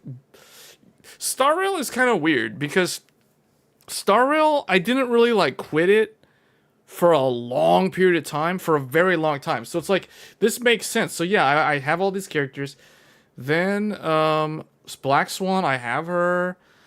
Sparkle, I have her. I got Acheron. Then, Adventuring, I got him. At a certain point, okay, I got Robin, and then Boot Hill was when I quit the game. Okay, that's when I quit the game. I was like, man, at some point I quit this game. Shark Teeth came out, and I quit the game. I see him, I'm like, peace, I'm out. This game, it has power creep, I'm done. And then Firefly comes in, and I grab her, but I'm not actively playing the game. So it's like, I get Firefly, and then it's like, and then I get Jade, and then I quit. Okay, yeah, this is where I start losing interest in this game. Yeah, I see what's happening. Okay, so I got Jade, and then I'm like, this game is lame, because it's like, it's too much power creep. So Yunli comes in, and I'm like, this girl doesn't have any shoes, get out of here. I quit. Then they're doing reruns. Oh no, they bring in this dude. I'm like, Foxboy, nah, I'm out. Goodbye. So I don't get him. Then this girl comes in, Fei Xiao, and I'm asleep at the wheel. I'm not playing this game. So she comes and goes. You know, whatever. I don't care. Who cares? And then we have Lingsha. So I come back to the game. I get Lingsha. Then I quit again. Then Rappa comes in. I'm asleep at the wheel. I don't know. I'm not paying attention. Comes and goes. Goodbye. Then Acheron, rerun, Adventure rerun. I don't care. I'm not paying attention. It's like, I don't care. I hate this game. Sunday comes in. I don't care. I'm not paying attention. Sorry. Then, what is her name? How do you say this? Fuji? She comes in, I don't care. You know, I don't care. Who cares? I don't have this character. Okay. Then they start doing, hold on a second. Okay, yeah. That brings us to current 2025. So basically 2024, I like barely played this game because just looking at the banners, like Rappa, no. Lingsha, I have her for some reason. I have this character, but I don't remember how. I do not have Faye. Oh no, okay, there's a long story there, but I don't have this guy. I don't have Yunli. See, so all these 2024 characters, like I don't have quite a number of them. So that brings us to 2025. 2025, because so they're doing like, hey, welcome back, here's all the freebies. So the Herda comes in, I'm like, okay, we gotta get the Herda, just because she's the Herda, you know, like you cannot not get the Herda. So I get the Herda, even though I don't even play this game anymore. So I get the Herda, and then, do I quit? Do I quit the game? Oh no, then I get Fei Xiao on her rerun, because out of these three characters, Fei Xiao is the only one that I don't have, because for some reason I have Lingsha and I also have Jade. So it's like, okay, Fei Xiao's missing, so just grab her. That's super easy. So I have her. And then what happened? Then they start adding some new fighting style called the Remembrance. And I'm like, who is this? Who are you? on the Tailored Fate. Okay, nice to meet you. I quit. So I quit the game. I don't have her. And then they start doing a bunch of, okay, then some little girl, it's like, I'm asleep at the wheel. I don't care. I don't have this character. Oh, Yunli's in. Rerun. I don't care. Goodbye. Go buy some Skechers. So then I don't have those characters. Then this dude comes in. I don't know who this edgelord is. This guy is a wuss. Get out of my face. I don't have this character. So then they go to where we are today. So I log in. They bombard me with 10 pulls. Here's 1600. Here's this. Here's that. Here's the maintenance. Here's the live stream. Primos. I do the 10 pull. I get this girl. Castoris. I don't know. All I know is I have her, even though I literally don't even play the game. So I have her, but I don't know any of the lore. I know nothing that's going on, and I have this character. That's all I know. I literally got her a few days ago because I updated Star Rail, logged in. They bombard me with welcome back, and then it's like, okay, here's a 5-star. Please play the game again. I'm like, I don't know who this is, but okay, whatever. So then, this is the new banner, right? Yeah, April 30th. This dude just came out, and I'm like, I saw him, and I'm like, okay, that's nice. I quit.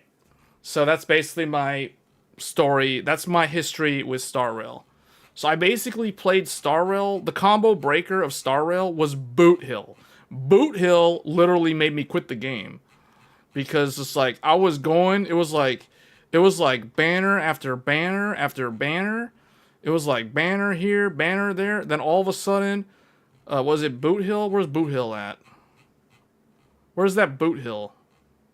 Boot Hill comes in and I'm like, goodbye, I'm out. I'm out, Boot Hill. Goodbye.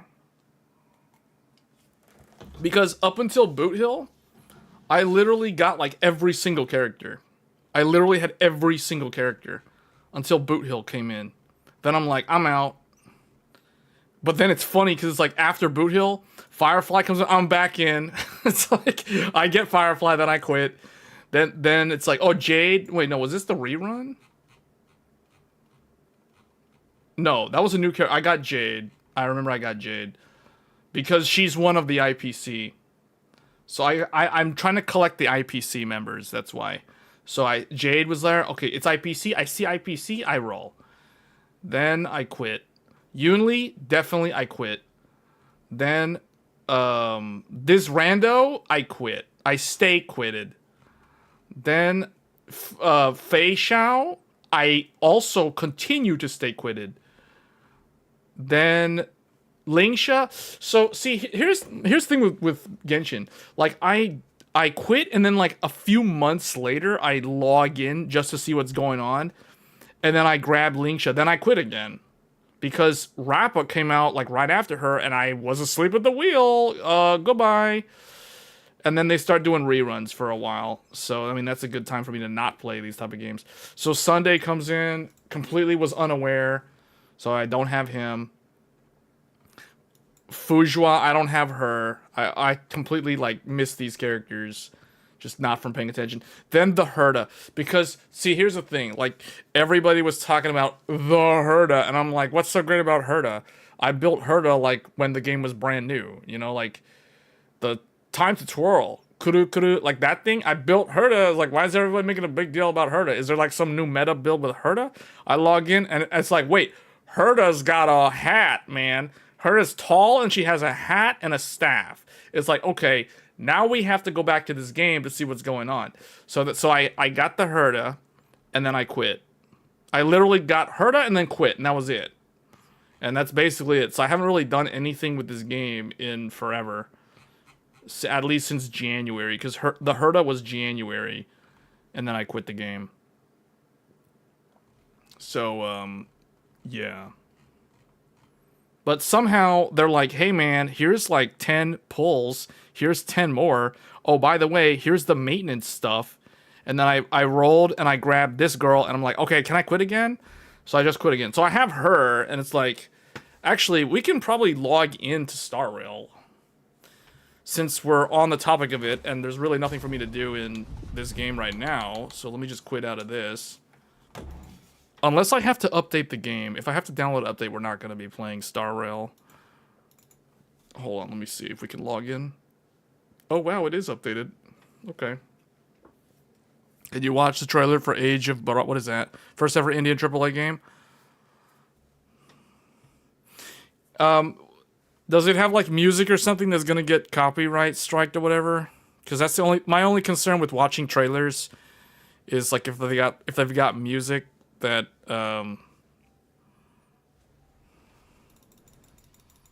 Let me get into this game real quick. This lame game. This Power Creep Central game.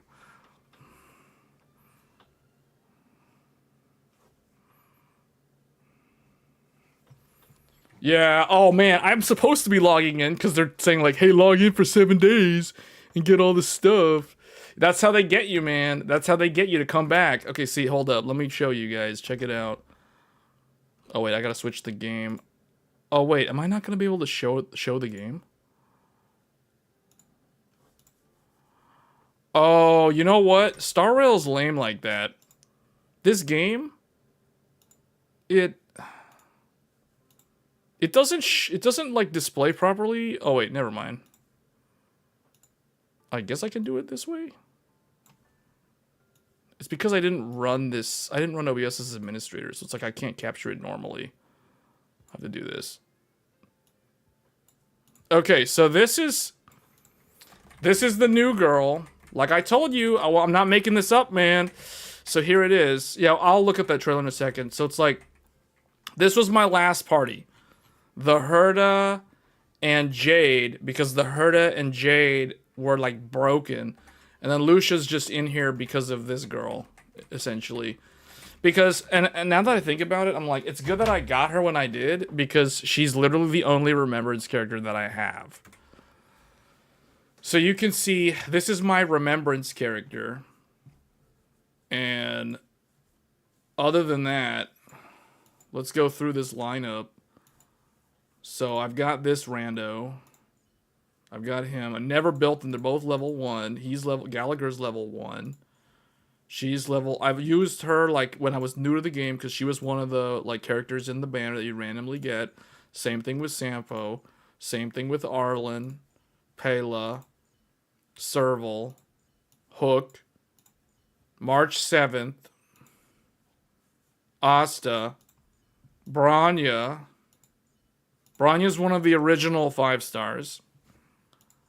Yukong, Lynx, Danhung, Tingyun, Luca, Hanya, Yanqing, Shuri. Shuri is a character that I thought I was trying to like be smart and build like a cool build with her, but it never was really that great.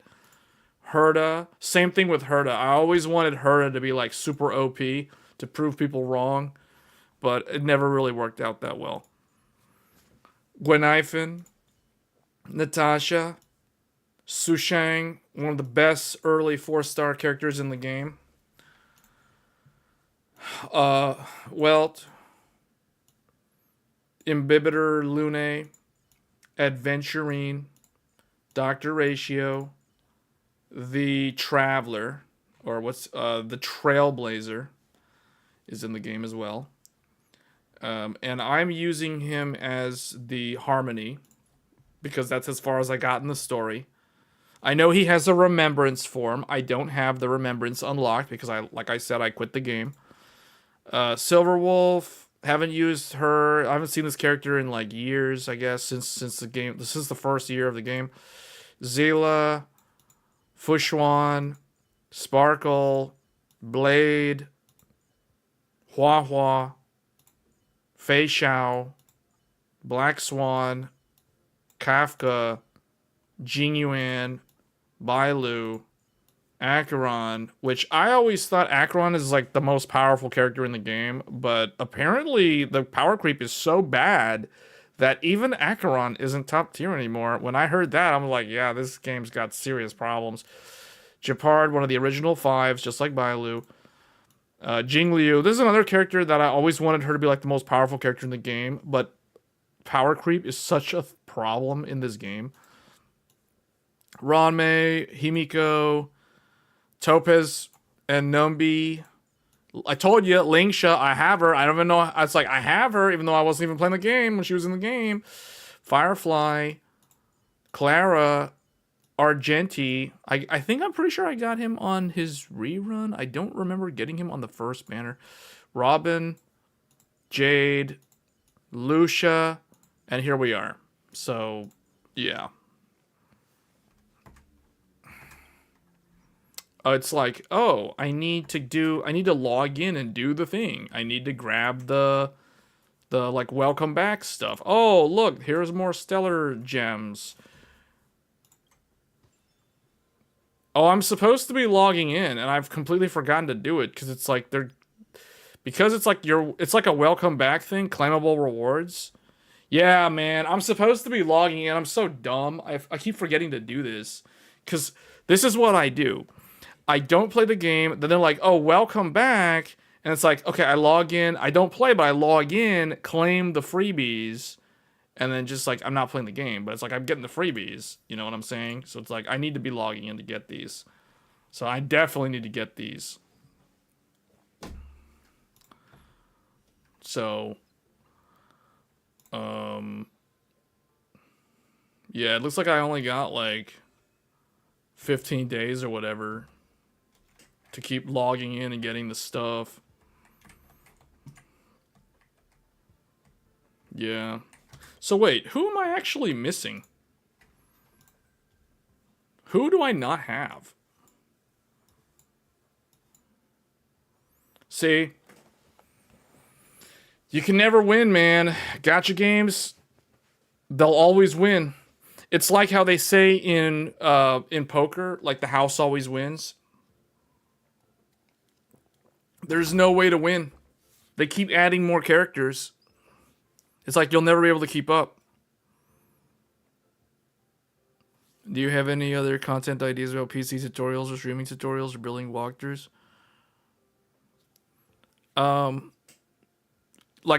mean like a walkthrough of how to do what? Yeah, gacha games, you'll never win, man. You'll never win with these gacha games. What's interesting is I actually have all the 4-star characters. I just now noticed that. Like, I'm not missing any 4 stars. I'm only missing a bunch of 5 stars. But, dude, this is a lot of 5 stars that I don't have. And I don't even know if they're even worth getting anymore. Because, see, the problem with Star Rail has so much power creep that you'll, okay, let's use Boot Hill as an example. Is there even a reason to have this character? Unless you're trying to collect the Galaxy Rangers? Like, is he even good anymore? Anybody who's paying attention to the game, can you even answer this question? Like, I don't even know.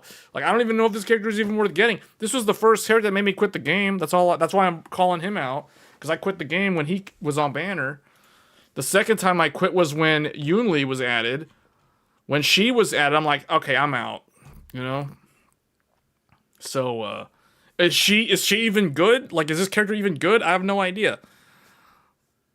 This guy also, like, he doesn't even open his eyes. Is he supposed to look like this all the time? Until he goes serious mode or something? Like, I don't know what, like, do these characters even matter anymore? Like, the problem with this game is the game has so much power creep that, like, if characters like this are no longer the best character, or, like, the character before her who used to be good, Kafka used to be really good. Jing Liu used to be super good. Imbibitor Lune was also really good once upon a time. Fei Xiao, I heard, was really, really good. I didn't even get her on her initial banner. I got her on her rerun banner. So, I mean, I don't know. And the way they, like, I playtested this character with her broken dragon summon, and I'm like, okay, dude, like, the numbers that they're pulling off with the summon, is there even a reason to have the older characters in the game? Like, what's the point of even having those characters at this point? So that's why Star Rail it's a cool looking game, but you know, with gacha games, you'll never win, man. You're always gonna be behind the curve. You're gonna be behind. It's like, unless it's the only game you play. My rule of thumb is I can only handle, like if I'm playing a gacha game, I can only handle one gacha game at a time. I remember when I tried to handle like Genshin and Star Rail at the same time, it did not work. It literally did not work. So it's like, yeah, no, I gotta choose between one or the other. So, yeah, I'll definitely go back to Genshin. Because I think Genshin is a more unique game, we'll say. Like, Star Rail is way more like... This game definitely feels like a mobile game. You literally just log in. And it's so, like, point and click, you know what I'm saying? Genshin is way more, like... It's just because it's such a different style of game. But it's like... When I see this, and I'm like... I don't even... Is there even a reason to have any of these characters? Including the new one? Is there even a reason to have the new character? Like, is this guy even good? Like, I don't know. Character trial. Start trial. Let's see.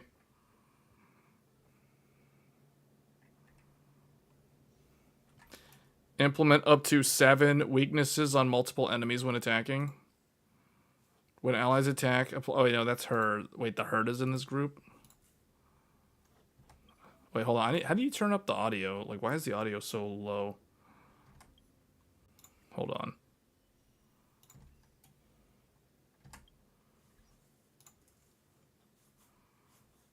Sound is so super low. There we go.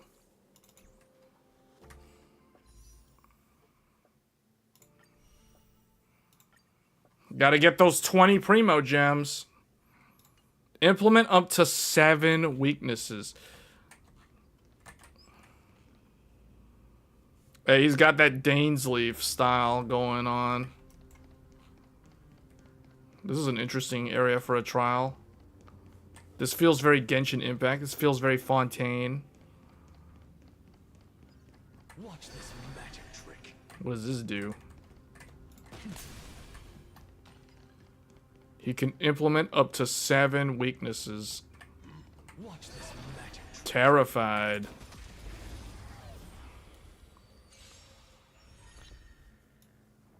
Okay, his skill deals minor wind damage to one enemy and bounces 5 times in total, prioritizing bouncing into targets that have not been hit. The more enemy targets on the battlefield, the higher the damage. Inflicts... So is erudition. That makes a lot of sense. Inflicts sublimation on all enemies and deals wind damage. In the sublimation state, targets will be simultaneously inflicted with 7 types of weaknesses. 7 types of weaknesses. 7 types of weaknesses, guys. Well, I should probably move myself over here so you guys can read the skill. The talent skill. After hitting enemy targets, inflict 1 random weakness. Enemies whose weaknesses reach 5 get inflicted with qualitative disclosure. Anaxa deals increased damage to targets in the qualitative disclosure state. After Anaxa uses basic attack or skill on them, unleashes 1 additional instance of skill without consumption. And his technique inflicts the terrified state on surrounding enemies. Attack a terrified enemy will always be considered as entering battle via weakness and applies 1 weakness of the attacker's type to... Okay, so they're all weak to wind. You deserve my attention. Alright, let's see what he can do. Look, the show has begun. He's gonna inflict, what, 7 weaknesses on all of them? With this divine power, I reforge all things. Oh no, he hit them for the weakness that he applied to them. But why is he going again? Oh, because that was the ult. Okay, here we go. Man, this dude over here has like he's weak to like every element in the game. Now that's what you call power creep. Insanity.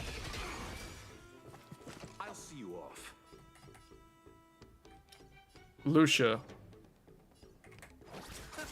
Commencing support. He's literally just there to build a skill point.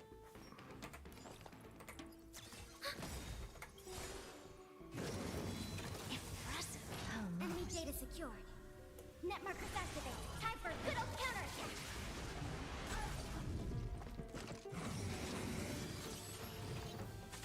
I don't have time for games. All right, the Herda. Open sesame. Curiosity. Endless riddle. Nothing but a ball. 204,000 damage. Enemy data secured. Net markers activated. Time for a good old counterattack. Never seen perfection before. They know how to make the characters look cool. And the animation quality of this game is like top notch. Expand your thinking. The camera, Watch it grow.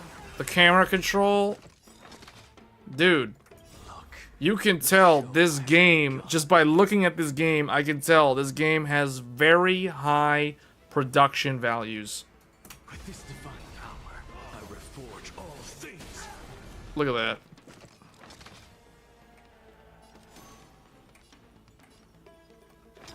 To the soul, insanity. We have the upper hand. Oh, here we go. Here we go. And return.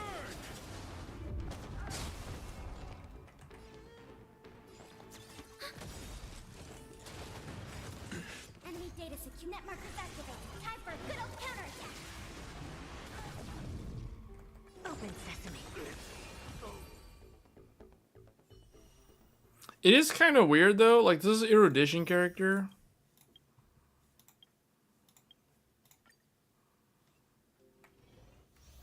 Dr. Ratio has his banner up? I guess for all the people who don't have him. For the fear of the mediocre. But see, like the people who were playing the game, if you're playing the game, you get reward for playing the game. Because it's like if you were playing the game when he was first added, you would have gotten him for free. But if you weren't, if you were asleep at the wheel, you don't have this character. So it's possible a lot of people don't have this guy. But they would have to be relatively new players.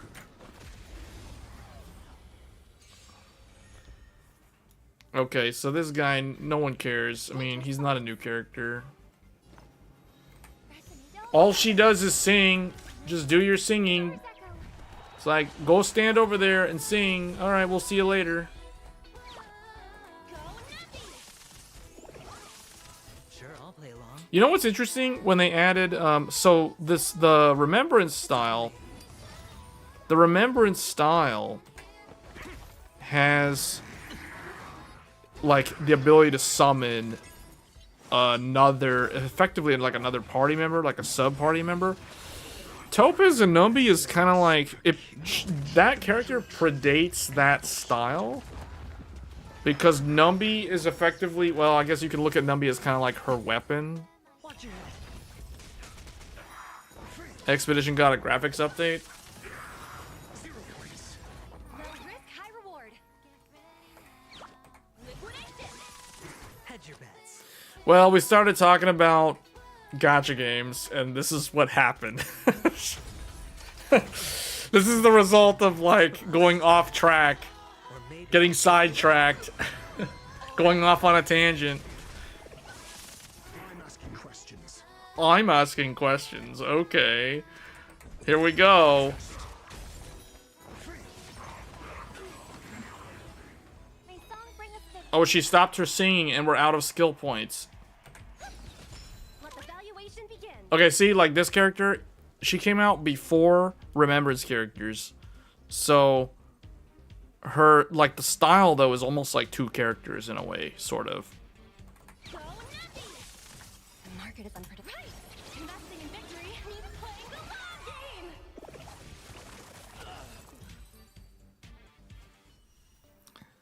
Alright, I did that for the Primo Gems. I mean, the Stellar Jades.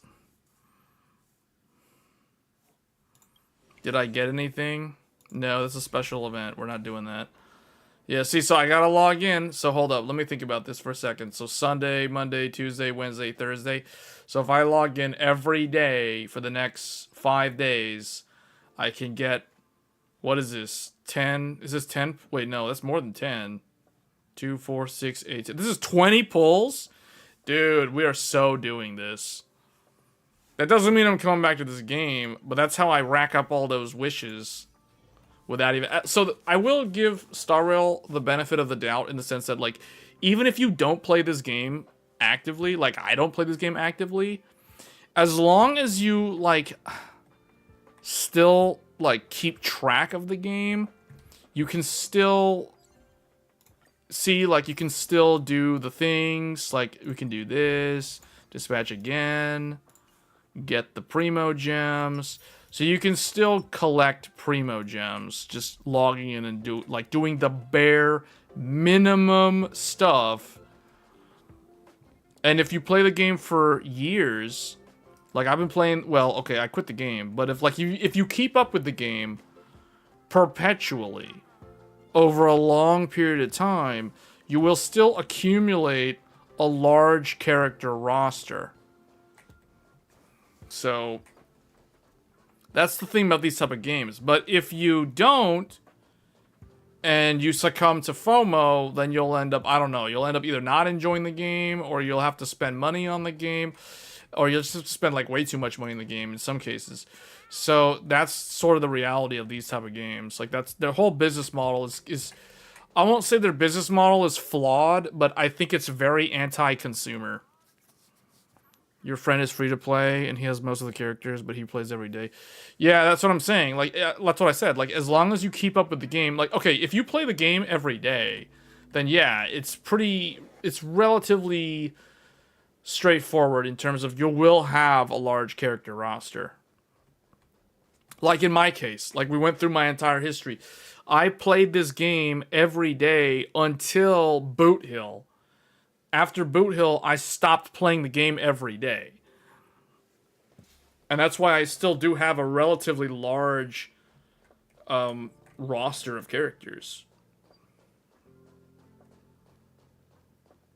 And I'm not, like, I don't have any of the daily stuff. Like, I don't have the welcome thing active. But I will tell people, like, if you truly are invested in the game and you're playing the game, like, every day, I'm the type of person that if I was actively playing this game, I would have the battle pass and I would have the welcome thing, the $5 a month thing. I would have like if I know I'm gonna log in every single day, there's no reason to not spend the $5 because my reasoning is that's literally an extra like 30 pulls in a month. So you're getting, it's like if you don't have welcome, you're giving up like 30 extra pulls. There's a guy who did a video on the math behind it, like way back when Genshin was new in 2020, and he showed like all the mathematics that showed if you were someone who was actively playing the game every single day, 7 days a week, and you literally log in every day and you do your dailies, if you're fully free to play, you get about 15, maybe depending on the FOMO events, 15 to 30 pulls in a month as a full free to play.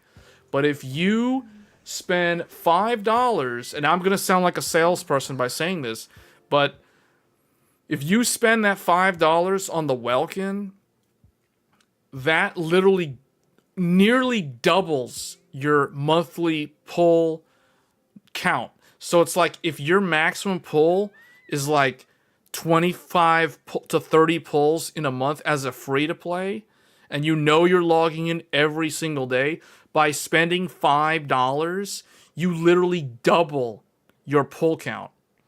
And that is the secret. That is the secret.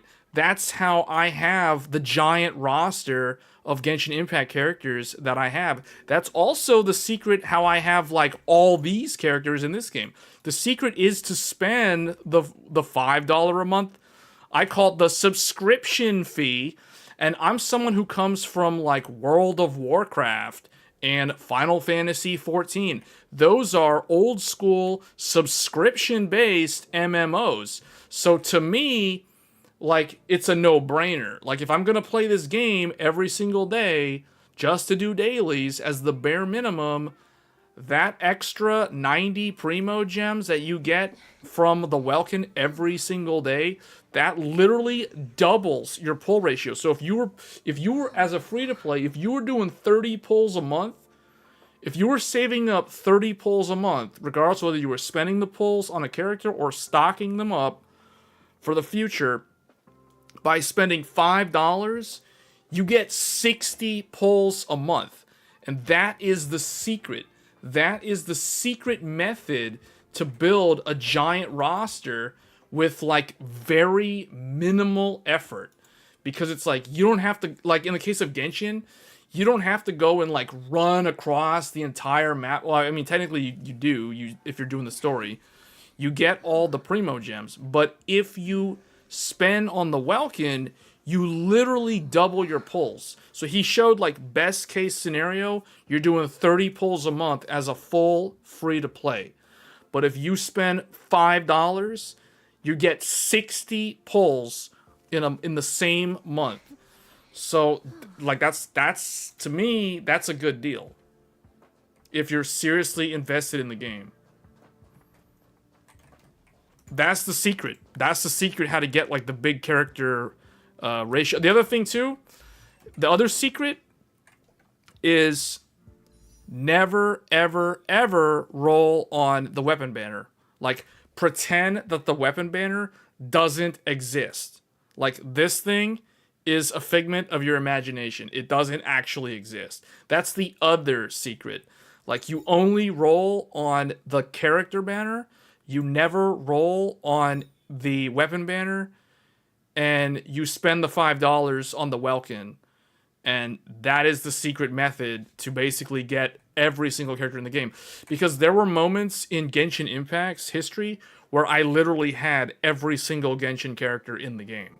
Now, I quit the game too many times in the last like year and a half, so obviously now I don't have all the Genshin characters, but there were multiple times where I literally had every single character in Genshin Impact. Now, obviously, 5-star weapons, I don't care. So I don't have any of the exclusive 5-star weapons because I could care less. And I also don't care about this.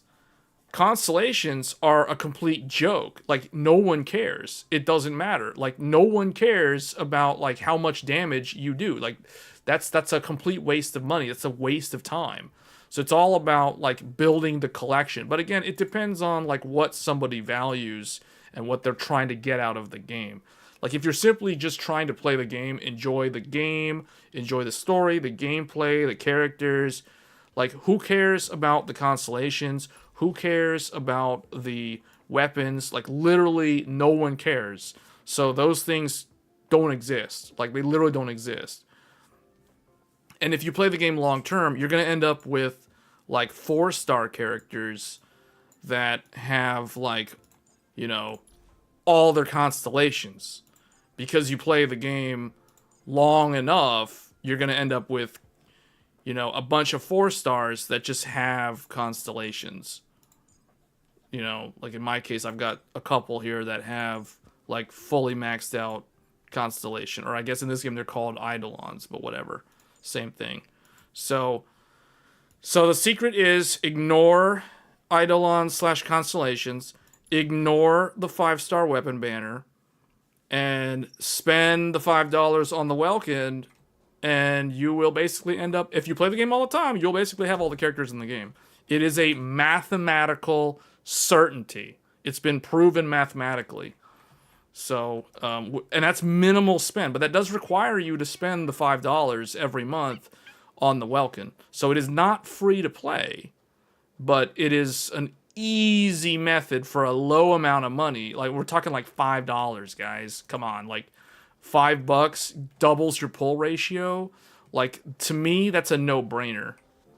Because what it does is it effectively like it minimizes the error chance where you like fail and you get the wrong character on the banner.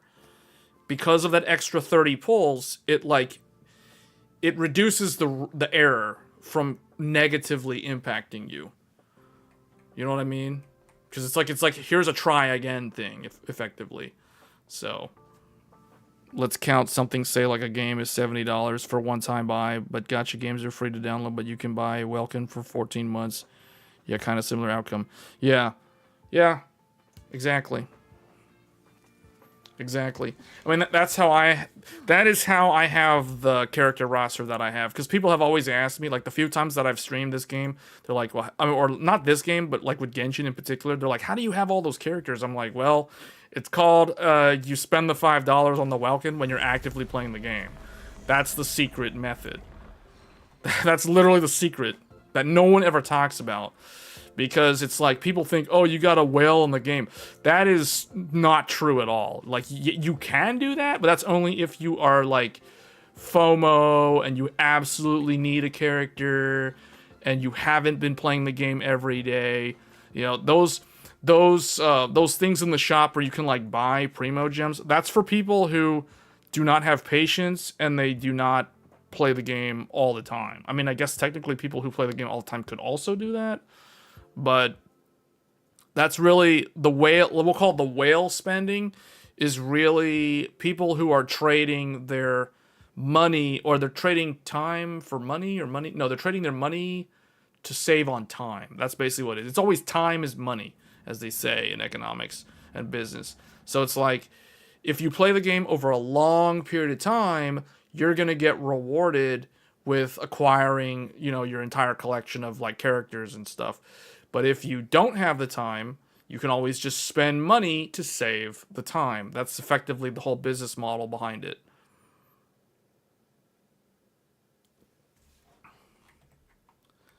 But yeah, I had something like, I mean, you guys can see, like, I have to the tune of like, I had like 13,000 Primo Gems, or whatever these are called, and like 40 or 30 of these or something. So I did not get her on the 50-50. I lost 50-50. That's the reason why, like 13,000 or 14,000 Primo, whatever the number was. I had a whole bunch of Primo Gems, and I got, who was the character that I got off banner? I have to go back and look at the history actually. So let's see. Like, when did I get this character? So I got her on February 29th was when I got this character. And let me see. Who did I get off banner? Who's the person who made me waste all of those Primo Gems? Clara. It was Clara. Oh, man. Yeah, it was Clara. I pulled Clara, so that means Clara is, what is her constellation? Like 2 or 1 or something? Where is she? Yeah, I got the E1 Clara. Failed the 50-50, and I'm like, well, I'm gonna grab her because she's a remembrance character, and I don't have any remembrance characters. So now I finally have a remembrance character. But anyway, so that's enough about Honkai Star Rail. You guys wanted me to watch that trailer. Let me pull that up.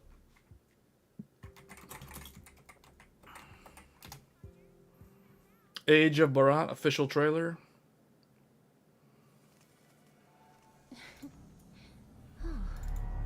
Alright, hold on.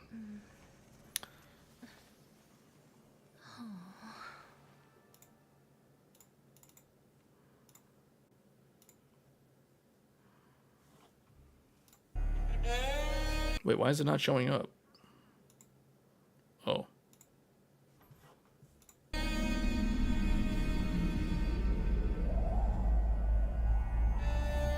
Bharat, the land of ancient India.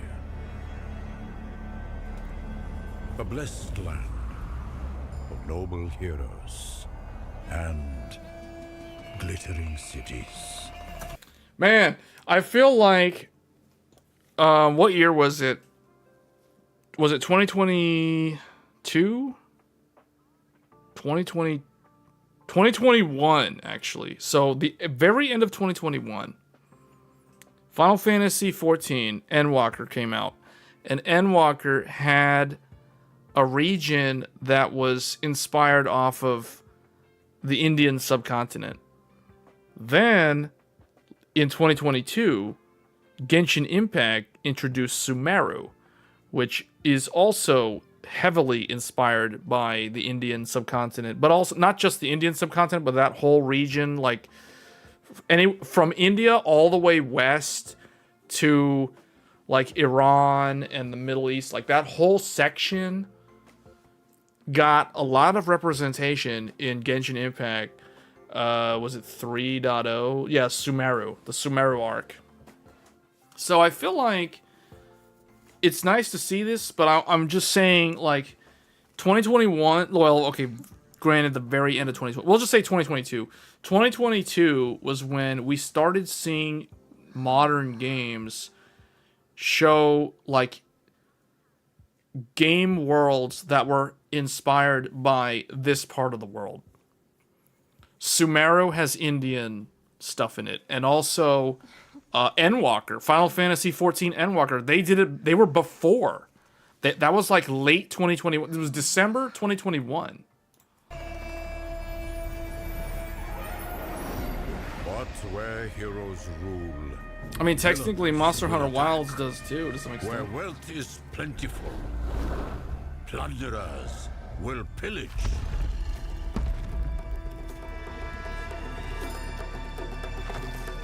The time has come to fight these invaders. The time has come to fight these monsters.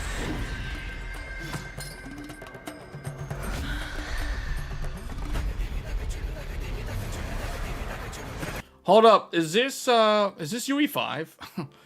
I can't tell if this is UE5. It probably is, but it looks, or it's something custom for just a cinematic trailer.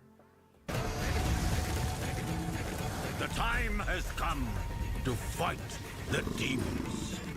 The time has come to fight those who oppress the forest tribes.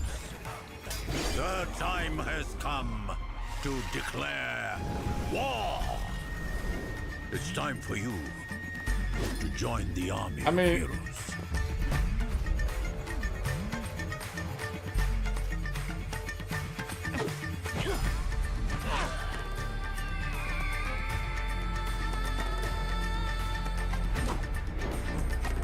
They got the Spider-Man thing going on that a lot of games have done now. Like Spider-Man did it first, Sekiro did it, Genshin Impact did what I call it the web swing.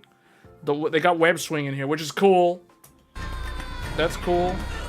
You had web swing in Sumeru, which was interesting.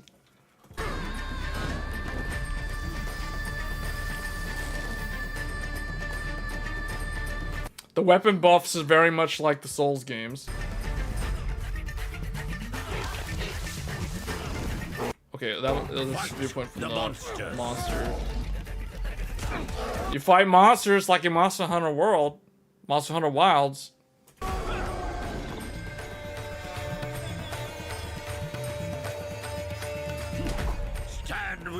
Oh, dude, man, the grappling hook thing, it looks so like Sekiro. It's making me think of Sekiro. Like this part right here. PTSD, Sekiro, and then you fail to jump, and then you like fall to your death. Stand with your people. Whoa, co-op multiplayer in this game? Well, this game has co-op multiplayer? Play the age of Bharat. Protect the weak. Hey, they've got different, it's like they've got different gameplay modes, I think, unless it's like arena, like this one looks. Protect. I can't tell if this is like a special game mode, or if this is like just you're like two players playing through the story. The weak. Punish the wicked.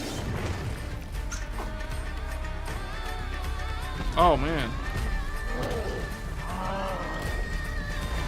See, the thing about this, it's nice to see this because a lot of people don't know that the sort of mythology and the lore and stuff that you can draw on for inspiration in video games, and not just video games, but this applies to media in general.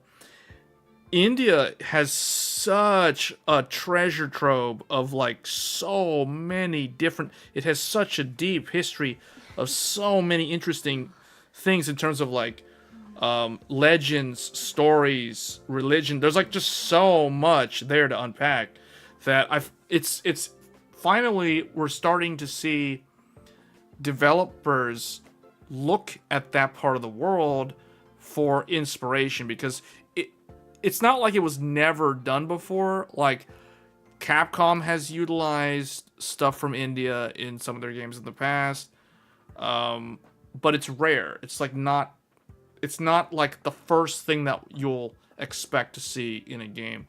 But it's about time that we start seeing more. Now, obviously, this is like an Indian developer, which is even more interesting. But it's not like we haven't seen stuff that's based on like Indian mythology and that sort of thing. We saw this in Endwalker to a degree. We saw this in Sumeru in Genshin Impact a few years ago. So it's nice to see like more studios popping up with this, because the Chinese developers are fully leaning into China's mythology. Like, they're bringing in all that stuff in a lot of these Souls-like games.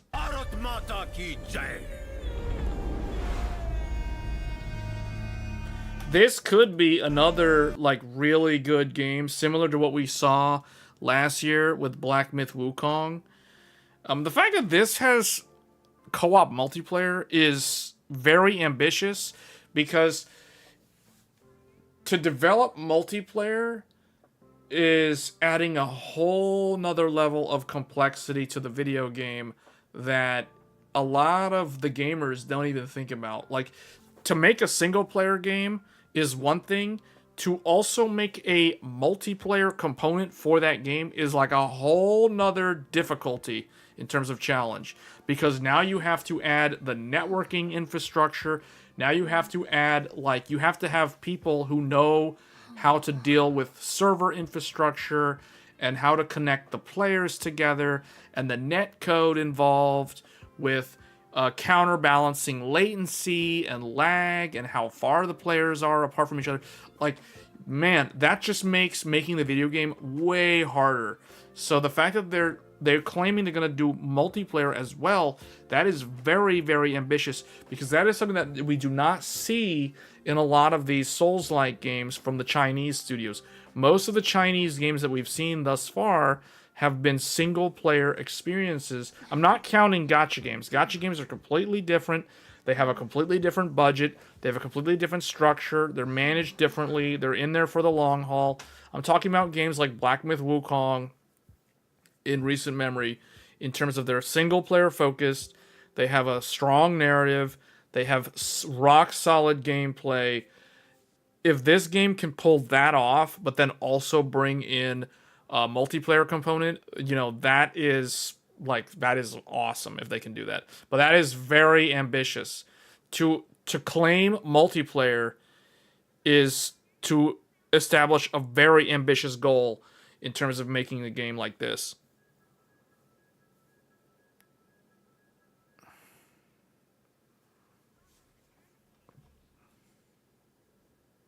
If we use paint this stream, then we will go full circle. Yeah. There just hasn't been a reason yet to bring it out.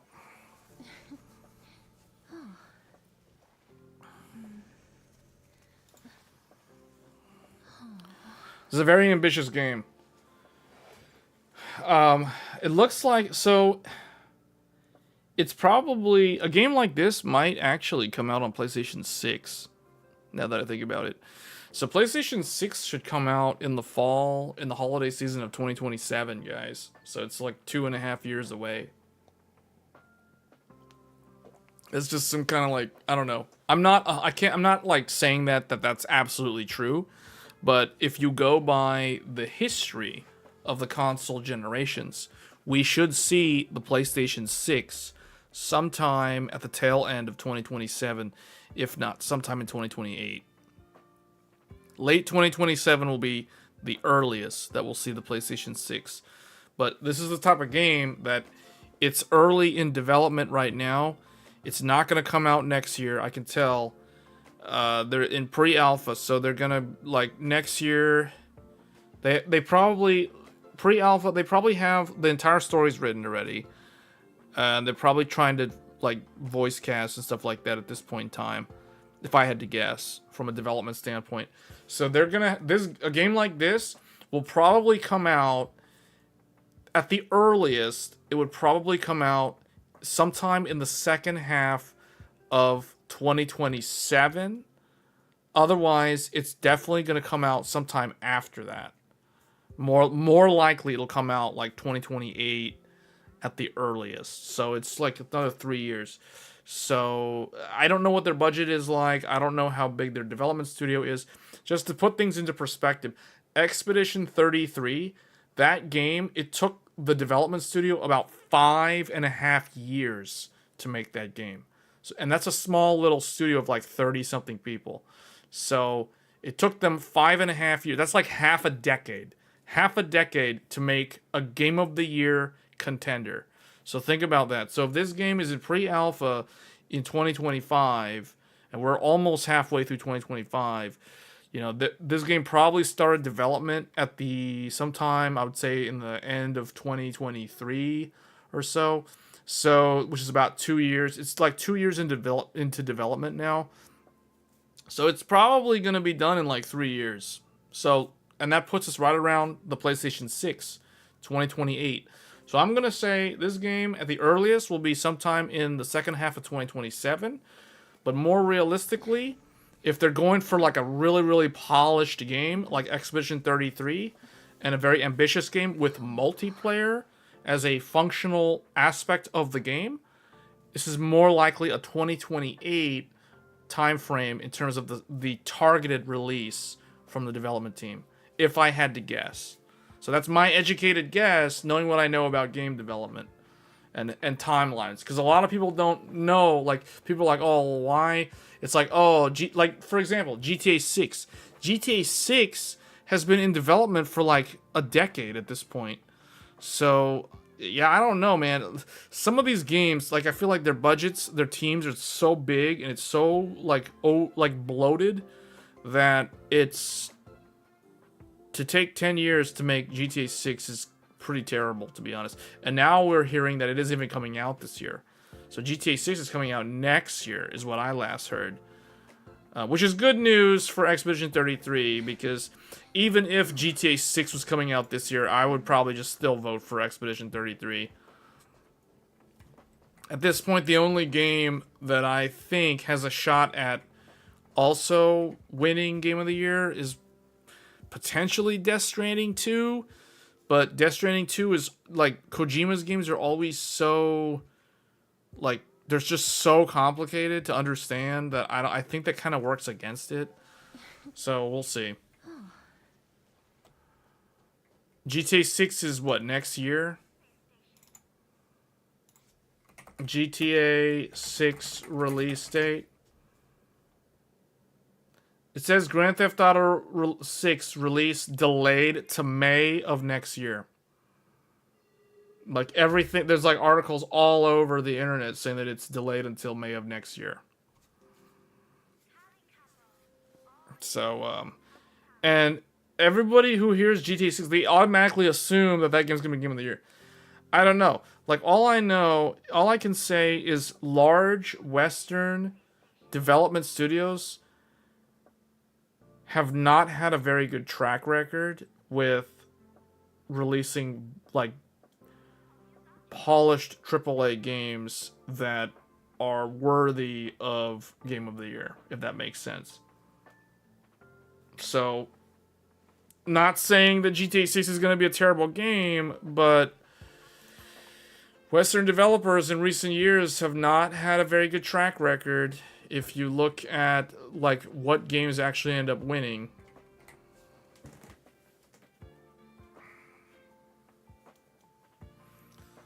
I mean, maybe that's the reason to bring out paint. Maybe that's what's the reason to bring out paint, actually, now that I think about it. Yeah, let's bring out paint. I think we figured out what can activate paint on this stream.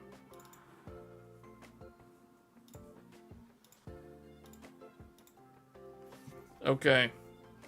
So let's look at what was game of last year. We're going to use Game Awards. The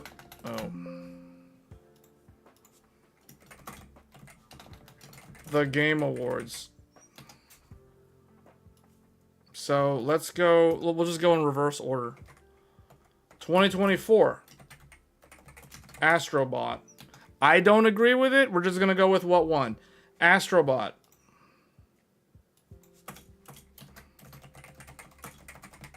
Japanese dev. 2023. What was 2023? Okay, this one is kind of a alternative example. Baldur's. How do you spell it? It's not Baldur. Is it Baldur? Baldur's Gate 3. This is, what country were these guys from? 2022.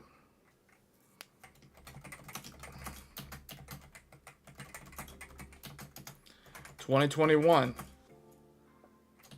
You guys got to help me on that one. 2020. I don't know which one it was, but I assume it was Genshin Impact. I don't think that's correct, though. So, you guys are going to have to help me on these two, because I don't remember. 2019.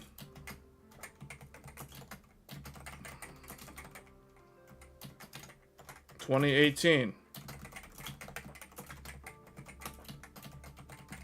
I don't know if this is correct, but that's what I remember as Game of the Year. So, some of these I'm not sure if they're correct, but anyway. 2017. The Legend of Zelda. What was it? Twilight. No, what is it? Breath of the Wild? Breath of the Wild? Breath of the Wild?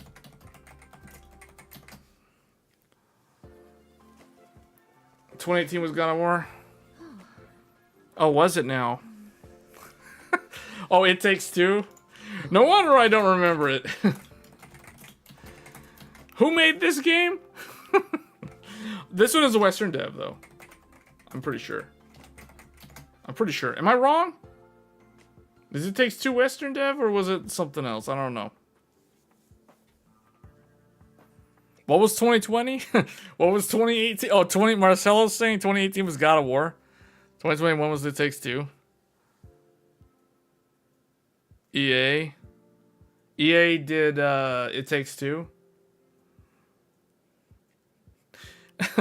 It's funny. It's like I'm declaring these without even really knowing. It's like I'm assuming these are Game of the Year. Like I don't actually know. I don't remember.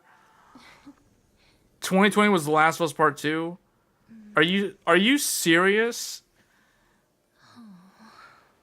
Is that really Game of the Year? 2020? That shows how much people remember that game. This is the only game. I remember two games.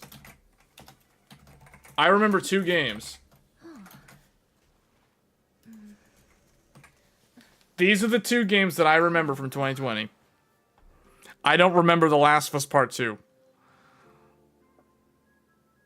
So, these were my personal Game of the Year 2020. Well, if I had to pick one, man, as much as I like Neo 2, I gotta give it to Genshin Impact, man. When that game came out in 2020, it was like a magical game. It set the bar so high for what a gacha game is supposed to be.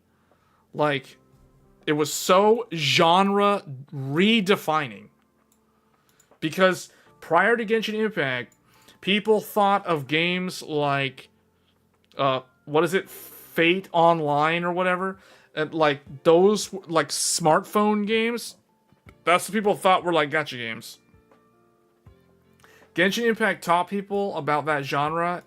People who didn't even know that gacha games were a thing learned about gacha games through Genshin Impact. So in my mind, in my memory, this is the real Game of the Year 2020. The Last of Us Part 2 winning Game of the Year 2020 is a joke, man, by comparison. Like, that is an utter joke. Compared to Genshin Impact. Compared to the quality of Genshin Impact, the music, the soundtrack of Genshin Impact, like, there isn't even a comparison. Like, The Last of Us is gonna win Game of the Year over Genshin Impact. Like, The Last of Us Part 2 of all things is gonna win over Genshin Impact.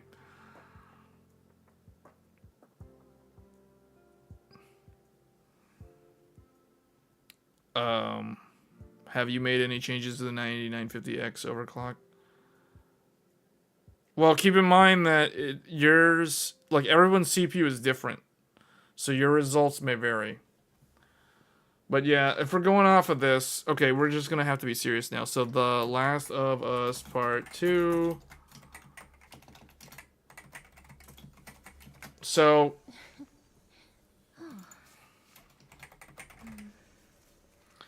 let's see. In the last, how many years is this? 1, 2, 3, 4, 5, 6, 7, 8. Do we want to do a decade? Do we want to go further back? What was 2016 and 2015?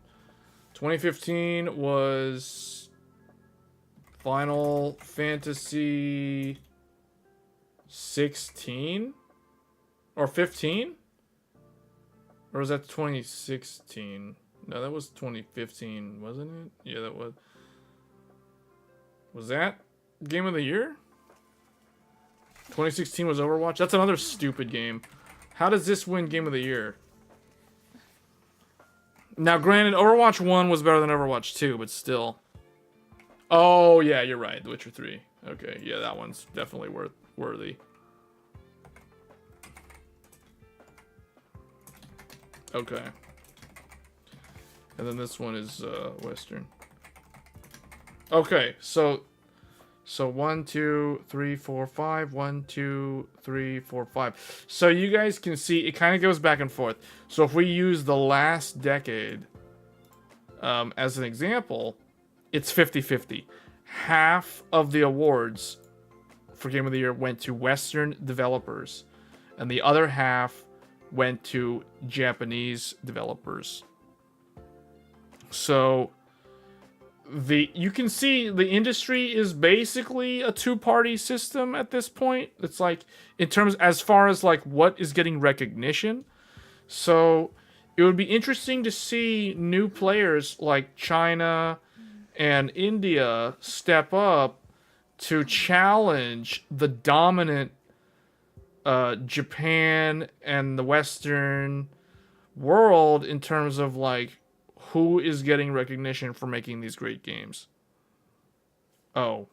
Psst. Well, I think that, okay, that wins it for, okay, God of War is Western developers. So I guess in that regard, then it's actually Western developers have a slight edge over Japanese developers then.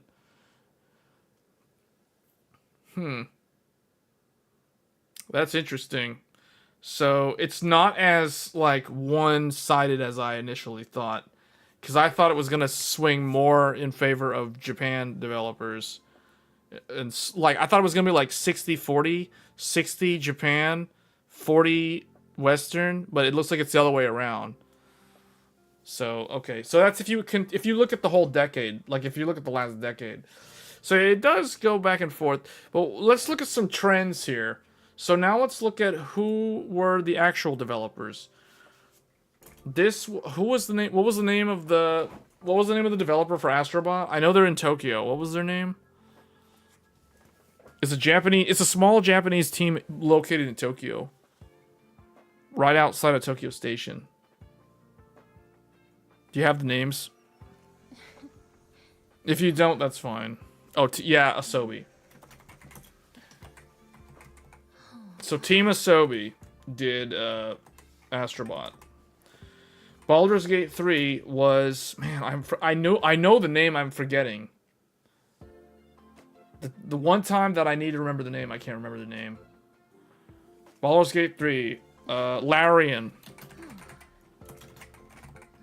Larian Studios.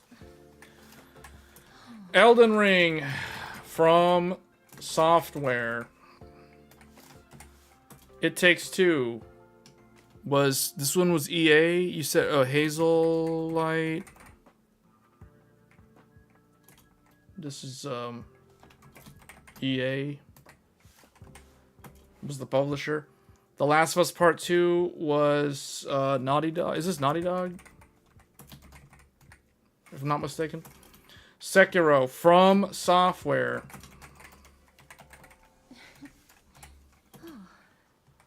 God of War was, I think this one is PlayStation. If I'm not mistaken, I think it's PlayStation Studios. That's first party. Legend of Zelda is Nintendo Studio. I don't actually know the name of the Nintendo Studio. Oh, Santa Monica Studios. Okay. But I think this is published by Sony themselves, though. And I don't actually know the direct name of this. I'm just assuming that's the name. This is Blizzard Entertainment. Or Activision, I should say. Activision Blizzard. Oh, also Sekiro is Activision from Software. This is the developer, this is the publisher. Yes, this one is a very interesting one because a Western company published the game, at least in the global market. I don't know about the local market. I think Activision had a hand in Sekiro, at least distribution and marketing.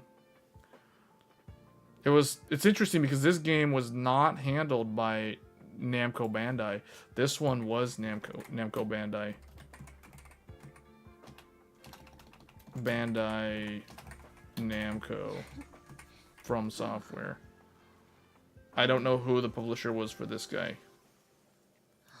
And I think this one was Sony was the publisher. I think this one also Sony was the publisher. I'm pretty sure. Nintendo was the publisher. I don't know. What is the name of the studio for this one? I don't know.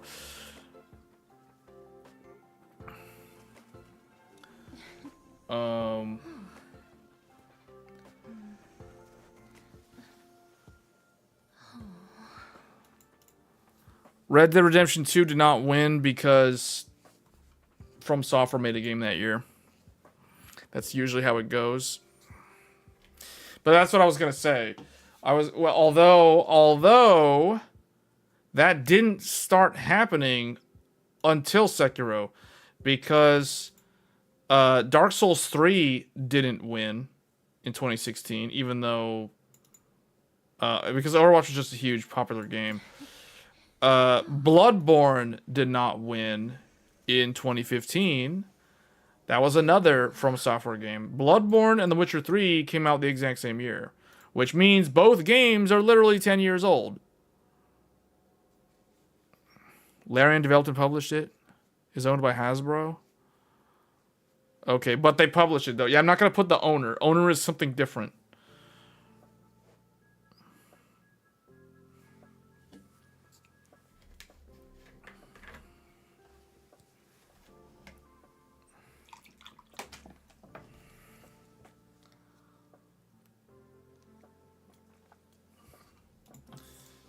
Because I remember like, okay, 2014, I can't remember. 2013 was, 2012 was Journey, I think. What was 2013? Can't remember. 2014, I can't remember. For some reason, I can't remember any of the games that came out in this time frame. This is kind of weird. I remember Journey winning 2012, I think, or maybe 2013. I can't remember. One of those years, Journey won. That's all I remember. I think Journey won. Actually, maybe I'm wrong. I don't know. But see, now we're getting like where it's... I don't remember. Like, I don't know. Red Dead Redemption 2 lost to God of War in 2018. Wait, Red Dead Redemption 2 was 2018?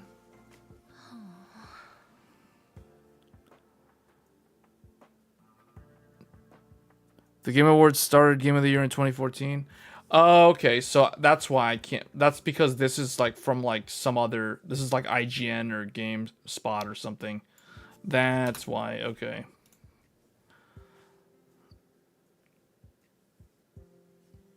What was the first one then? That means it hasn't even been out that long or that many years. What was the very first game that won in 2014? I don't even know what games came out there. Like what was I playing in 2014? There was like no gacha games back then. Final Fantasy 14 was like 2013. So what was that? Like Guild Wars 2 was 2012. Lightning Returns Final Fantasy 13 came out that year, but that game didn't win any awards. Dragon Age Inquisition.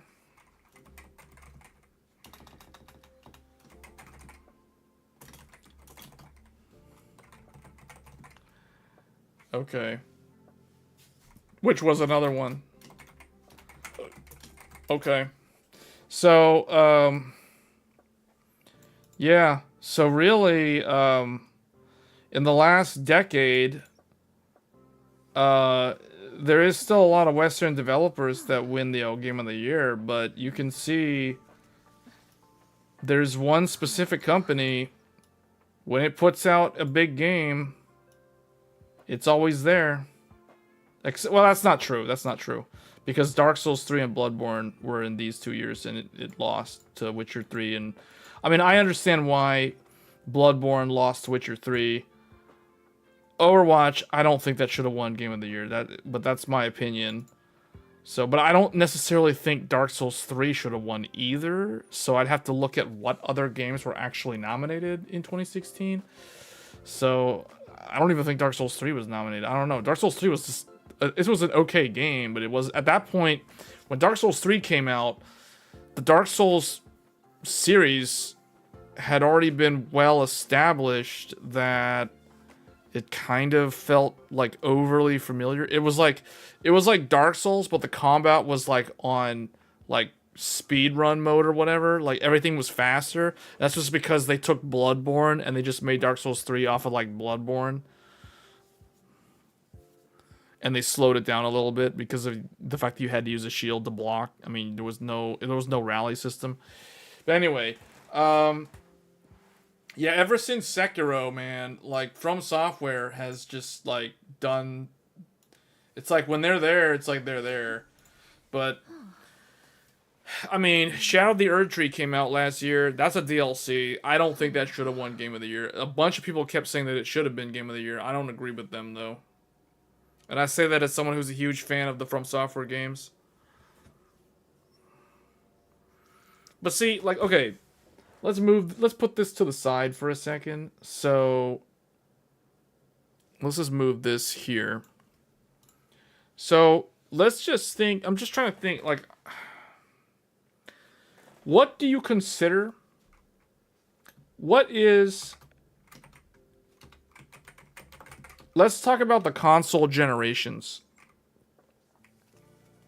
So the first console generation that I was a part of was the sixth generation?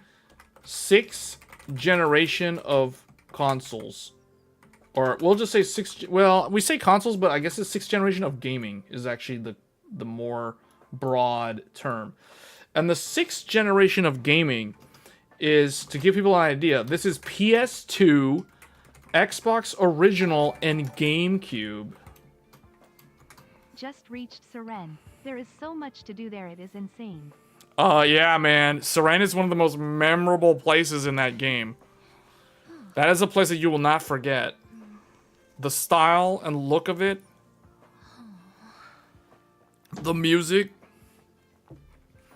So what do you guys consider is like the generation defining game of the sixth generation of gaming? Give me some examples of what you guys consider are the genre-defining games of that era. Actually, let me move the chat over here so it's easy for me to see you guys, because you guys are like on the left monitor and Paint is on the right monitor, and Genshin or Star Rail is in the middle monitor, so I have to keep looking across just to read the chat. So I'm just gonna move you guys over here.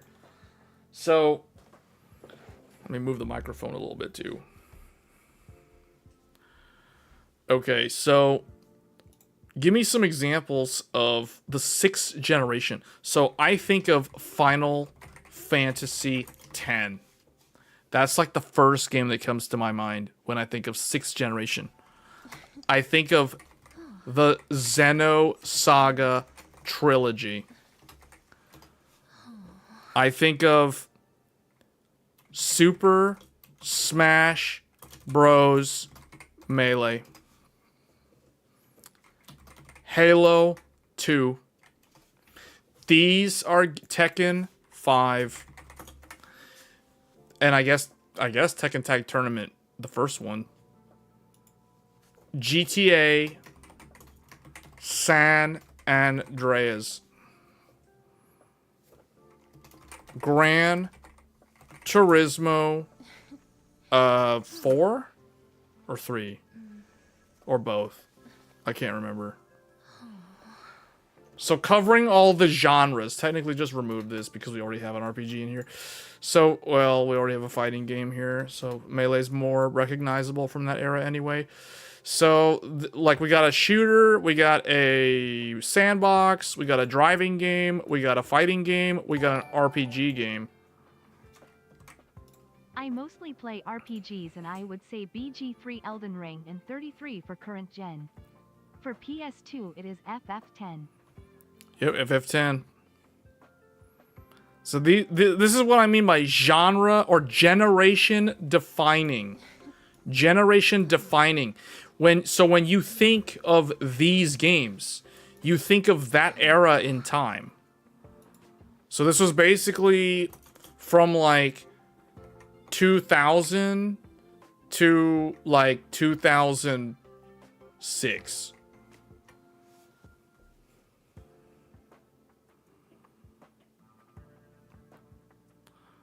Okay. So now if we do the 7th generation, which was like 2000. So the Xbox 360 came out in 2005, but it was like at the very, very end of 2005. So I'm just going to say 2006 to 2013. Technically, it ran a little bit longer than that, though. If we want to do the full... Well, we're not going to do that. We're just going to stick to my original train of thought here. So what do you guys consider 7th generation of gaming? This is PS3, Xbox 360, and the Wii. I think of COD 4 for the shooters instead of Halo. I think of Call of Duty 4. I think of Final Fantasy 13 for the RPGs. For the fighting games, I think of Tekken Tag Tournament 2. That was my favorite fighting game of that entire generation. GTA 4.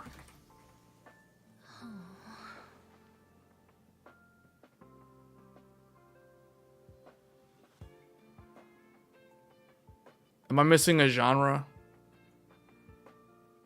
What's the driving game from that year or from that era?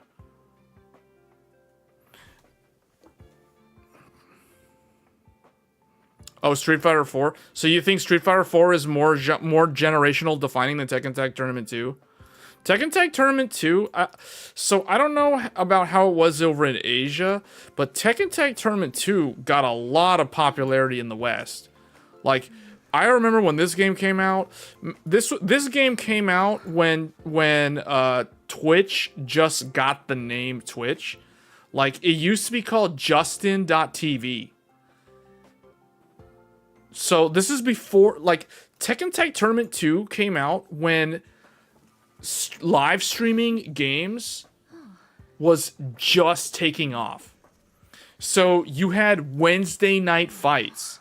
You had like Level Up Your Game. You had Level Up Live. You had all these like the fighting game community started getting like more exposure online. Like Tekken Tag Tournament 2, I guess, yeah, Street Fighter 4 definitely for sure.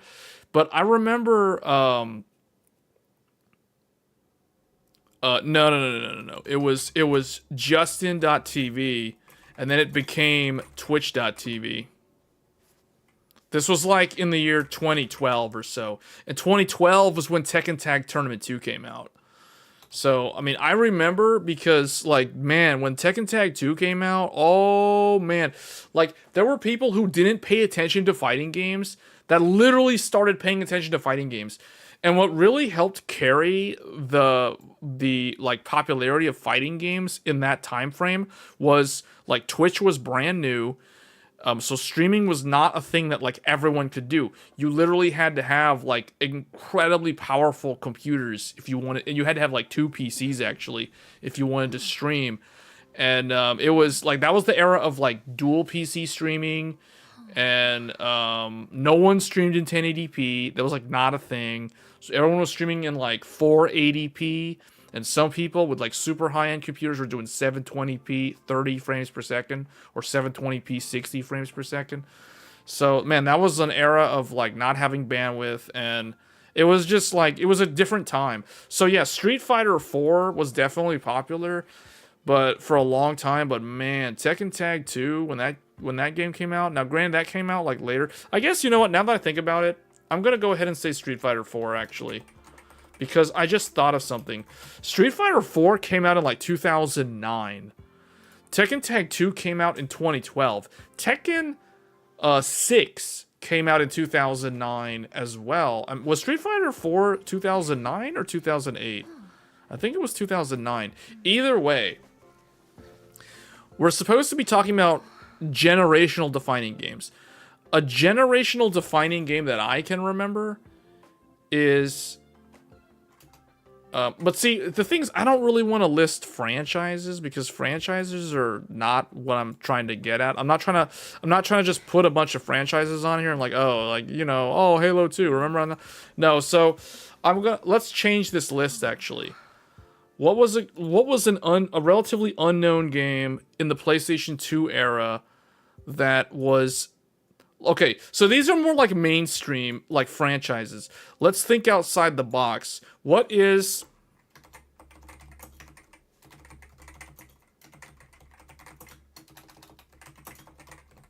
This is the type of game that I'm looking for. See, this is the type of game that I consider it's kind of like way out there. You don't see many of these type of games. They just kind of show up once in a blue moon, once in a decade, and they're like really, really rare, and they're like a one of a kind. There's no sequel. They're not a franchise. So Eternal Darkness, Sanity's Requiem is an example of that. Another one, Silent Hill 2. Wait, no, Silent Hill 2 was on... Yeah, that was PS2. Silent Hill 2, but okay, these are kind of like a specific genre. So I think Eternal Darkness, Sanity's Requiem is like one of the weirdest games that ever existed. This is so weird. Parasite Eve, I guess. We'll do one for each console. So this one claims the spot for the GameCube, because this was a GameCube exclusive game. Yes, the family-friendly Nintendo console had a game called Eternal Darkness: Sanity's Requiem. And that was a generation-defining game, because it was there was nothing else like it. For PS2, I'm going to go ahead and say Kingdom Hearts.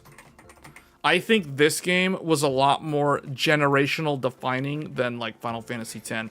Final Fantasy X, because it is part of like a long-established franchise when it came out, it's hard to say that it was generational defining. For the franchise, yes. But for gaming in general, I don't know if it would be considered. Kingdom Hearts was definitely an original thing when it first came out, and I don't think anyone from Square Enix at the time, when they made this game, expected it to turn into a franchise. It was like the beginning of a new franchise, and it started with the 6th generation.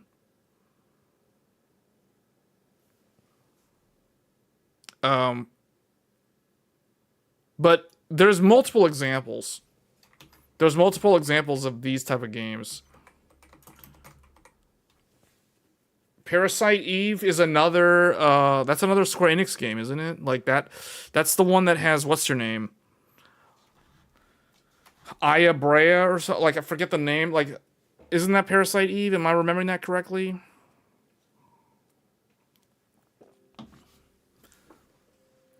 Yeah, that's another weird game like Sandy's Requiem. Parasite Eve was PlayStation 1. Okay, that's the wrong generation. We're removing that. Okay, so, yeah, remove all of these. These aren't, like, I don't know. Okay, so, these are examples of generational defining games. Like, when they came out, there was nothing that came out before them that was as recognizable as what they were.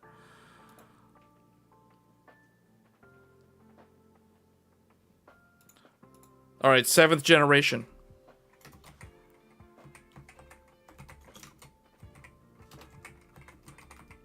Valkyria Chronicles was very unique when it came out.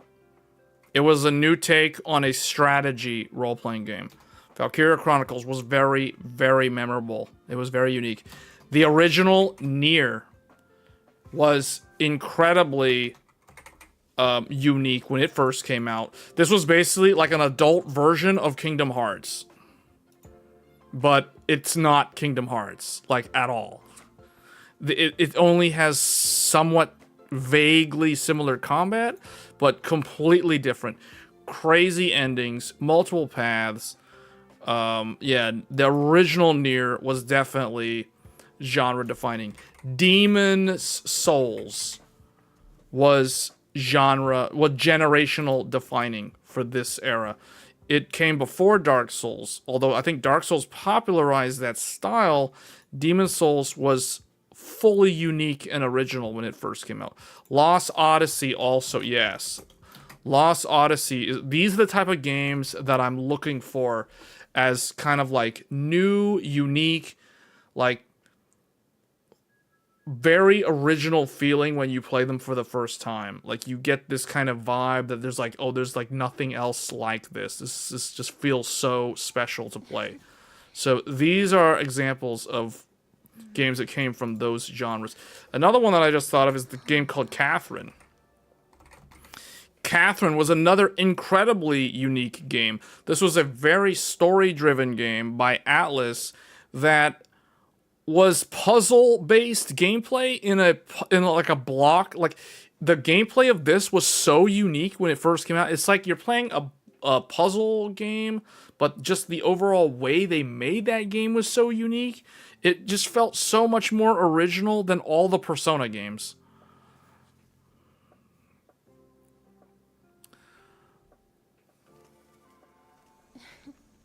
These are examples, though, of that generation. So, see, like, PS3's 360 Wii, like, the Wii also, I'm trying to think, like, oh, wait, no, I was thinking of Xenoblade Chronicles X, but that's not Wii, that's Wii U.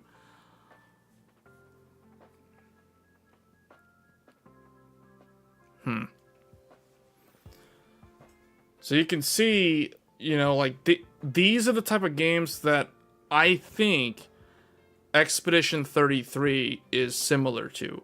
Like, so in terms of when we remember the current generation, games like Expedition 33, Baldur's Gate 3, those are the sort of games, I guess Elden Ring as well, those are the sort of games that I think people are going to remember long term as kind of like they stick out in your memory as games that were really, really unique in that time when they came out. So that's what I was looking for. So I was trying to give you guys examples of that unique style of game that you don't really see that often. and what that type of game looks like.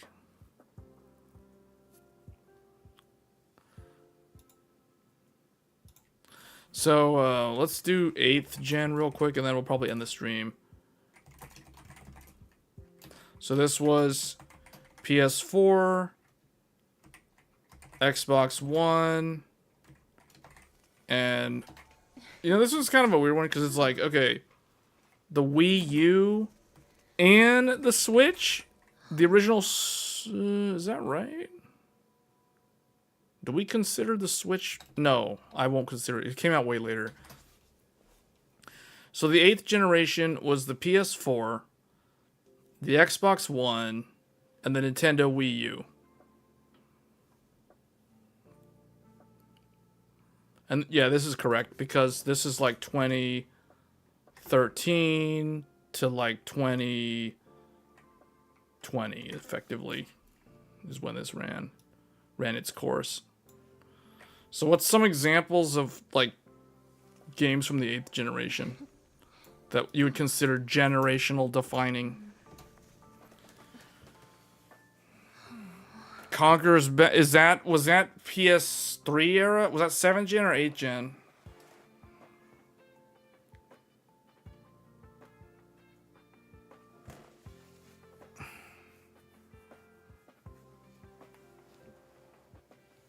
No, because there's overlap. The Switch is definitely feels more of like a PS5 and Xbox Series X generation. Because it spent most of its time with those consoles. Switch was 2017, wasn't it? Unless it came out in Japan in 2016. It was definitely 2017 in the US.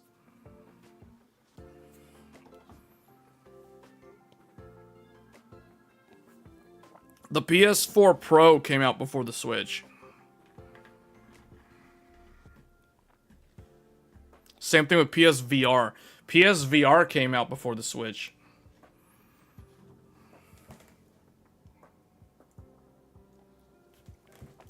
Oh, okay. You know what's another one? I'll put another one in here. So, Conquer's Bad Fur Day and Gun Valkyrie. These two also. These represent Xbox. These are Xbox exclusive games.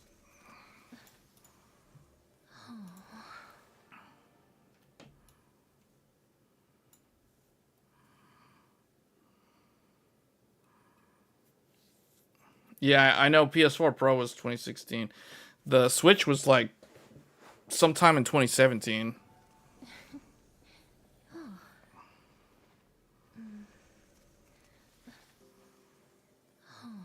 There's always overlap though, guys, and you have to think about like when that console hit its stride. It was basically around It was like when PS5 was getting ready to launch, and those other consoles like the Wii. Well, the Wii U died so early, but the PS4 and the Xbox One were like way like past their prime. When the Switch was like a year old, we'll say.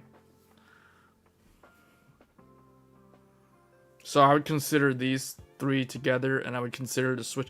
So it's like, I know the Switch 2 is coming out. So Nintendo's kind of weird, man. Like they're basically in a class of their own at this point. The Switch is more of a mobile device than an actual like standalone console or traditional console like the Wii U was. So that's, I don't know, it's kind of weird. It's like, it's kind of hard to say.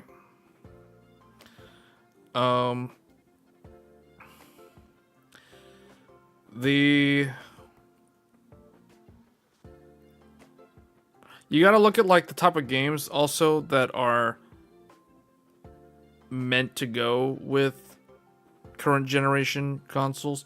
That's why I consider the Switch definitely more like it's lumped in. It's kind of like a weird console. It's like half 8th or half 7th gen, or no, half 8th gen, half 9th gen. It's kind of strange because the Wii U was such a failure commercially that Nintendo kind of like had to pivot. So I don't know. Yeah, that's a weird one. But anyway, 8th gen. I'm trying to think, like, for me, personally...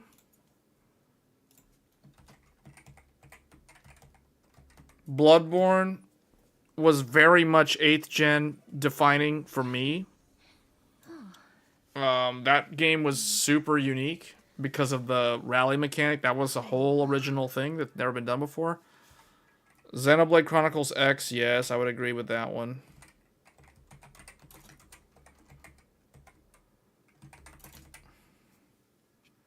That was a really unique game. Also, if you actually played it on the Wii U, it had a unique way of using the Wiimote. Like, the Wiimote was your map, essentially. So, yeah. Trying to think of another one, though. Like, Bloodborne, Xenoblade Chronicles X.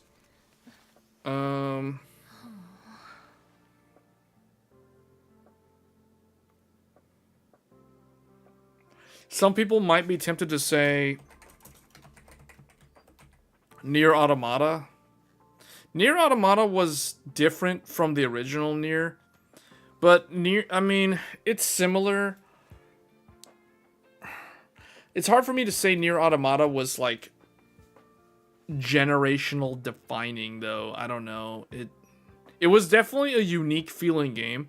And especially for people who didn't play the original Nier, but they did play Nier Automata, probably would think like, hey man, this is so cool. Like, there's nothing else like this. So that game had a similar vibe in the sense of like how unique it was. So maybe Nier Automata felt like it was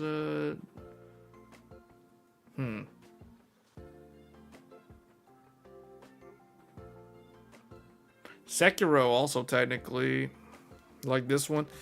I hate to put like two From Software games, but the thing is, like, Bloodborne felt very unique. Sekiro also felt very unique, but I don't know, like, Sekiro basically was Tenchu with a grappling hook. I don't know, that's oversimplifying it. Obviously the gameplay of Sekiro was way better than like the old Tenchu games.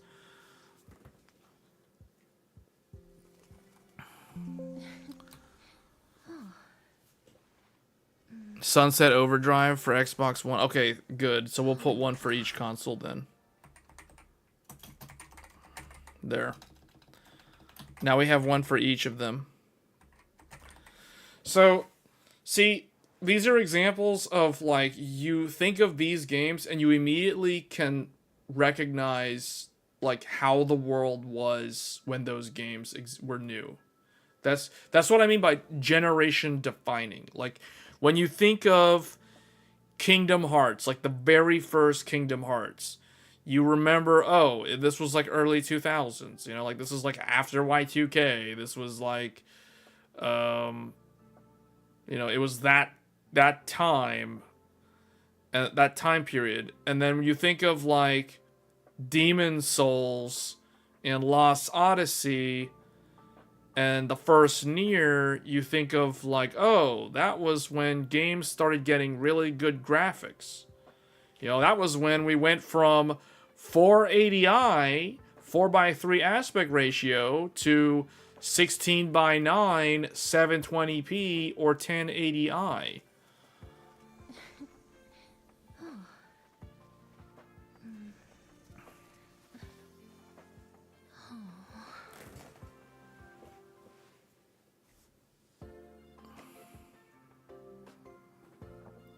Yeah, well, we'll just keep these. I'm running out of space.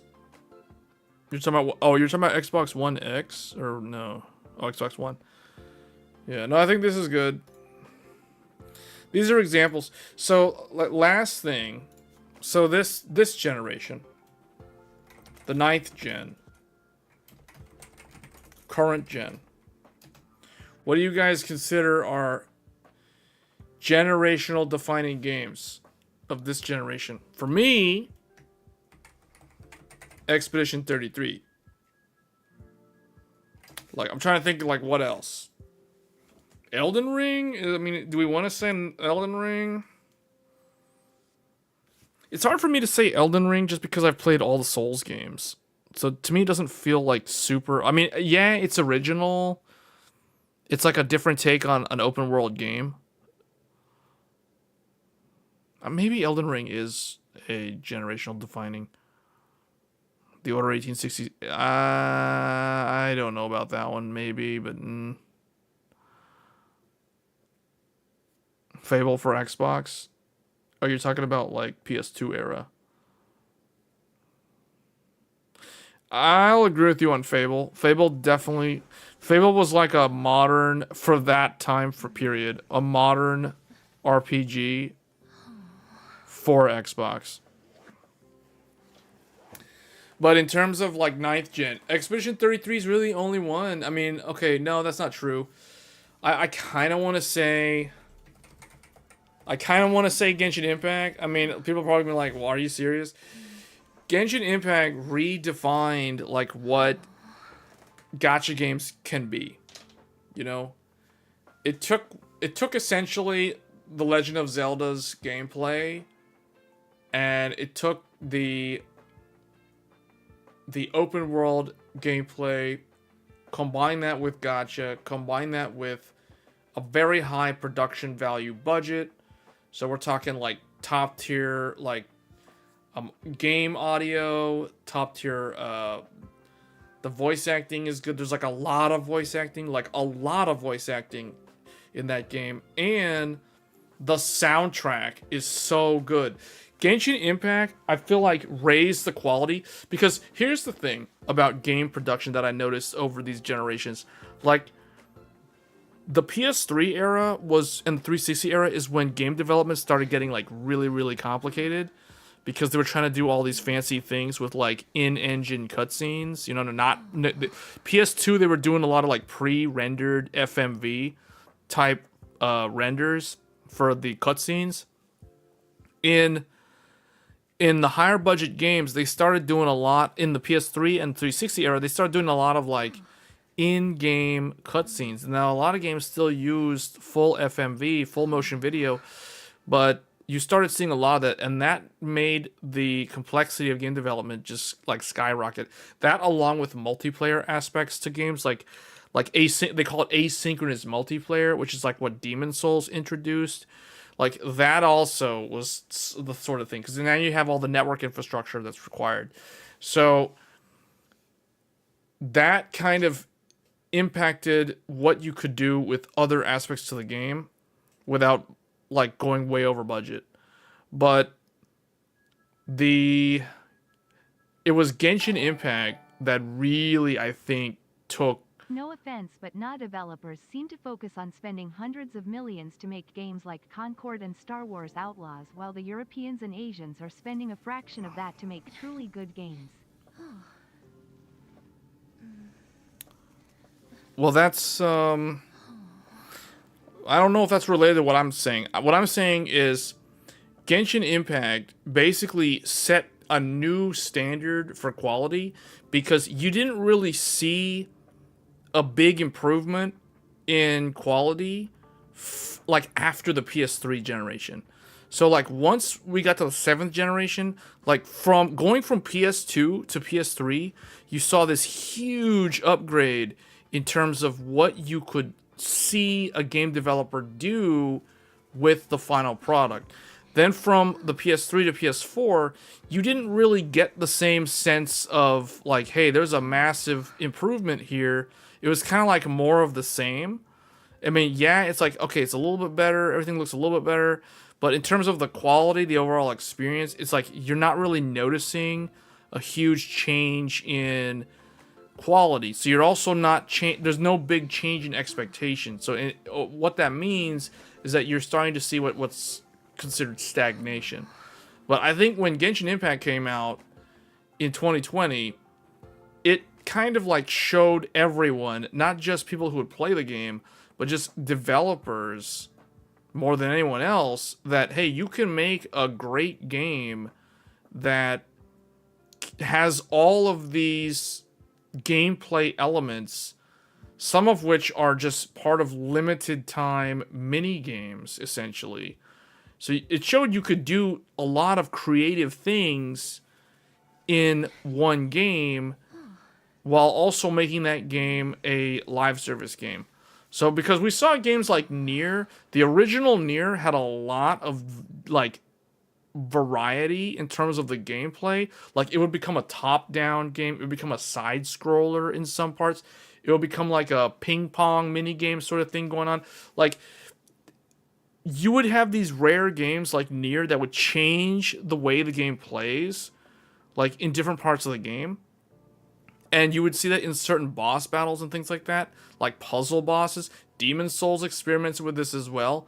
But when Genshin Impact came out, it kind of like came full circle in terms of, hey, it has an event where you're playing the game like it's a Mario World game. Or, you know, like the world exploration is like playing a Zelda game. The combat, it's a 4-party system game, so it's like you have multiple party members in the game. So it's kind of like an RPG in that regard. So that's what I mean by it kind of like raised the bar. It raised the industry to a new standard in terms of like expectations for like everyone involved. So that's why I kind of see that game as generation defining. Like, and I hate to use a gacha game as an example because a lot of people just don't play gacha games just for obvious reasons. But that one, in recent history, I think that one just kind of like goes to show, you know, like what a high value game is capable of doing. Concord and Forspoken for the biggest flops.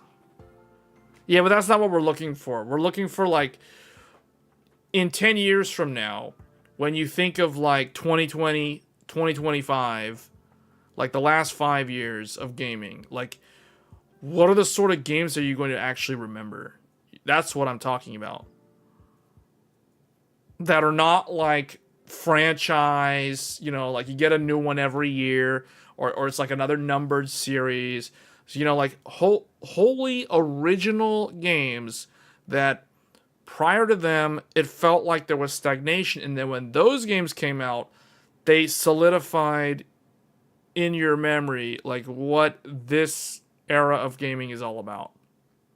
And I think Expedition 33 and maybe to a slightly lesser extent Genshin Impact, those two games are like really like they're kind of like anchor points of like what games can and should be in this era, in the 9th gen.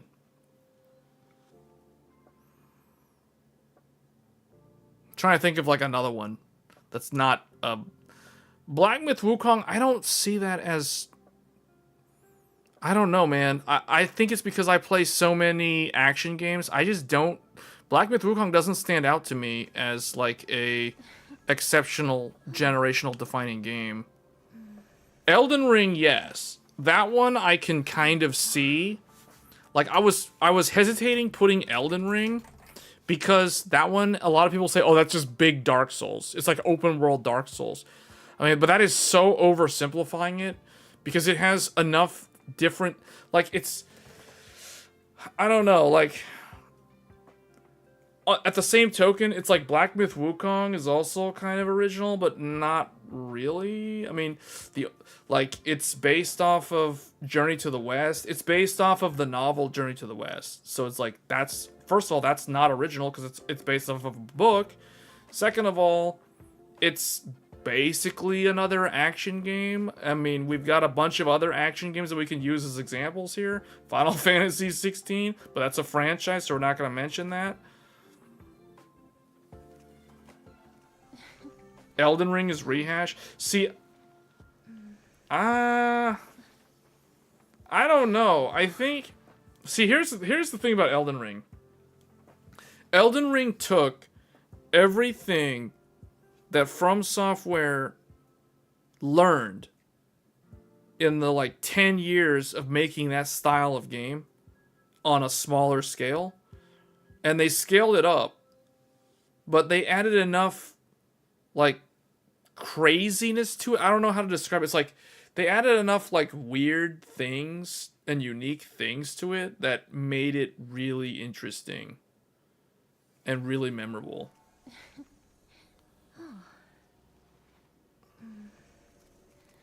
So I don't know. Like I think so. I'm thinking about it like in 10 years from now. In 10 years from now, am I gonna think of Black Myth Wukong as like the first game that comes to my mind when I think of like the PS5? Like, so look at it from this point of view. If you think of the Xbox original, or you think about the PlayStation 2, is Final Fantasy 12 the first game you think of when you think of the PlayStation 2? Or let's use another example. Is Devil May Cry 3, well, I mean, unless you're like a hardcore Devil May Cry fan, I mean, is Devil May Cry 3 Dante Must Die edition like the first game you think of when you think of the PlayStation 2? Or Soul Calibur 2?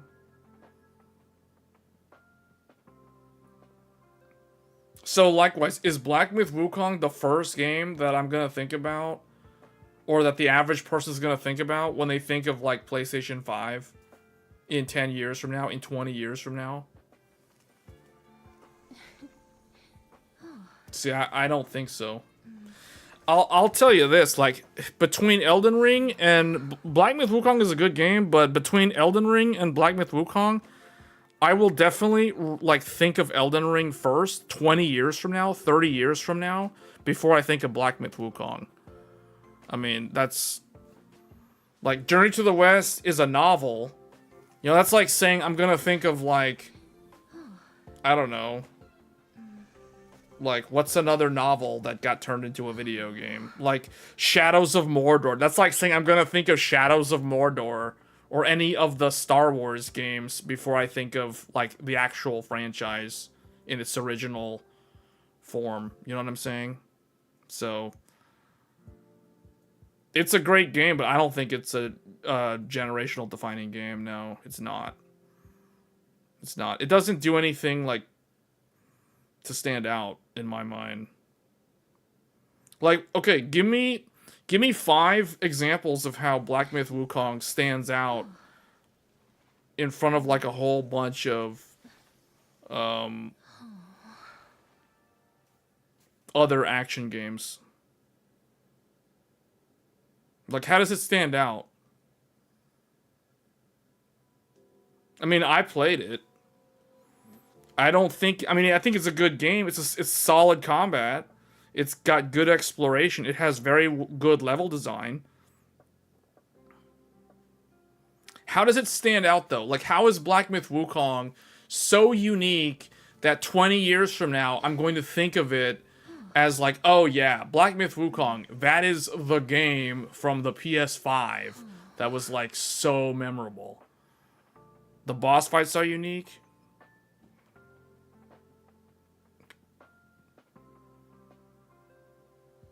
The boss fights had their own, like, yeah, I mean, okay, that's like saying the first Berserker's boss fights are unique. Elden Ring's boss fights are unique. Demon Souls boss fights are even more unique than all of those games.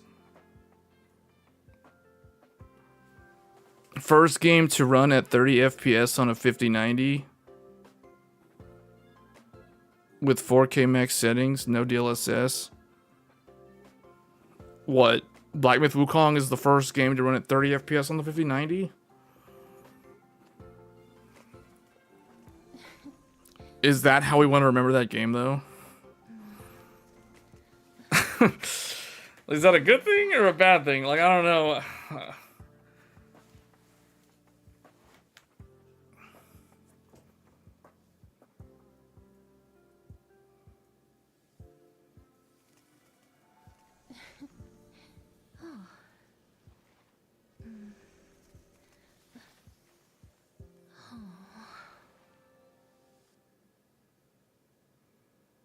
Yeah, I don't know. To me, that doesn't really stand out.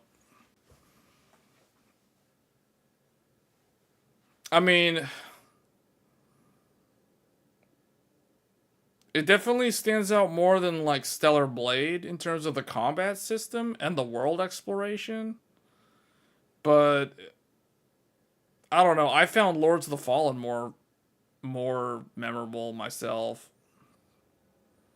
Even, I don't know, Lies of P. Lies of P is also kind of, I don't know. Like, Black Myth Wukong's good, but I don't think it's like, you know, like generational defining.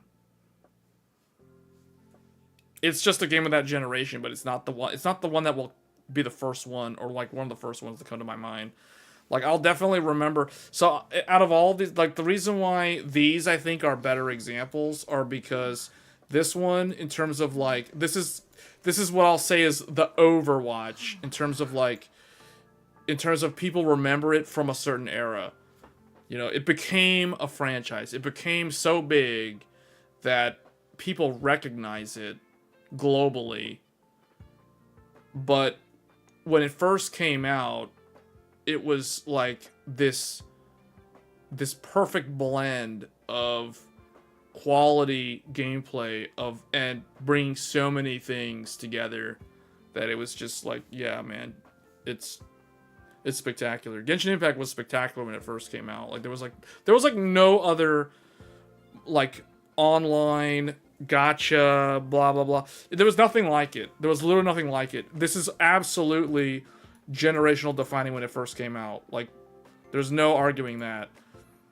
Expedition 33, same deal. Like, we haven't seen a game like Expedition 33 since like the very first Nier in 2010.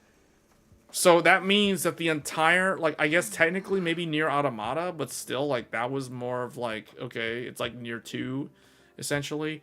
So in terms of originality, man, this one does what Genshin Impact does, but in a different way. Like, it pays homage to like a different era of like game storytelling and design, and it just kind of like brings it into like this whole modern take on it with a Western spin, which I think is like super original. And it's just playing through this game just feels like, man, this is like something special here. Genshin Impact, we already explained. Elden Ring, the only reason why this one is kind of like, it's like, okay, if I had to pick one game with challenging combat, with really good exploration, with crazy complicated backstory that is very abstract and very hard to figure out, the fact that you literally have to watch people who make YouTube videos that are strictly dedicated to analyzing the lore and the story of Elden Ring, like to understand the story of Elden Ring on a deeper level, the fact that that is actually a thing makes it generational defining in its unique way. So those games, these three, I think, are like good examples of what, like, when I think of like PlayStation 5 a decade from now, these are examples of what I'll think of. Dragon's Dogma 2. Dragon's Dogma 2, yeah. That could be one.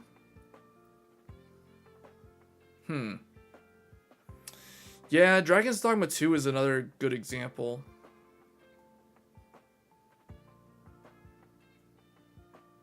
But a lot of people, but see, I never played the first Dragon's Dogma though, and a lot of people tell me that Dragon's Dogma 2 is literally just Dragon's Dogma, like with a new coat of paint.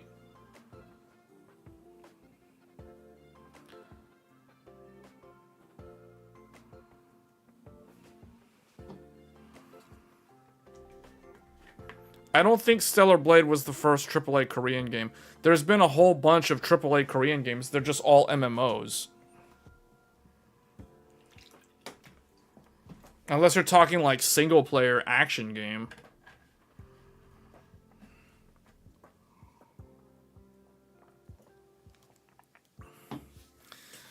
I mean, in terms of like games that had like smaller budgets, I think Stellar Blade is impressive. I think Lies of P is more impressive. But Stellar Blade is a really good game. But in terms of like action, this could turn into another like hour-long discussion. So I think we're probably gonna have to leave this discussion for another time. But like, if we're strictly talking about action games, There are so many good action games that have come out in the 9th generation alone that it's too hard to narrow the scope. Like Final Fantasy 16 is a really good action game. Like, I think it's one of the best ones that came out this generation. I think it's better than Black Myth Wukong, to be honest.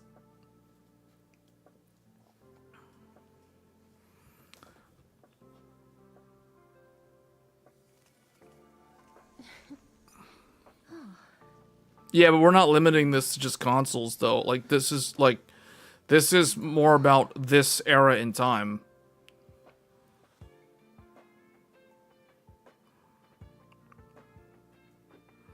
It's just the consoles have less influence on gaming now because there's more than just the big consoles. There's like all the handhelds, there's a Steam Deck. Nintendo's kind of its own thing now.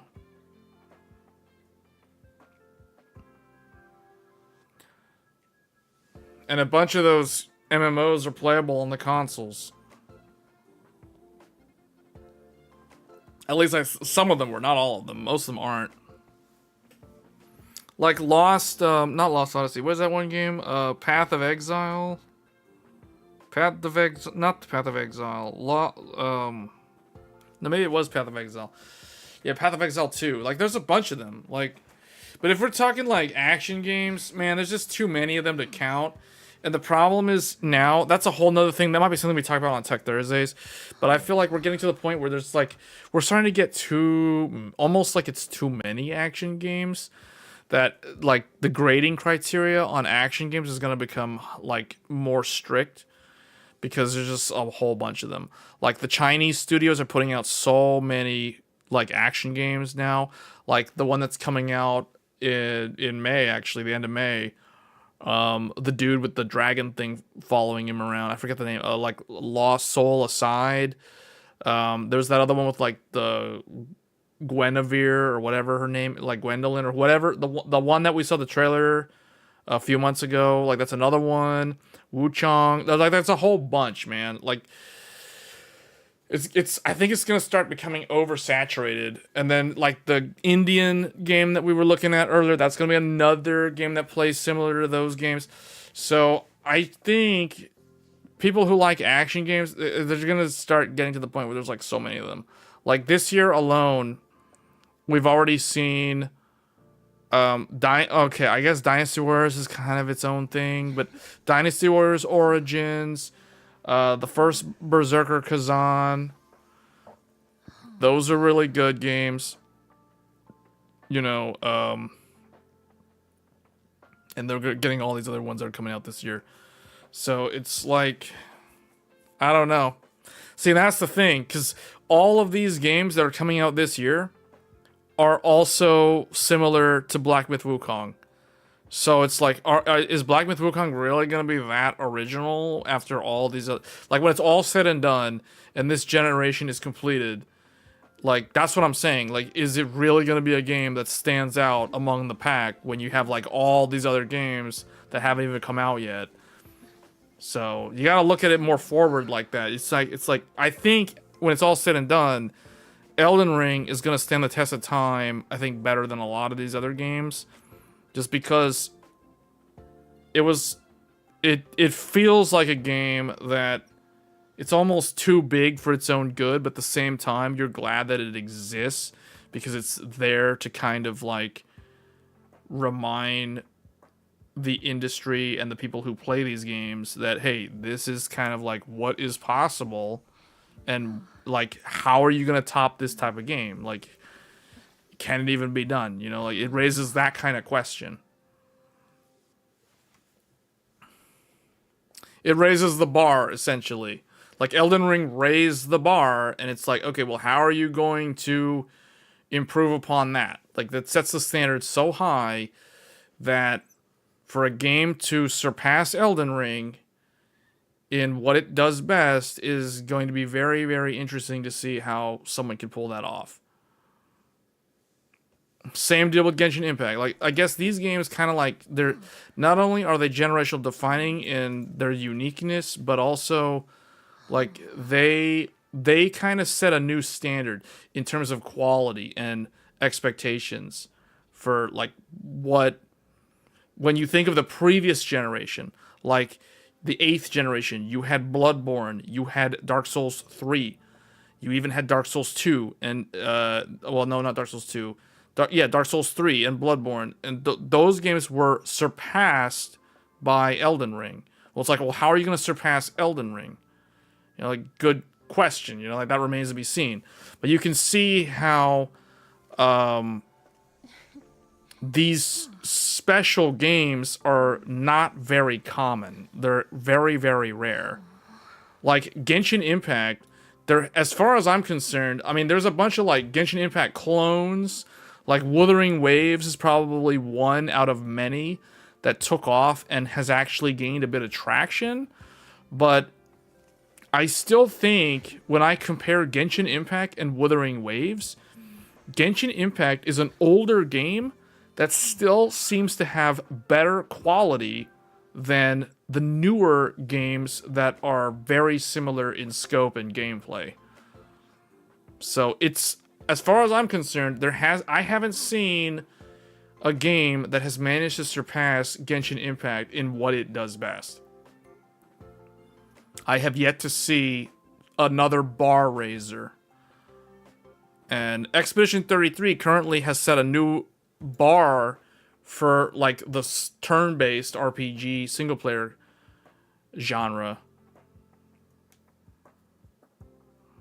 So I think these are the 3 best examples that I can think of for the 9th generation.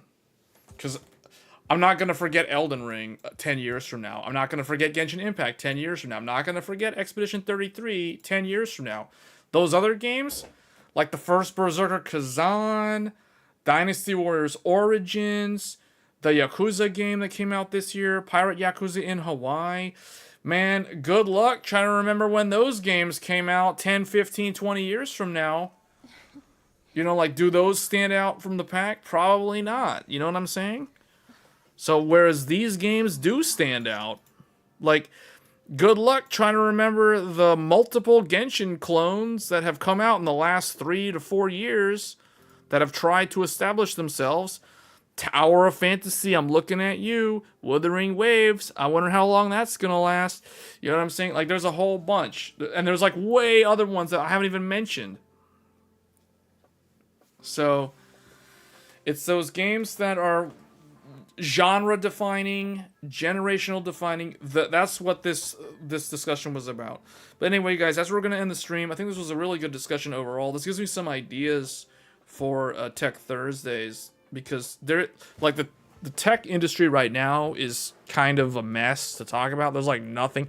There is such a lack of interest in like the PC DIY stuff. I've noticed this.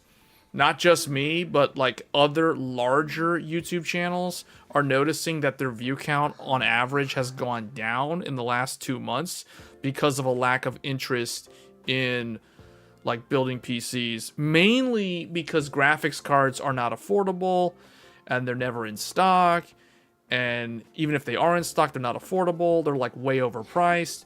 And then you have problems with scalpers still with the higher end hardware. And then, of course, there's like all the other weird geopolitical stuff going on with like supply chain impact and things like that. So, yeah, there's definitely been a general lack of interest in the tech side. So we probably are going to pivot, because the name of the channel is Game Tech Reviews. So we're probably going to do more about the gaming side in terms of discussion. So yeah, we may look at specific genres. Like I know we talked about the action games. We may like do a deep dive trying to unpack like the various action games that have come out in the last couple of years. I mean, there are so many of them. And to stand out in that genre by itself is becoming so crowded that I think that'll be an interesting discussion for Tech Thursdays. I don't know how many people will actually be interested in that discussion, but we'll probably save that for Tech Thursdays. So anyway, guys, that's going to be it for this stream. Thanks for tuning in, and I will catch you guys on Tech Thursdays. Until then, take care, and I will see you then. Thanks.